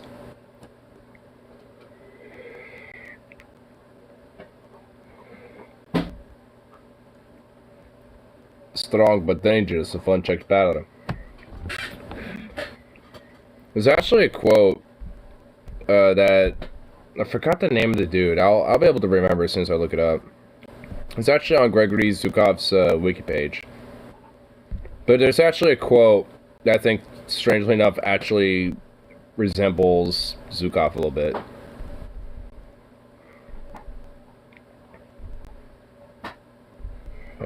Yeah.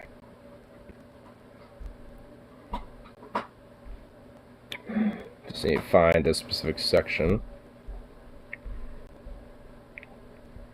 Which, fun little fact about this guy, he served in the First World War too. In the, specifically, in the Borislav offensive.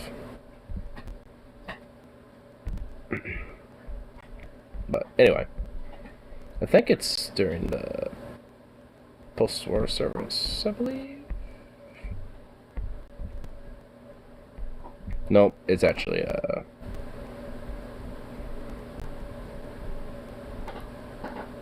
Eastern Front of World War II. It's in this section. It's near the bottom. Oh, right here. So, commander of the Central Front, Konstantin Rokossovsky, said, however, that the plan, blah, blah, blah, blah, blah. Anyway, that doesn't matter. A sense of nature of beginning Rokossovsky's famous World War II rivalry with Zhukov can be gathered from reading Rokossovsky's comments in an official report on Zhukov's character. Has strong will, decisive and firm, often demonstrates initiative and skillfully applies it. Disciplined, demanding, and persistent in his demands. That's very true. A somewhat ungracious and not sufficiently sympathetic person. Well, Zhukov is pretty sympathetic. He's a very, non-aggressive dog. Rather stubborn, he is. Painfully proud. I think he tends to be. In professional terms, very well trained. He is. Broadly experienced as a military leader. Well, Zhukov isn't a war dog. Or military tactician, but whatever. Absolutely cannot be used in staff or teaching jobs because constitutionally he hates them. But honestly, there's a lot in there that kind of relate to him a lot. Strong will, is decisive and firm, and disciplined, but also pretty rather stubborn and can be, in his own little doggo way, kind of painfully proud in his derpy, adorable doggo-ness. And also, well-trained. A well-trained puppo. In professional terms, in doggo terms, yeah. There's a few, mischaracterizations, but of course, that's, Konstantin Rokossovsky's rivalry, just sapping in there with his bias. But also, it'd be kind of cool if DFF did now I'm thinking about it, did a little episode on Gregory Zhukov. That's pretty cool pictures of the dude. And actually, he's got quite a full, vibrant background of, of a career, just in general.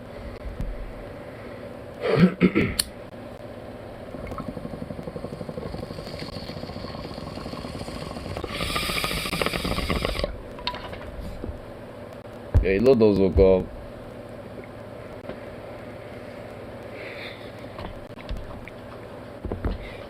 Handsome little boy. Just a handsome little boy.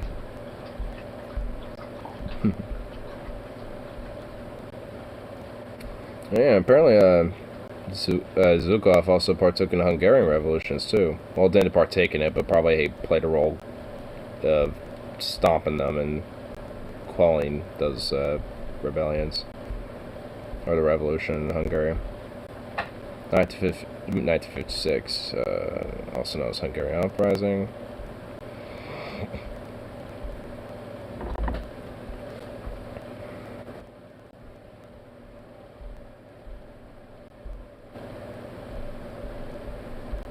The revolutionary symbol with the communist coat of arms cut out. It's actually kind of a cool flag. I mean, it's just pretty much the Soviet Hungarian flag, but just the coat of arms totally cut out, so it's just an empty hole. Which ostensibly is just basically just kind of a white circle at that point. Strength unknown. The rebel forces were unknown. Huh. Political support. This is interesting. Working People's Party on both sides. Same with the Socialist Workers' Party. Huh. Smallholders Party, Social Democratic Party, Pietiofi Party, Democratic People's Party, Independence Party, other reform parties. Jesus, this is a full fucking revolution. There's like thousands dead on both sides. Well, not 700 some dead on the pro-Soviet side, I guess. But Jesus, this could probably be a damn fun stuff. I have to delve into more about this. I only kind of vaguely know about it. Nationalist challenge the Soviets. Control of Hungary since the Red Army ended Nazi occupation of Hungary at the end of the Second World War. Yeah. Khrushchev and Sukov's names in this for commanders and leaders. Vaturov, Skolovsky, Lashenko, Karo, Magidores, and just some other Hungarian names that I'm not gonna lie, I do not know how to fucking pronounce. Wait, there's a Hungarian name, last name of Munich?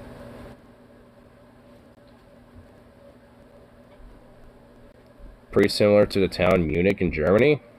Oh? Not spelt the same, but I imagine it pronounced similar.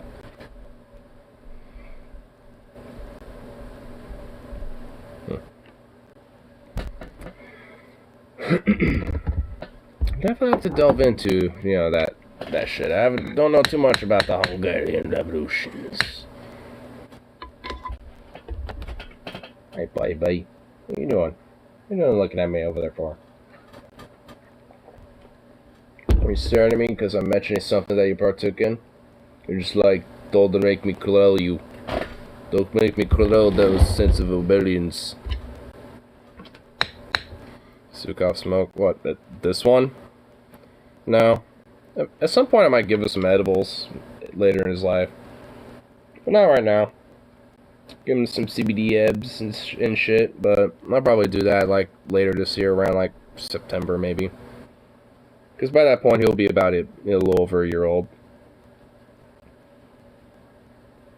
I'm just starting to realize you're getting fucking big. You're going to be a big boy. And you don't even realize it. That's the fucked up thing. You don't even realize how big you are. Their older brother not too long ago just started to figure that out, so it's like, man, I hope you're smarter and figure it out a little quicker. Because, oh my goodness. You just be a ridiculous little Amelia Bedelia. Oh no, here comes the pawn. You're gonna paw at me, aren't you? Did you really eat that lamb bone already? Or that lamb horn marrow? Seriously, dude? Damn. Well, you know what else can I give you? Oh! I just bought these. I just bought these for you. These Newman's Own. Where apparently, I honestly doubt it, but 100% of profits go to charity. You know how corporations pander. I have my suspicions. Oh, these are like full on stick. Oh, shit.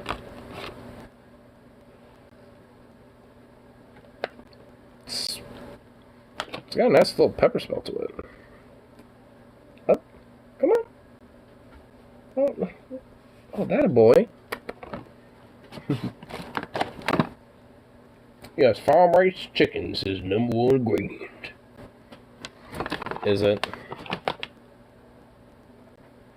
Right here.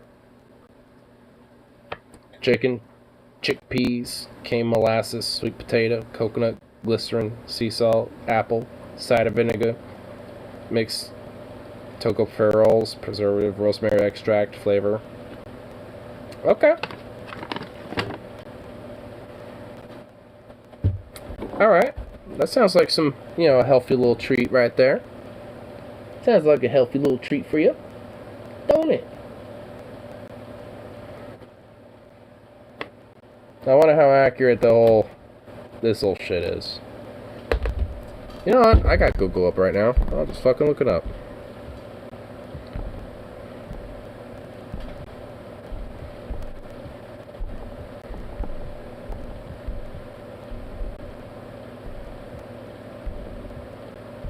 Yeah, here we go.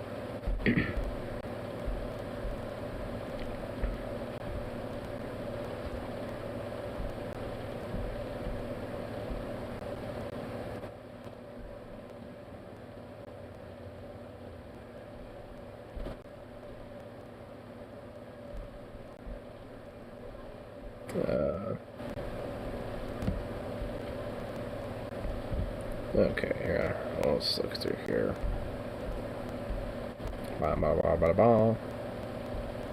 Charitable funding beneficiaries, yeah.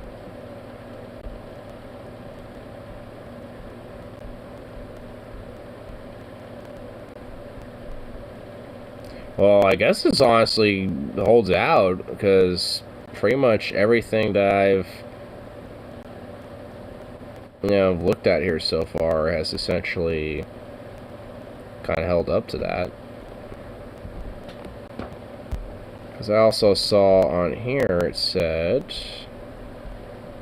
that company does not go into debt by making their products. Equipment is purchased, salaries, benefits are paid, along with all other costs of making the products. After the costs are covered, profits remains, and those profits go to charities. Yeah, okay. So essentially, you know, after everything's covered, basically, whatever money's left over just straight goes to the charities and shit. You know, I'm assuming, of course, you know, the ones that, you know, they organize and sponsor with and shit. But okay, well, you know what? I dig it. I like that. I like that, Holmes.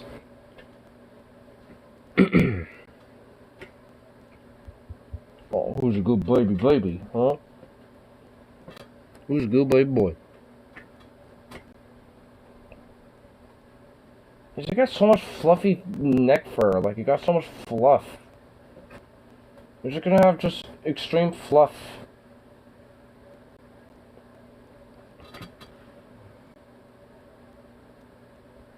Do you have like a little scratch on your nose? Oh no, you do. Oh, I know how you got a scratch on your nose. That's because of Bandit.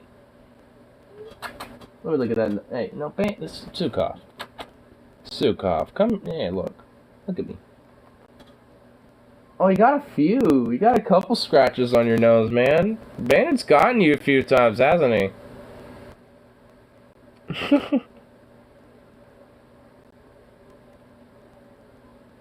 You don't learn, do you? See, this is why, yeah, he doesn't learn, and yet he's got scars. And you don't learn. I don't even stop him anymore, because evidently he's fine with it. It's like, oh, I got scratches and that hurt. Okay. Play with me more.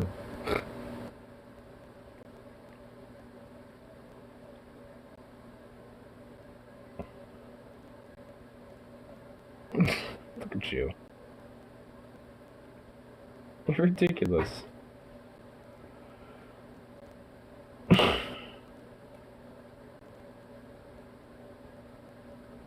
What are you doing? What the fuck are you doing?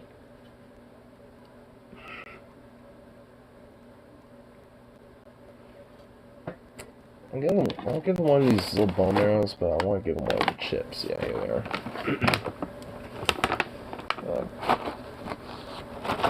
Oh my god, that's a fat one right there. I'll give you one of these ones.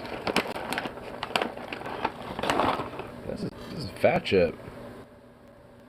There's like little bits of fur and skin on it still.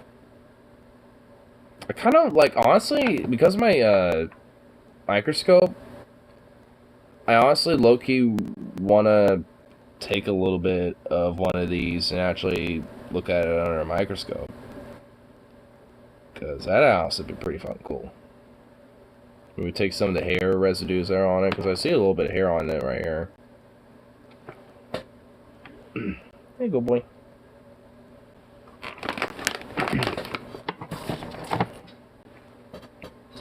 Man, the weird things that I want to, like, look under a microscope with now. I'm just waiting for my, slides to come in. And my, iodine. I kind of need that. So we can dye things, so it's actually easier to see things that are transparent, like cells. So if you want to, you know, kind of look at saliva cells and actually get a better sample of that, a little bit of iodine to kind of help dye his cells on the sample slide, that it will help. Plus, you know, we'll be able to see a lot more, and it'll be a lot more from the floor. Still pretty cool nonetheless, you know, even without it, but you get to see a lot more with it. You get to actually see where, you know, the actual cell is and all, you know, and its cell walls and, like, everything in it, like, the whole shit. It's like, oh. Ooh. Got some onions. Get some onion cells to check out. Because I actually have a little bit of an onion skin that I can take apart a little bit and check out. And what else? Honestly, at this point, I'm probably, you know, on one of my days off, I'm gonna take, like, different little vials and take little samples of different, like, you know, like, watershed, water and stuff like that around here. And honestly, like, I have a little goal that I want to do, and it's find a tardigrade. Because they're pretty much fucking everywhere. Like, even in the vacuum of space. So it's like, those bitches literally are everywhere. So it's like, I mean, I feel like, you know, given enough, you know, exploration, micro life-wise, you know, collecting samples and shit, I'm bound to find one. Like some morning dew on the grass, you know, collect a little bit of that on, you know, a sample slide or something. I mean, maybe.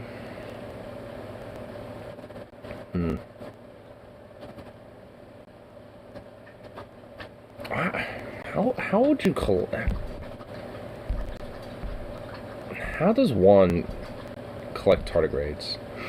I'm just honestly, what's the best way to do it?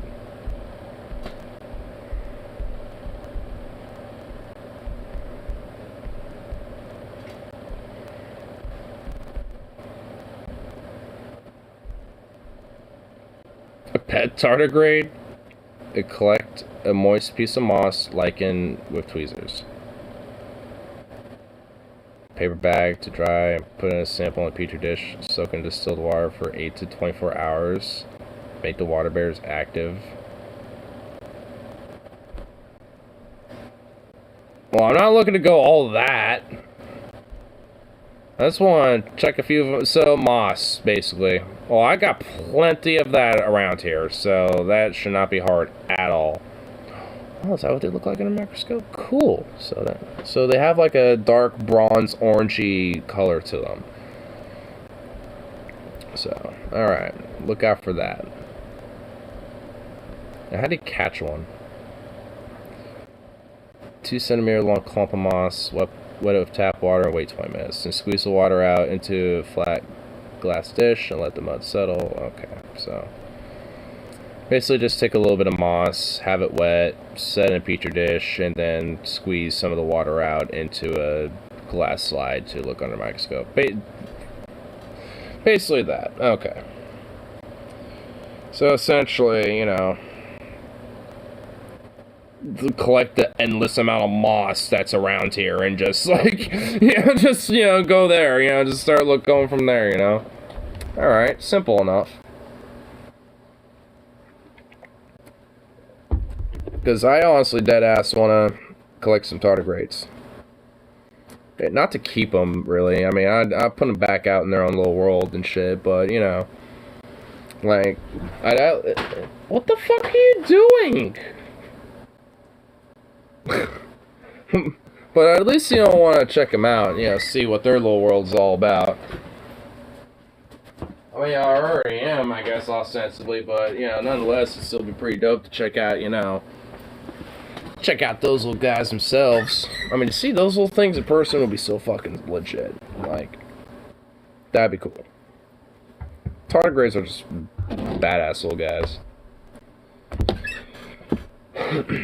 Theoretically, they probably, if, you know, survived all these fucking mass extinction events, if, you know, I mean, I guess evolutionary speaking, if they've gone back that far.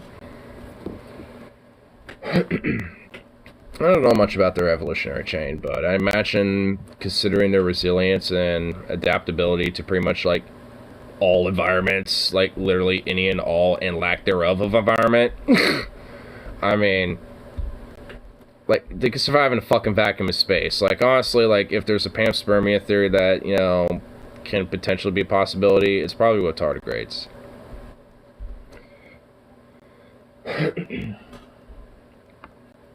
Because if those bitches can survive in a vacuum space, then, I mean, I don't know, like, I mean, it's a possibility.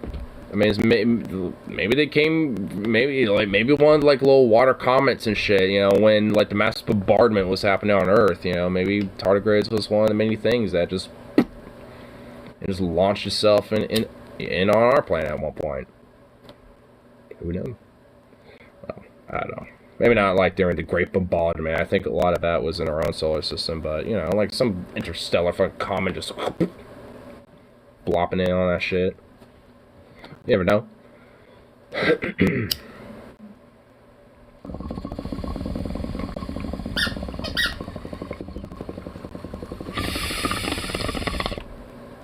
That was shocking. I mean, I think they theorize that octopuses, you know, considering their rapid evolution, might have, you know, a possibility of, you know, being touched a little bit by, you know, the idea of panspermia.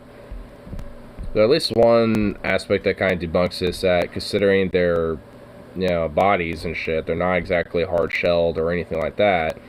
So having things like fossil records and shit like that you're not gonna really have any.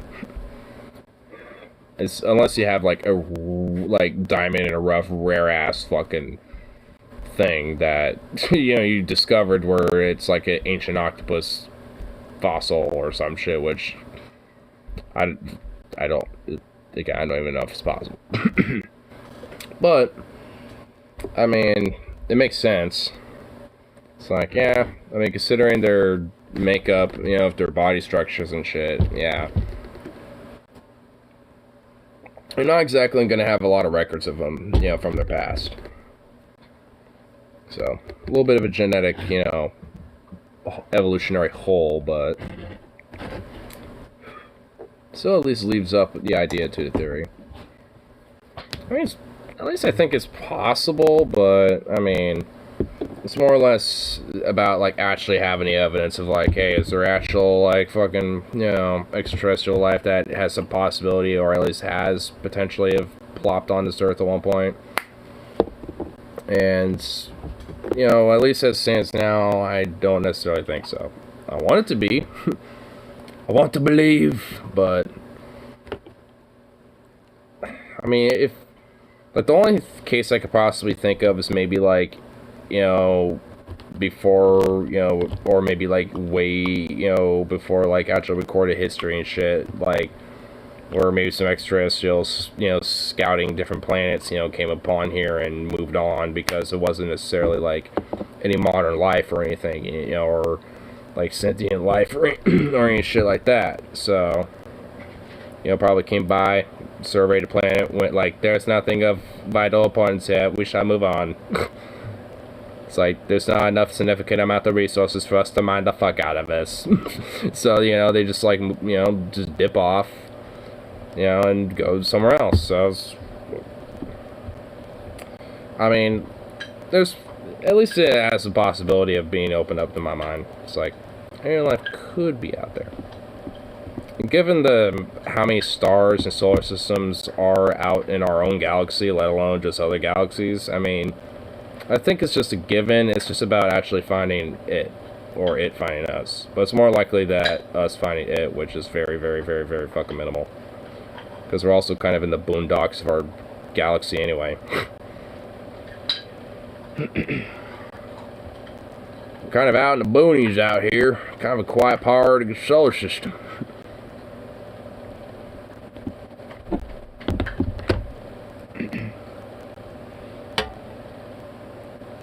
I mean, and with that even considered, it makes it kind of less likely in my mind that other life potentially is visited here, but just because, like, even if it did, like, there probably wouldn't necessarily be any, like, material gain out of, you know, coming by, because, like, it's so far away from any vital region that they would consider important to them, potentially, that it's just not important. It's just, like, dead zone, you know, to them or something. But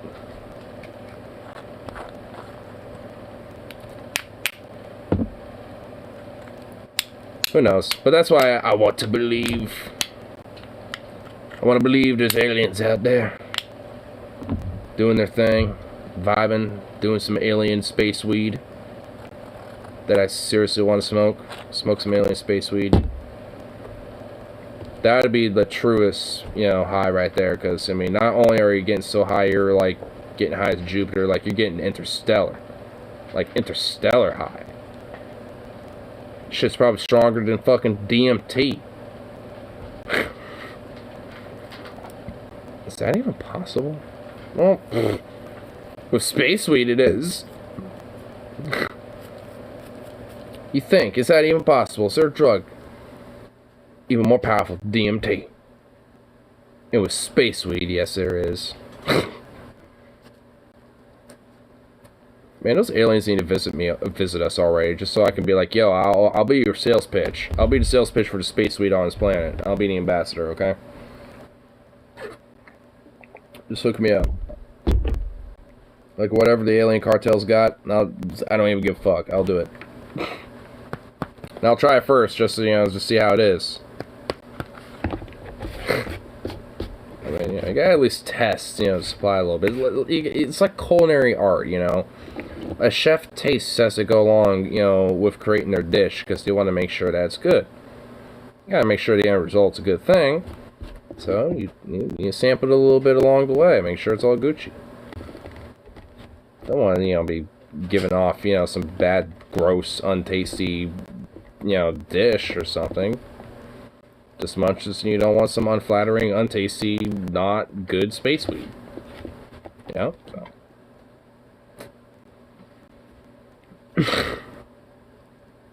I like a whiff from, like, you know,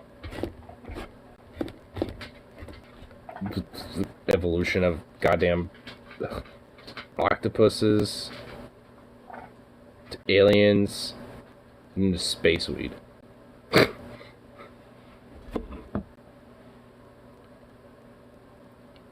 Interesting tangent of topics. What was it before the octopus shit? There was something before that too. I don't even know. Probably still has something to do with aliens. Oh, tardigrades. They all started with goddamn tardigrade. Oh my god. Oh, the stoner remnants. I love it.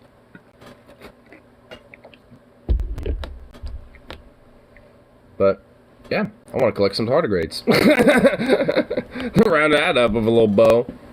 We're actually almost at the 420 mark in 15 seconds here, y'all. So, I'll probably smoke this nice fat little bowl here. And probably watch some Match Chef. Reheat some of my spaghetti that I made last night. Oh, after I smoke this bowl, I'll have to describe that because my spaghetti, sounds pretty bomb. Because it is bomb. Oh, shit. No, don't clog on me. Fuck, it's the 420 mark right now. No! Alright, still got time.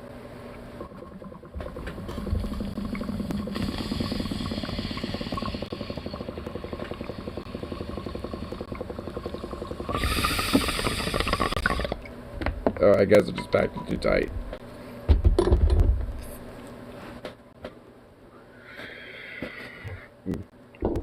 Anyway, but my spaghetti.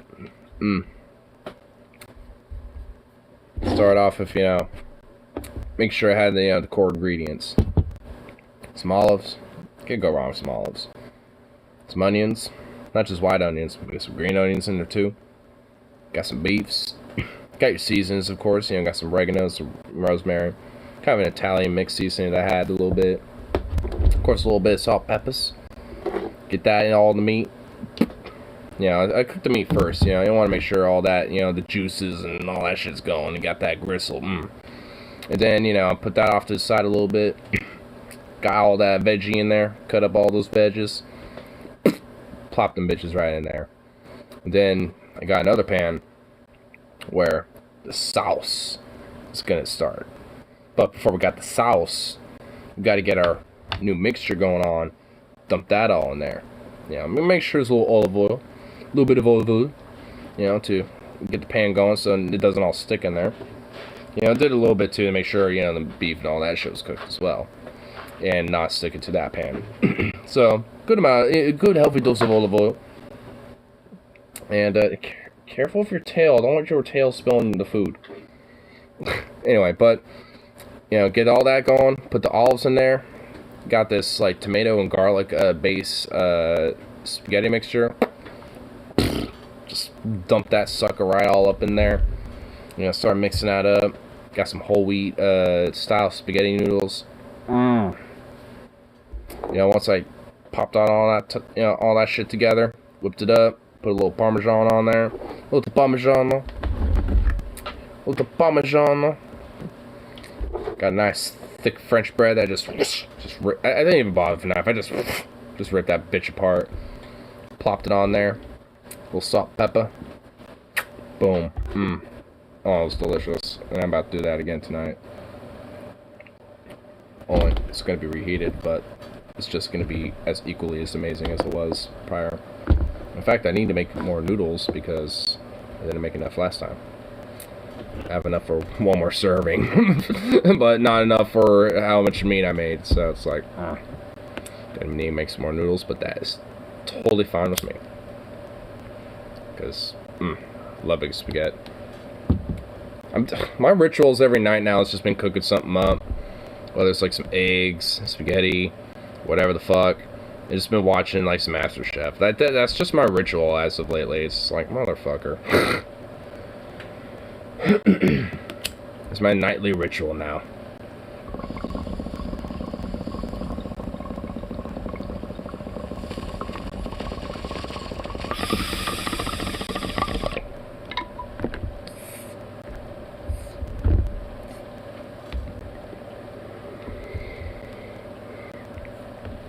Anyway, speaking of that nightly ritual, I'm gonna go do that. So, at least for now, peace out. But of course, I'll be around for that next one. So.